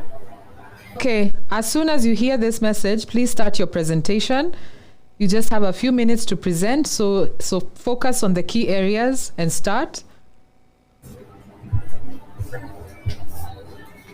Right now. Yeah, go. Okay.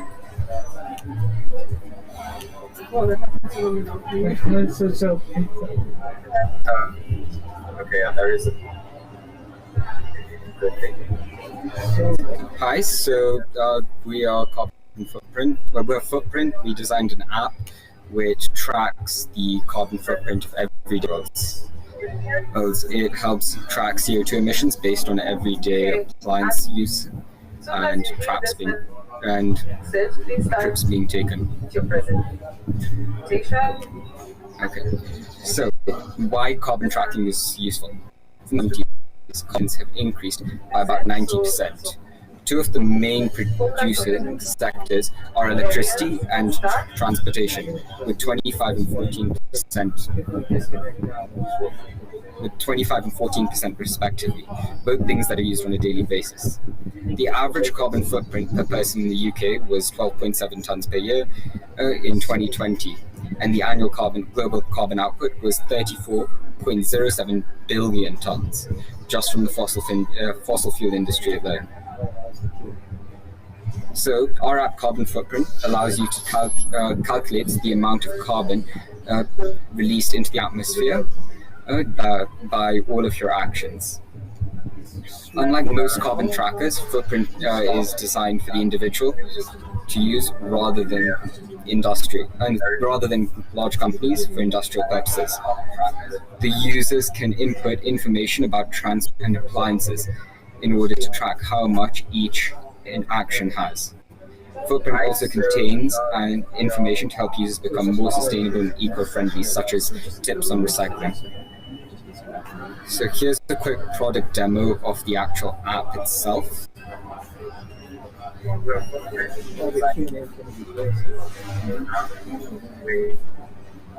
So loading up the app for the first time, you'll be presented with a screen which asks for you to select your country. For example, we're currently in Kenya, so I'll pick that and enter. This would then take me on to the main page. From this page, the two main places we can input information about what we've done is from the trip section, where you place in what trips you've taken. For example, if I've taken a large diesel car and driven 30 kilometers today, I would click Add Journey. This uses a database we've created which contains the average engine efficiencies and calculates the amount of fuel burned for a given distance for certain types of cars, and uses that to calculate the amount of carbon emissions, which is given here on the app's face. The other thing is the use of appliances. For example, let's say I watched TV today for 20 minutes. It would then use this information to calculate, using the wattage of the TV, it would calculate the amount of energy used and show that energy. And using our previous database about countries, it has the information published by countries on the amount of carbon produced per kilowatt hour of energy. And so it's shown in the history section, where it'll, for example here, it'll show that you've used a car for 30 kilometers, it produced that much amount of carbon, and using a TV for 20 minutes, used 0.04 kilowatts of energy and produced 4.64 grams of carbon. these values change when you, for example, change your country. So if, for example, we picked a different country such as China with a much less sustainable grid, used the same appliance and got a TV for 20 minutes, and we have the appliance, we'll end up with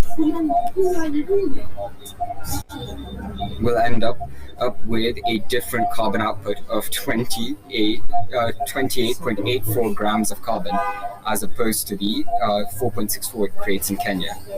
All these values for the total carbon emissions, the score, the daily uses, and the logs are stored in a database. So even when the app is closed down, the program stopped running, if we rerun it, it does keep the same information, and in the history it has the same amount.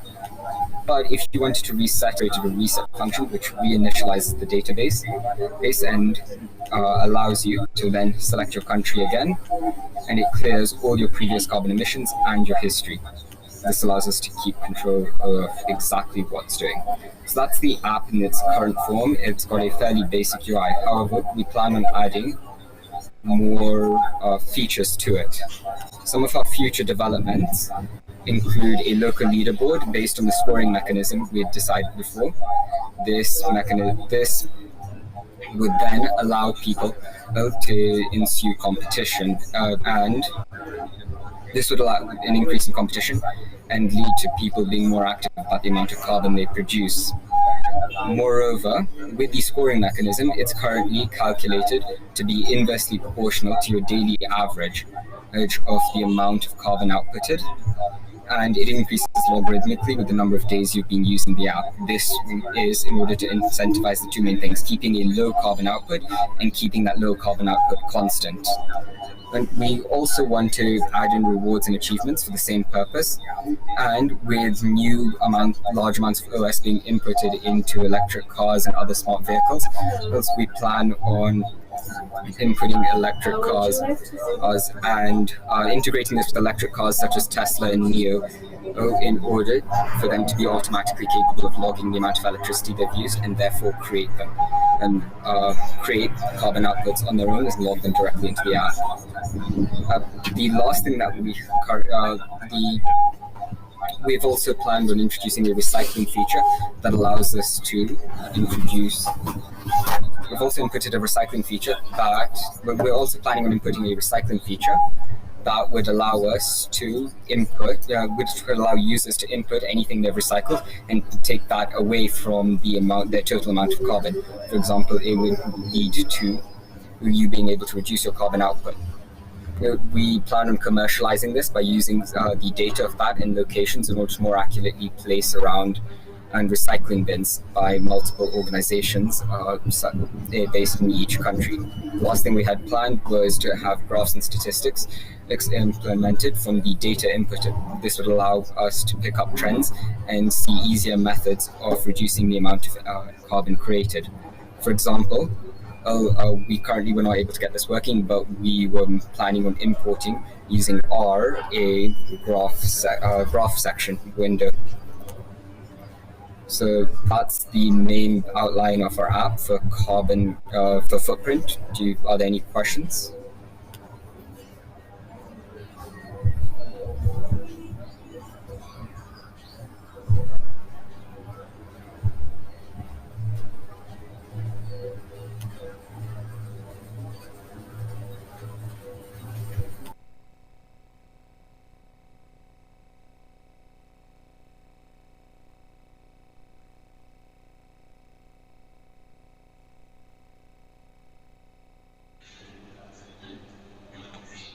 Yes, I have a question.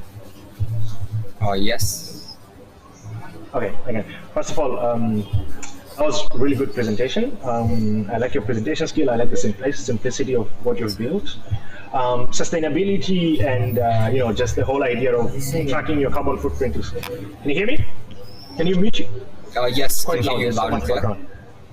Okay, yeah, sustainability and the whole idea of monitoring your carbon footprint is a very, very big thing here in Europe. and people are actually, trying to do this every other day, right? To be able to track that. What I would like to hear from you, or to rather see in your app, would be raise a little bit more awareness. Like, why should people track their carbon footprint? Why is this important, right? Maybe you could highlight in that application. Yes, sorry, I know why. just realized actually. Yeah. Sorry, yeah. I personally just reminds know. me, I forgot actually. But go ahead, please. Okay, so yeah, that reminds me. I actually sort of forgot to show you one of the buttons we've implemented, which is actually just an informational screen. Let me just share it right now. It was just a little button that creates a window that shows an informational screen in giving us ways we can, here, recycling and environmentalism. It gives you all the ways you can actually help, or why they help, and it'll even redirect you to some URLs in order to do more environmentally friendly things, such as buy recycled paper from mills and reduce your amount of waste.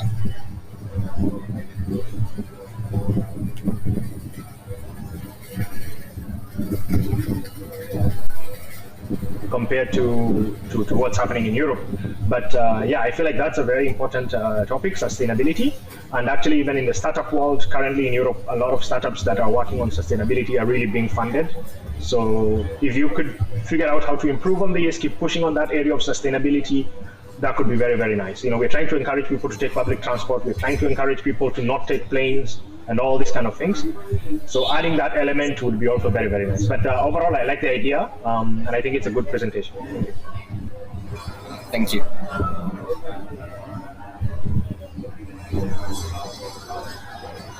So, any other judges who want to ask a question?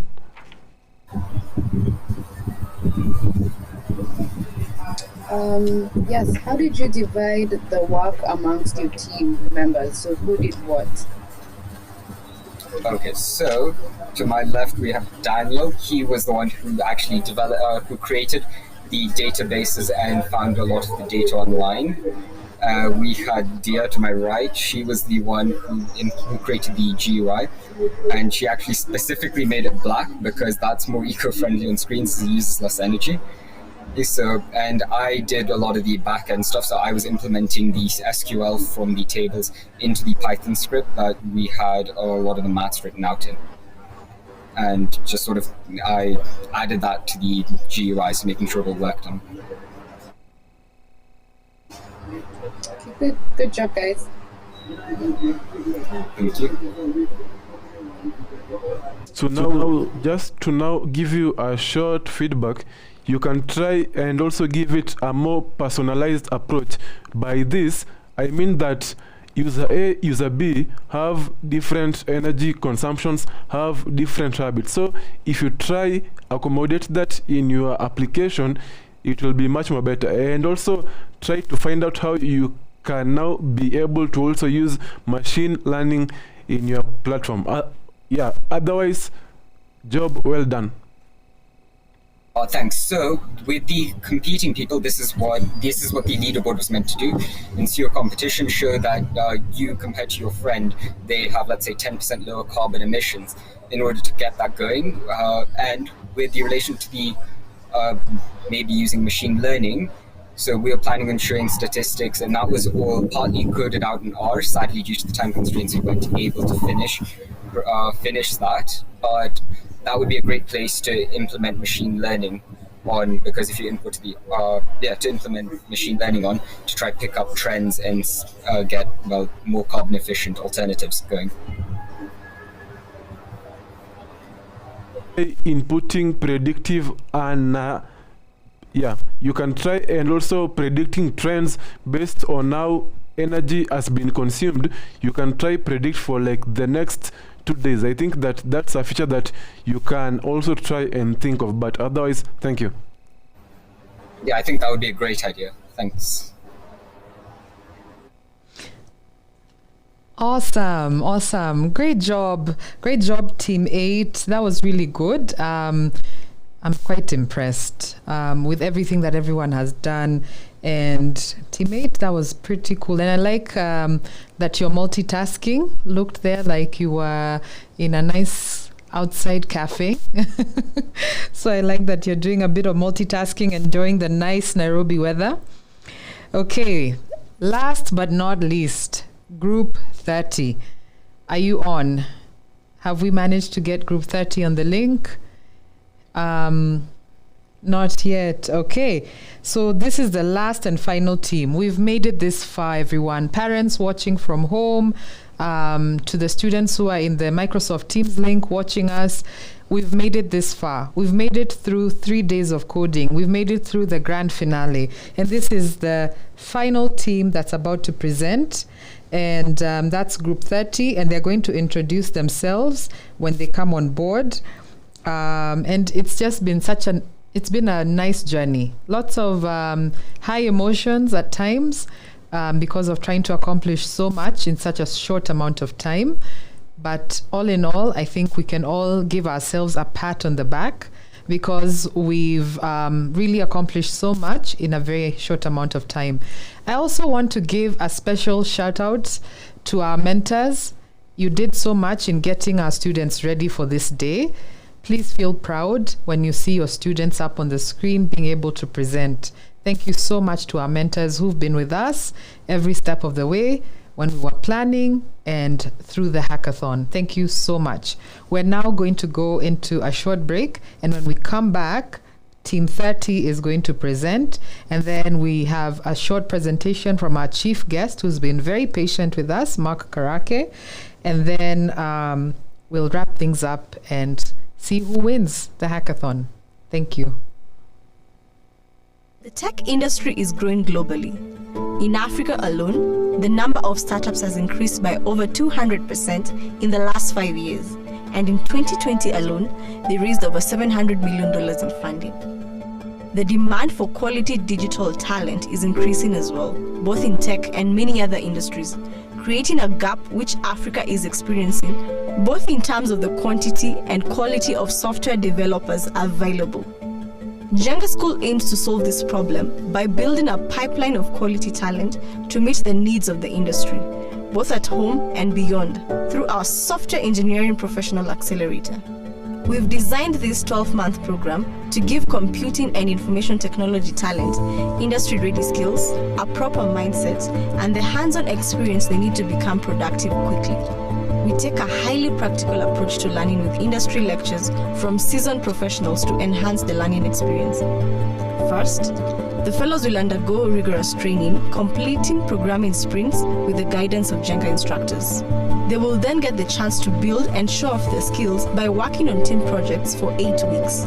With an impressive portfolio ready, fellows proceed to secure placements within the industry to gain valuable real-world experience for themselves. The outcome of such a comprehensive program is a formidable skill set, a combination of the relevant technical competencies and professional skills they need to build a lasting career.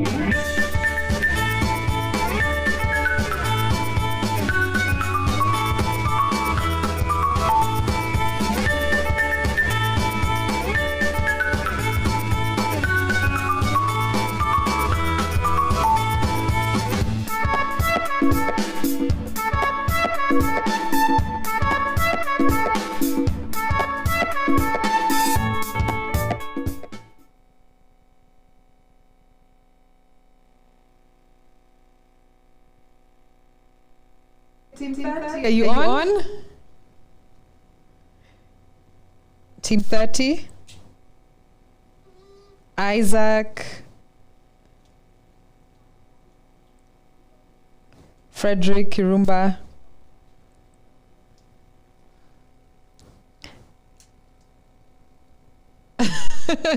I think, Mark, you're in the wrong link.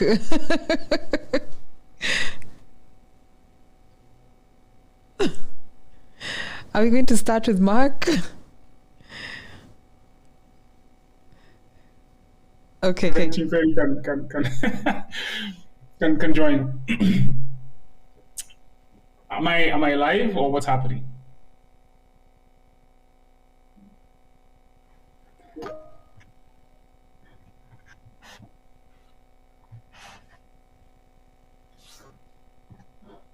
Nobody's talking to me.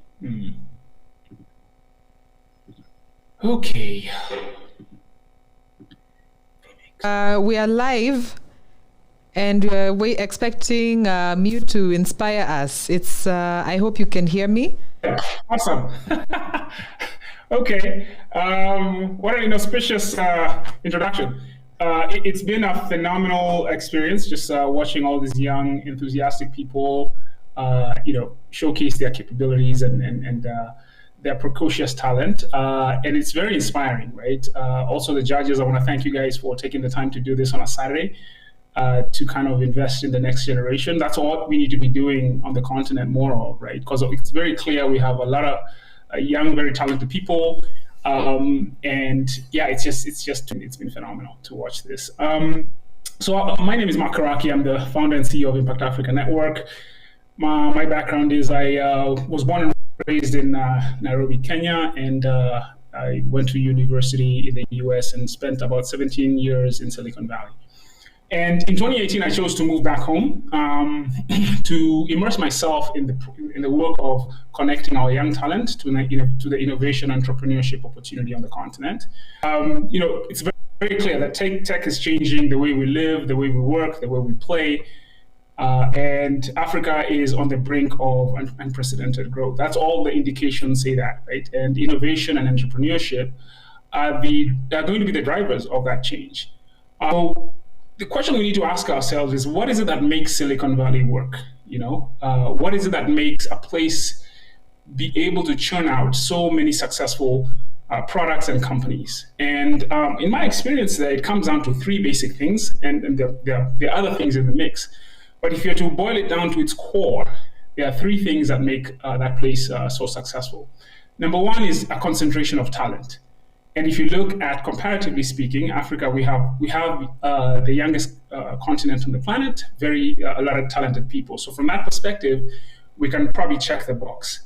The other thing that makes that place work is they have a certain culture and the way that they do things that they have developed over years. And that culture enables entrepreneurs and innovators to find the support that is needed, all the way from how they think and how they do things. They say culture eats strategy for breakfast. So if you do not have, you can have all the talent in the world, you can have all the even funding in the world, but if you exist in a place where the culture is not supportive, all that will go to waste. If you live in a culture that is not, that is risk averse, all the talent and the resources and the desire and the passion will stagnate. So culture is so important. And it is one of the things that most people discount because we kind of take it for granted. So I wrote a piece that I want to read to you on this topic. And the piece was really my view on the intersection between culture and technology, because we need to be able to actually look at things at a high level to understand what's really happening in the world we live in today, and how do we position ourselves to take advantage of the opportunities. And so I wrote this piece, and I want to share it with you right now and read it for you. So I'll go ahead and share my screen. And here we go. So Cream, culture rules everything around me is the title of this piece. So the most defining element of our lives is culture. It is the jet fuel that powers our dreams, or the rock-breaking quarry where our hopes remain chained. The definition of culture is the ideas and customs and social behavior of a particular people or society. Families, nations, and organizations of all sizes have a culture, one which defines their lived experiences, shapes their destiny, setting the angle of our ascent or descent into the annals of history. Culture is a powerful force, which for better or worse, sets the tone and trajectory of our lives, often without our explicit consent. Almost always a bequeathed phenomenon, culture is an imposition on the unsuspecting, particularly early in life when the innocence of youth still shields us from this terrifying yet exhilarating truth by one of the most singular minds of our time.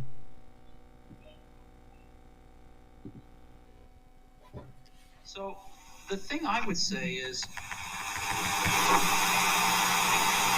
when you grow up, you tend to get told that the world is the way it is, and your life is just to live your life inside the world, try not to bash into the walls too much, try to have a nice family life, have fun, save a little money. But life, that's a very limited life. Life can be much broader once you discover one simple fact, and that is everything around you that you call life was made up by people that were no smarter than you. And you can change it. You can influence it. You can build your own things that other people can use. And the minute that you understand that you can poke life and actually something will, if you push in, something will pop out the other side, that you can change it, you can mold it. That's maybe the most important thing, is to shake off this erroneous notion that life is there and you're just going to live in it, versus embrace it, change it, improve it, make your mark upon it. I think that's very important. And however you learn that, once you learn it, you'll want to change life and make it better, because it's kind of messed up in a lot of ways. Once you learn that, you'll never be the same again. So we're all born into a culture, not of our choosing, and we move through life. As we move through life, we'll encounter variations on a central theme, all pegged on how far afield we journey from the locus of our birth. What percentage of humans would you guess live outside the country of their birth? As of that number stood at a paltry 3% of the global population. Essentially, everyone stays home. The indoctrination commences as soon as the helpless infant pops out of the womb. Feverish adult hordes descend upon the harassed soul to exhort her into the ways of their world. In this way, we emerge into a particular way of life with its specific set of constraints, expectations, and status apportioning apparatus. Children begrudgingly the narrative, even as they begin to notice the contradictions in the lives of the adults around them.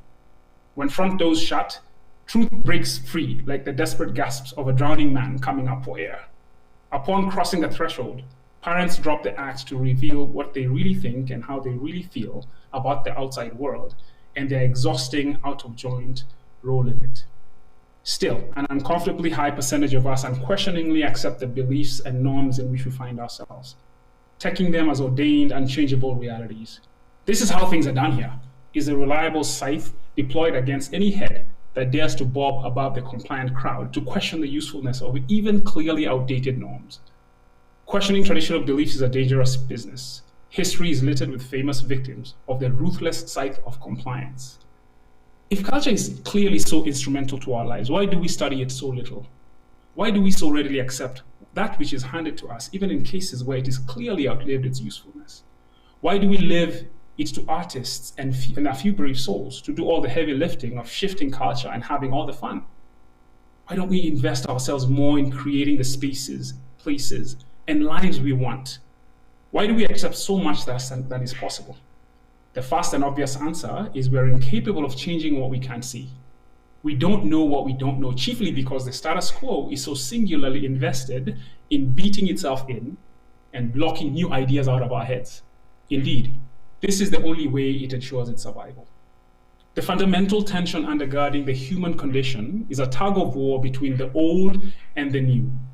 Progress, evolution, change are friction-filled endeavors, painful by their very nature. It is much easier to comply, accept terms as handed.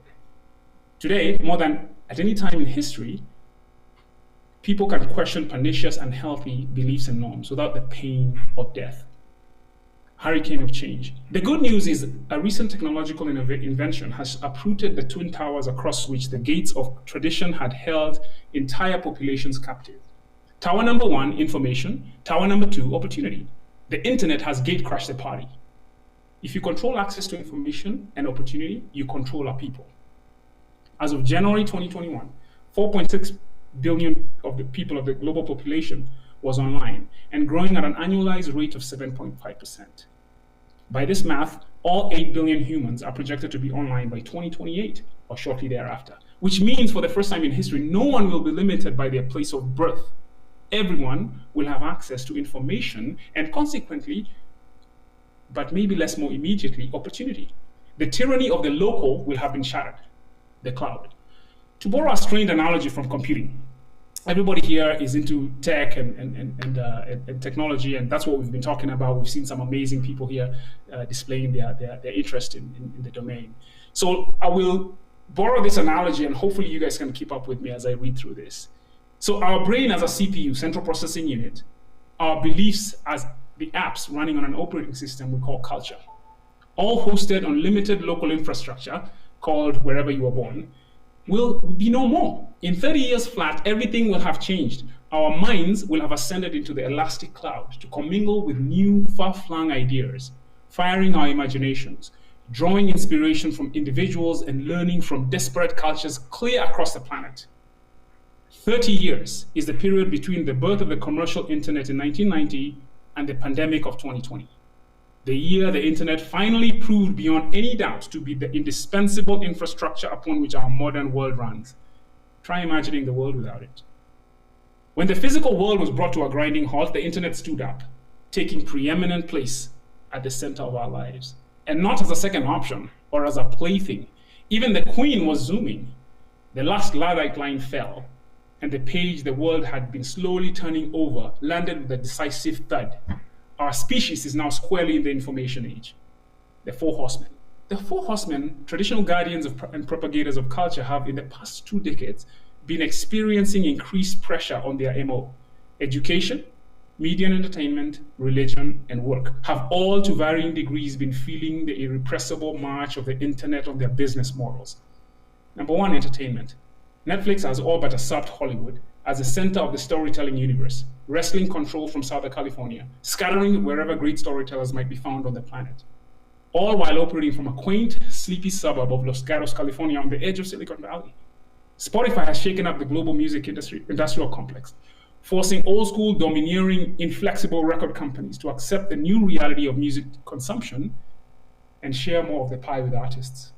Closer to home, we are witnessing a flowering of independent, self-directed entertainers, the Flacos of the world, Jugoosh, and an army of influencers of all stripes stepping out of the shadows to share their talents with us. Gatekeepers be damned.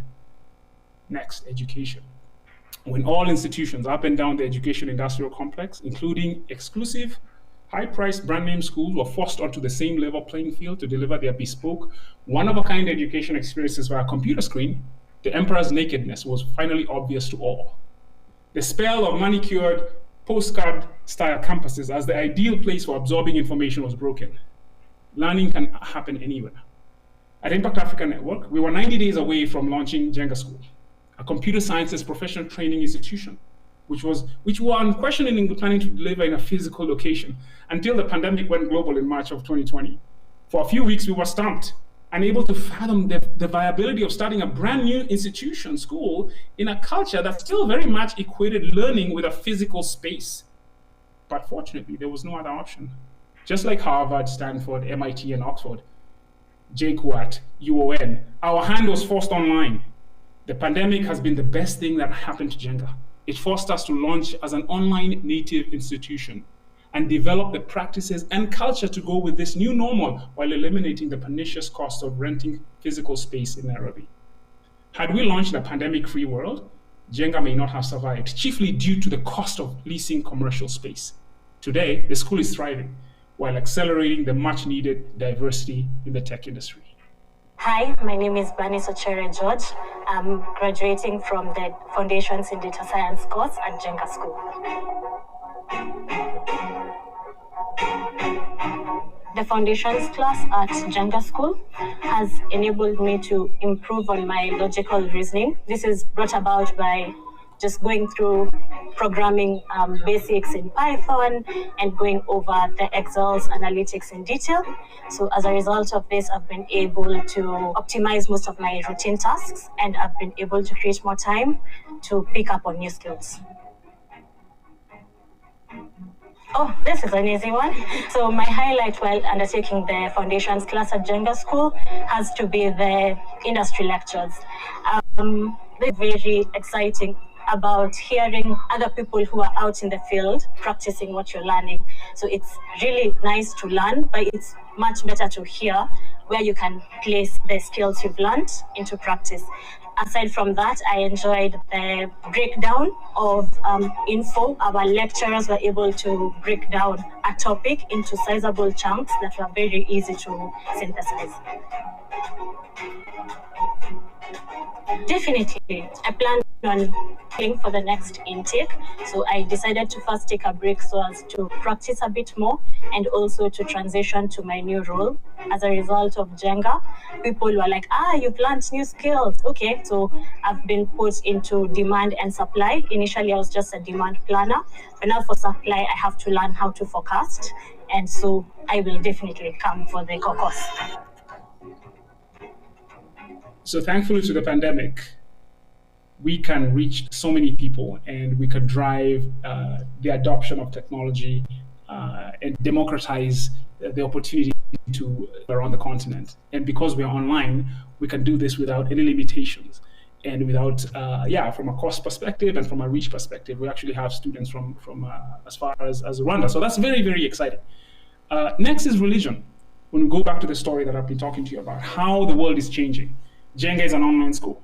So how is technology impacting all the other areas? So next is religion. Sadhguru, the Indian mystic, hit his stride during the pandemic, engaging global influencers in a much needed, compelling conversation on existential topics and matter spirituality. Will Smith, Mike Tyson, Matthew McConaughey, Logan Paul, Vusi Tembakwayo, Nikki Walton were all thrilled to engage the man our times so desperately need. Woe be unto your local tithe collecting pastor. Namaskaram, Sadhguru. The world, even religion, is experiencing change. Work, aka the office. WFH achieved global adoption, both as an acronym and a fact of life. Every job that could be done remotely was brought home. To the surprise of many, myself included, the work from home global experiment proved quite effective for productivity, if not for the other elements which make us human. The meaning and purpose of offices as the places where work happens changed. We realized they serve an entirely different set of ends: a show of power, communication centers, and enablers of the socialization needed to lubricate work life, but also ideal for venues for unnecessary interruptions and office politics. Clearly, a business culture that has outlived its usefulness. Fascinating how this sudden paradigm shift comes at a time when the great digital migration is fully upon us. Today, all businesses are technology businesses. Some just don't know it yet, and as such, are sitting ducks for new entrants into their domain.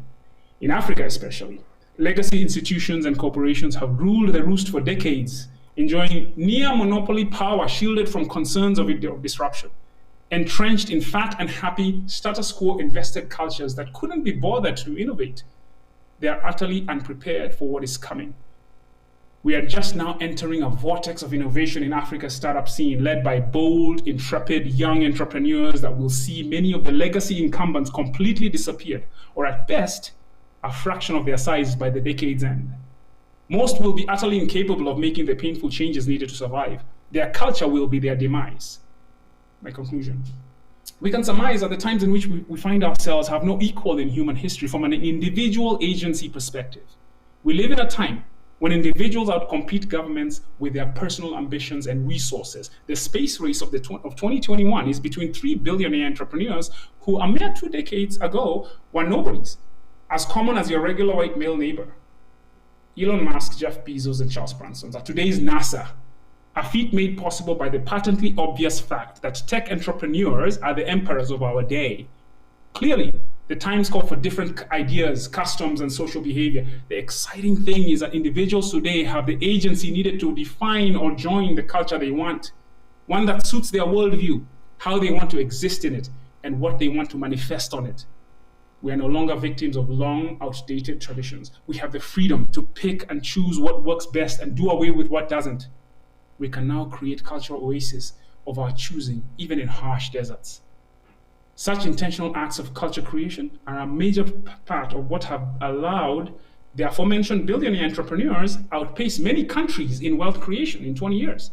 Tesla and Amazon are enterprises established on singular cultures that have enabled them deliver exceptional results in the face of stiff competition, including from established incumbents.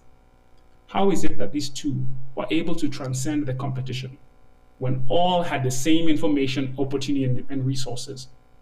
Their organization's ideas, customs, and social behavior, ego, their culture, was better suited for the game they were playing.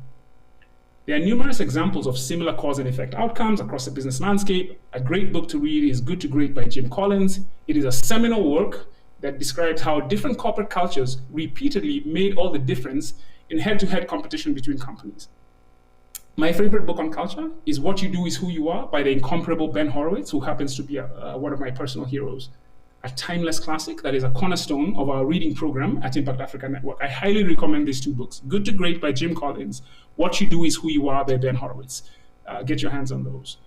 One more example. In an unprecedented move at the time, Netflix famously published their culture deck online very early in their journey, the contents of which they have ascribed all their success.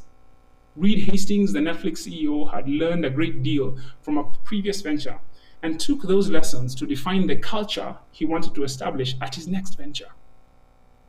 At Impact Africa Network, we have made culture the cornerstone upon which we are building our big, hairy, audacious goal. We call it 10-10-10.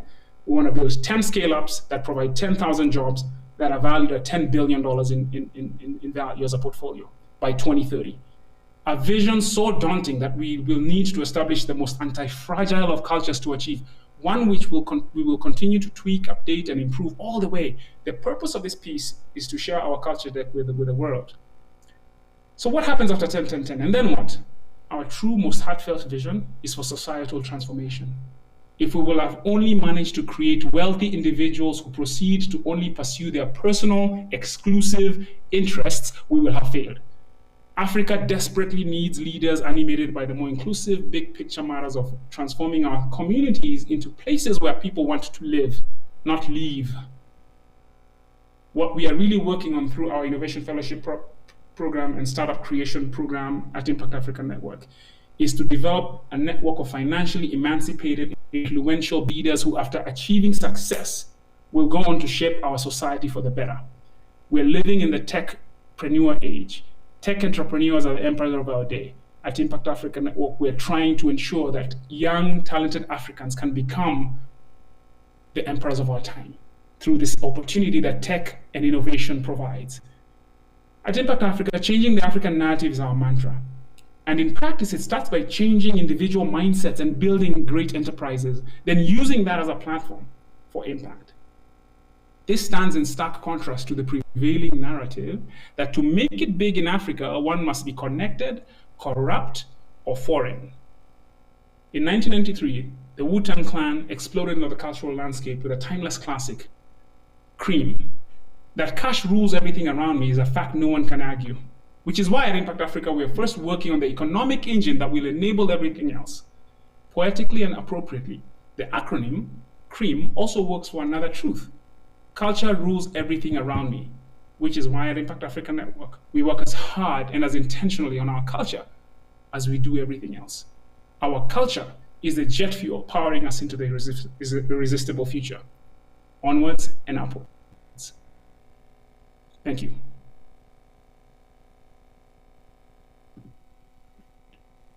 I am done.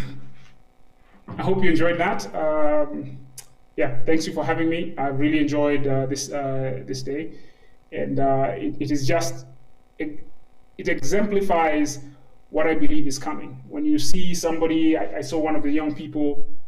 I forget his name, but he was, developing a solution with C++, and there are people who are trying to take a run at cyberbullying, and there are people who are trying to work on financial well-being, and there are just so many exciting things that are happening here. So we are at a point on the continent and in our society that we can change the future. And thanks to Rusinga and all the sponsors and everybody who's putting the energy and the time to create this space and this opportunity and this environment, this is how it starts. Silicon Valley wasn't mature from day one. They started with young people trying to do things, and Silicon Savannah has a similar future. We can actually achieve the same outcomes. But it starts with these types of environments. It starts with people saying, hey, let's do a hackathon, let's do this, let's do that. And people coming back year after year, and judges actually stepping up, and the network starts to percolate and the energy. But we're also going to have to work on our culture that will enable this young energy and this precociousness to be captured and driven irresistibly into the future. So this is just an exciting, I can see it. I spent 17 years in Silicon Valley. The energy is the same, the vibe is the same, the talent concentration is the same. Our biggest issue is culture, but even that is changing, thankfully, because people can see what other people are doing around the world, and they don't have to be told by somebody who's never been there how things should be. So with that, I thank you for having me, and back to the host. Thank you so much for being with us today. You've actually been very patient because you've been with us since morning. And it's been a joy having you. It's actually been a joy working with your team from Impact Africa Network, and also your team from Jenga School. And we wish you guys all the best. And I hope next year we'll be working together in impacting the youth. And I think we have very similar ethos and visions. And I think if we continue working together, we'll definitely be getting more students to work in tech. Okay, so we are going to, is Team 30 going to present? Oh, we're done. They've not yet joined. Okay, so we actually need to call the event to a close. We've been waiting for quite some time. And I'm going to ask Albert if the judges are ready with their results. If Albert is on. Is Albert on the link?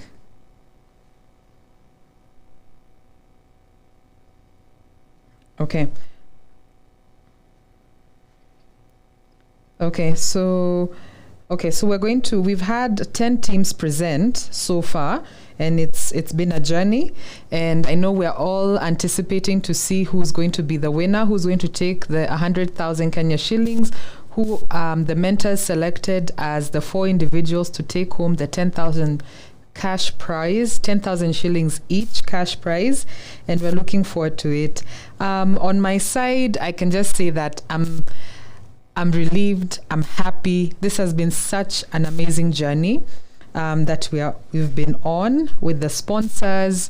As a school, it's been an honor to have all these different students. We had over 100 students register, and now I think we've had over 10 teams, each with an average of 5 people. So you can do the math and see it's been an opportunity to impact the lives of so many different people. And I thank you, and students, you've impacted my life, because you've inspired me through the things you're doing. But I also need to up my game a little bit professionally because you're doing such wonderful things. Okay, so our chief judge, Albert, leading the team. And I'm surprised nobody asked me, even here, how did we move from Ruth to Irene? So we had, Irene had to leave us. Ruth had to leave us and attend to a meeting. So Irene took over so that Microsoft is represented. So both scores are going to be counted, Ruth's scores, and then from where Irene took over is where her scores are inputted in our score sheet. So I don't know, Albert, I can't see you on the screen, so please let me know if you're on, so you can tell me who the winners are. Okay, I see you on the screen. Awesome. So let's take a few, can you give the judges like 2 minutes to go over the scores one more time, just to make sure they've entered everything, please, if you don't mind? Can you hear me? No, I need to add. Okay, so we're going to take a 2-minute break. They need 2 minutes to tally the scores.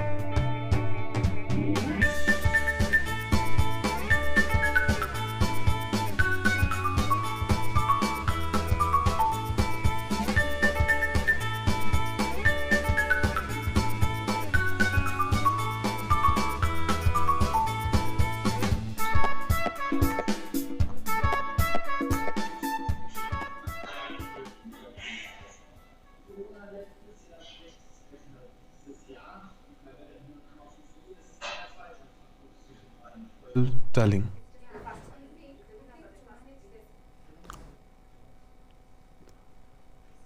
Okay, so that was a really nice event, and personally, I feel so much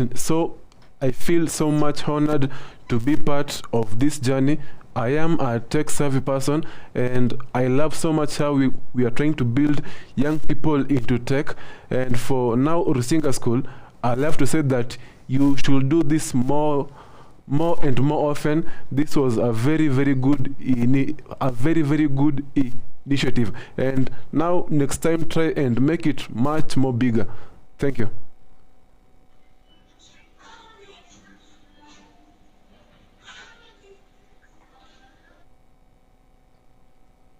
Still trying to get this working. Can all the judges please reply to my messages on Slack? I'm trying to get this finalized.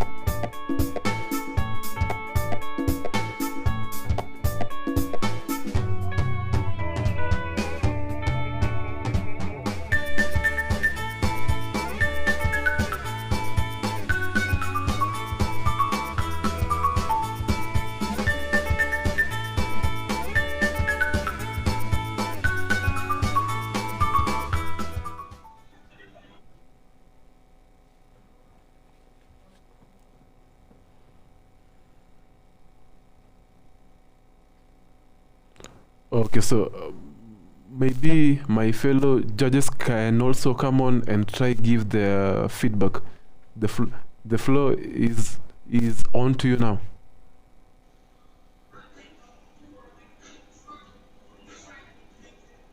Okay, I'll go last. Someone else go first.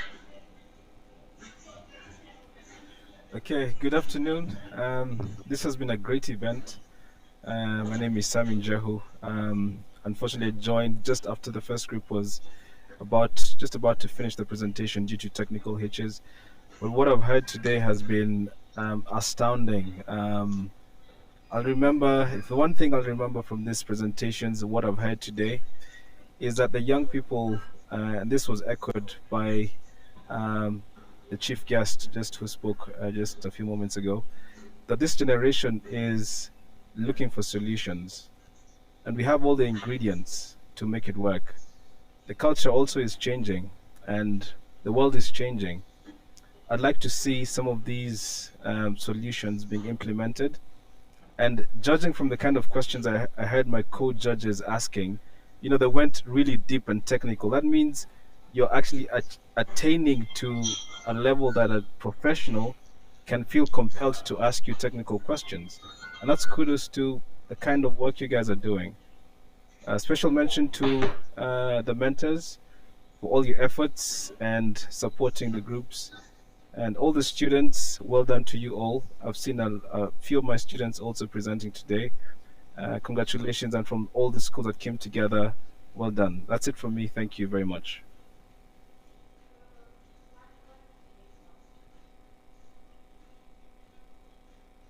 Ruth, you want to go next? You are currently on now mute. Can you please unmute your microphone? Myself or Ruth? I think Ruth should go next, and then I will go last. Yes, Ruth.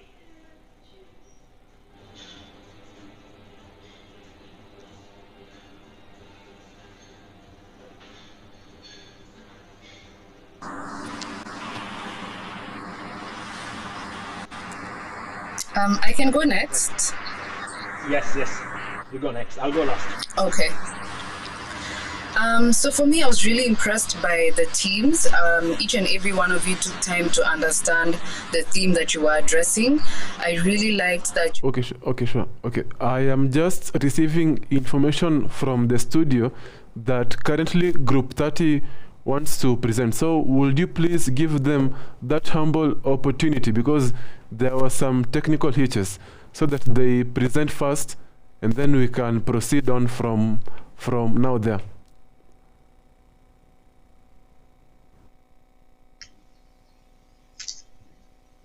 Okay, Group 30, the floor is now on to you. You can start your presentation.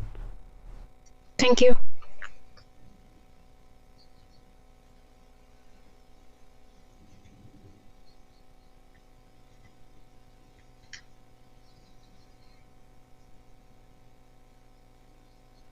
Jessica, we can't hear you.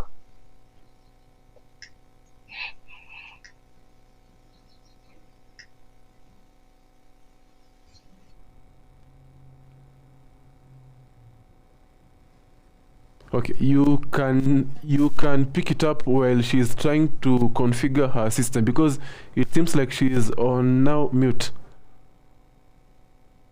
Can do it. Easy, Doc. We identified a problem of people who would come to the hospital and have to wait for long periods. And sometimes in the waiting rooms, they could get certain diseases or sicknesses from the other people waiting with them. During our brainstorm session on day one, we realized as Group 30, there was a lot of time wasted in hospital waiting lobbies and rooms. That thought gave us the desire to challenge our minds and make our project cover the health care theme. It's becoming sort of a click in medicine. If you need to visit the hospital, you have to prepare and wait a long time. People often get frustrated when they get to the hospital and have to wait 30 to 95 minutes to get their vitals, BP, and weight recorded by a nurse. After all, this, they still have to wait to see the required doctor. Waiting is just one of the non-favorable parts of being in the hospital. Did you know that you can contract many infections such as pneumonia, gastronia, illness, UTIs, bloodstream infections, surgical site infections, as well as many other life-threatening diseases just by stepping into the hospital? In American hospitals alone, the Center for Disease Control estimates that above mentioned infections account for the estimate of 1.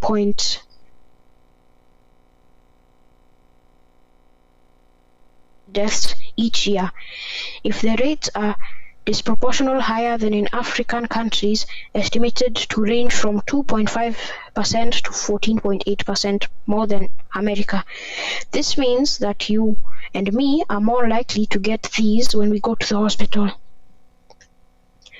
Now, what if I told you we found a way to make your wait shorter and reduce the risk of you contracting someone else's germs? I present to you EasyDoc, a fast, comfortable, and easy way to ensure your health is in check with a simple click of a button. The project demo. Now I'll invite one of my teammates, Isaac, to take over and show you how to use our website.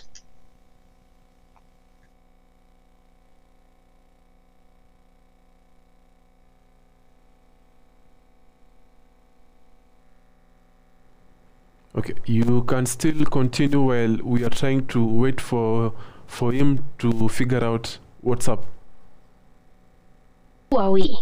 EasyDoc is a company that allows you as a user to access many different medical services all in one platform. Here you'll be able to book your appointments online by giving your information to the chosen medical institution will contact you. This will give you the opportunity to save time while booking from your device and later on go for your appointment with no inconveniences. By clicking the sign up button, it will take you to the sign up page. When you fill in all your sign up information, it will do a captcha to test if you're a robot or not. And once done, you have to sign up after filling all the necessary details. Then you can pick what county you're in, like Mombasa, for example, or Nairobi, and then it will search for the hospitals. It will show you the list of hospitals in Nairobi, such as Kenya National Hospital, Nairobi West, and you can easily book the appointments by pressing the button.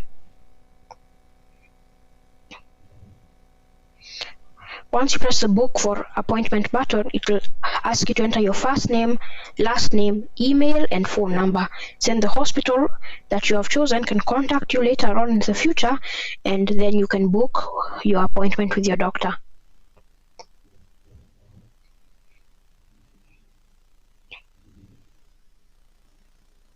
You can also pick the doctor that you would like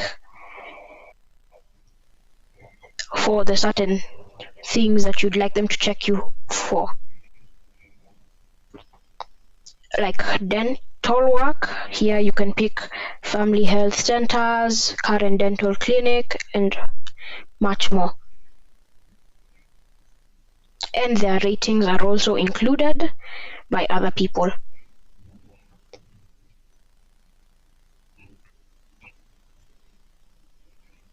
Yeah, and that's it. Thank you. Okay, so I will pass the floor on to my fellow judges so that they can also try give feedback and also most importantly ask the most relevant questions. On to you guys.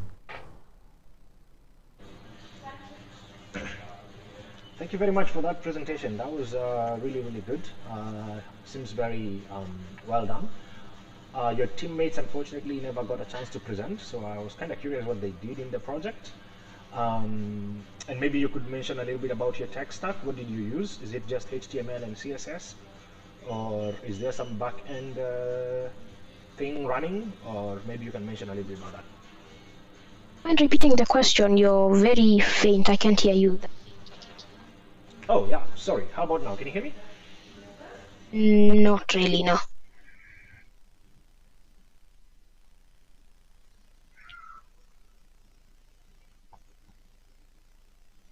Hello? Hello, can you hear me? Can you hear me?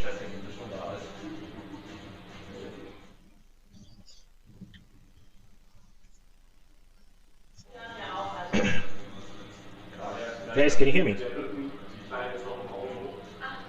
Yeah, we can. I don't know why he's not able to hear me. I was asking about about the tech stack, like what he used. I like the presentation. It's very nice and well done. Is it just HTML and CSS, or there is some back-end language?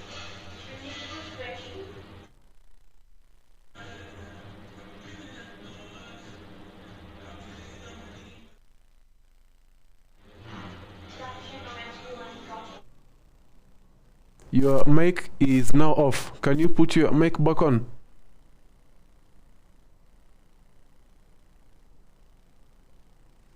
Joshua, do you please mind putting your mic back on?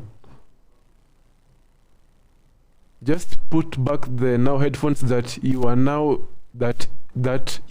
using prior.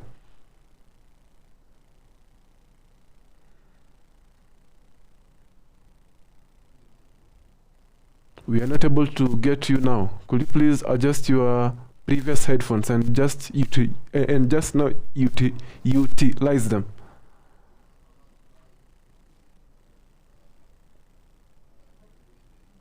At first.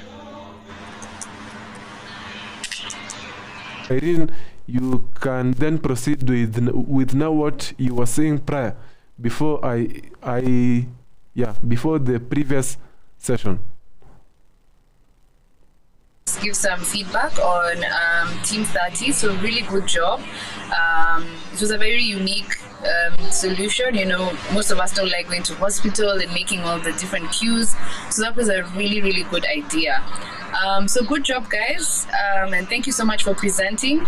Maybe just a quick one from me. Just wanted to know how you divided the tasks. How many were you in the team and who did what? If we still have Team 30 on the call.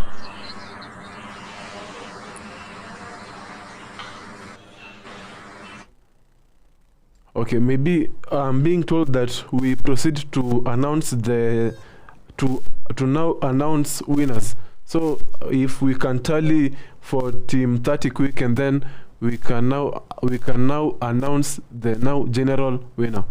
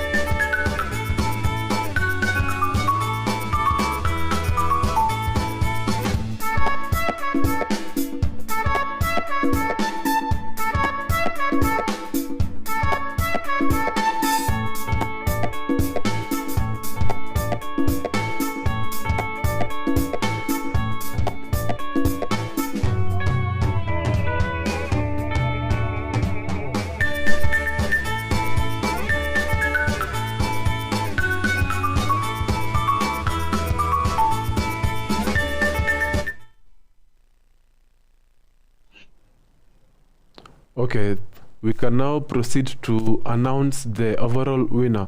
On to you, Albert.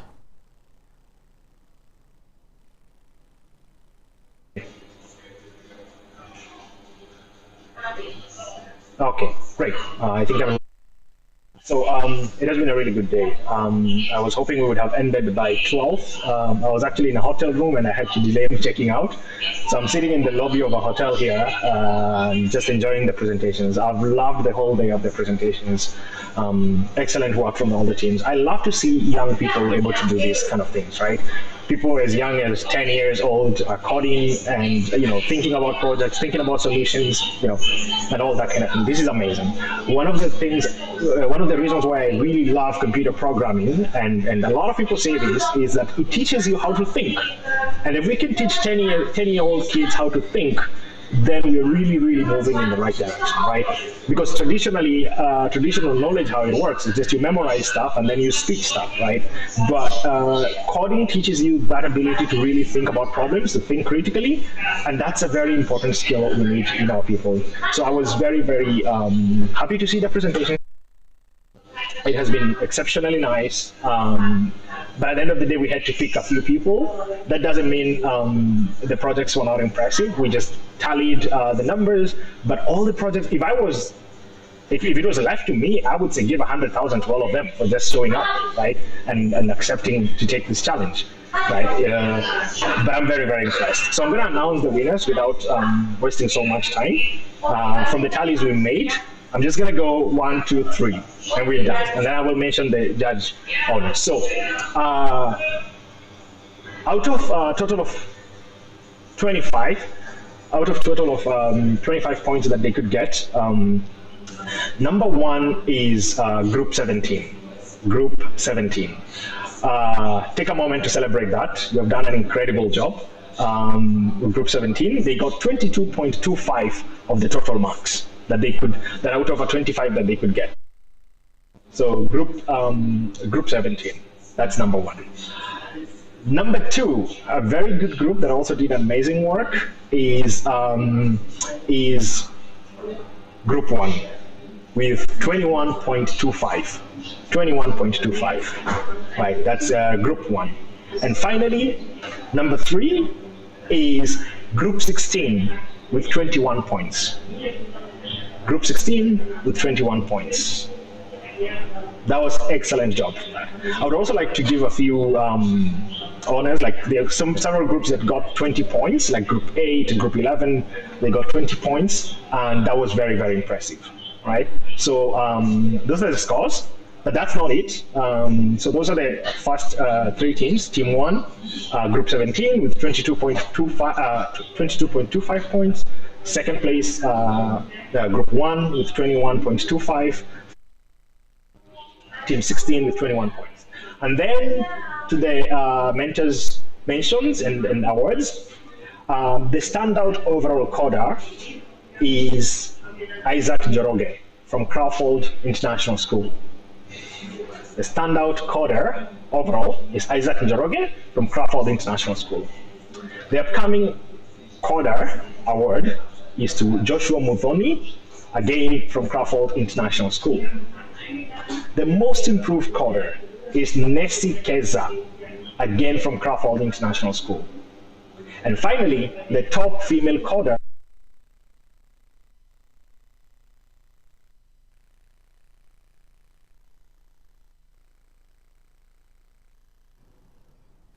Okay. Albert, you've lost audio. We can't hear you. We can't hear you. Use your computer's microphone. We can't hear you. Can you hear us? Your micro, just check if you're muted.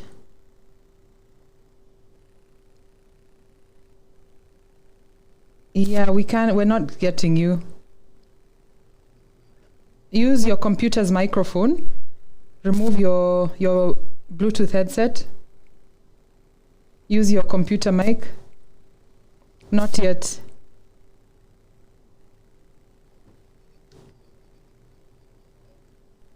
Okay, I think we've lost him.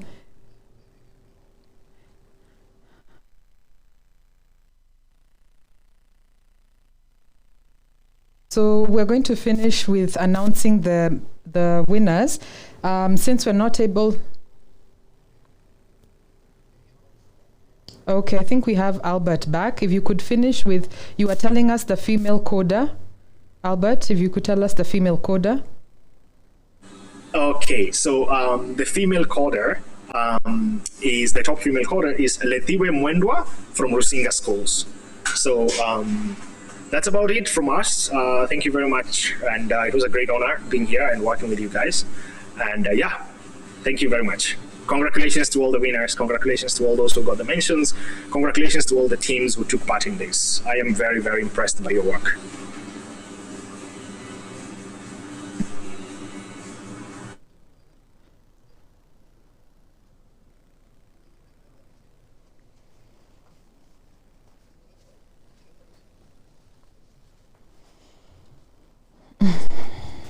Sorry.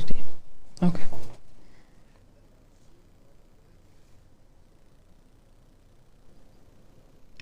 Okay, we're back. Team 17, congratulations. And to all the winning teams and individuals, you need to give yourselves a good pat on the back, yeah? Good job. Good job, everyone. It's been a long day, but we made it. And I just want to say thank you to everyone who was a part of this event from start to finish. To the winning teams, Miss Priscilla and I, this is Miss Priscilla, who you've been getting all the emails from. Miss Priscilla is and I are going to send you emails and also contact your schools so that we can bring you your cash prize, your gift hampers from all the sponsors, and your certificate. And then to all the students who participated, we'll also be delivering your certificates to your schools. So watch out for that. In the next week or so, we'll be bringing that over. And again, I just want to thank all our sponsors for making this second annual virtual hackathon a success. I can't thank you enough. Thank you so much. May God bless you. May God expand your organizations and make everything, all your visions to come true. This has truly been a blessing. To the entire team here at On Air Studios, thank you so much for the work that you've done, for making this such a professionally run event, and making us shine and making our students shine. You may not know it, but this event is going to spark someone to do something in the future. And, 15, 20 years from now, they'll be saying that they are who they are because of this event. So thank you so much to everyone who has been a part of this. May God bless you, all our mentors, all the judges, my co-host here. You've done an awesome job. I'm so proud of you. Thank you so much. And I'm going to ask Ms. Priscilla to close us out with a prayer. As is tradition at Rusinga, we start and end in prayer. Thank you, Marianne. Yeah. Thank you, Jason. Well done. On behalf of Mrs. Achesa Karaoke, our head teacher, she says thank you for joining us. Thank you to all the participants. Thank you to all the parents for your support, sponsors. We couldn't have made it without you. Let us pray. Our dear loving Father, we are grateful. We want to say Asante Sana. Thank you for having been with us throughout from when we started the plans for this New Year's hackathon. Thank you for your guidance, for your strength. Thank you for the participants. Thank you for the winners. Thank you for all who facilitated this event. Dear Lord, we want to say thank you. We pray, oh Lord, giving you all the glory. Thank you for having been with us and having made us and allowed us to have a successful event.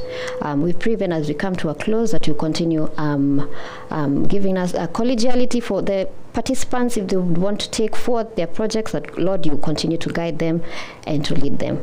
For we pray this, believing and trusting in Jesus' name. Amen. Asanteni sana.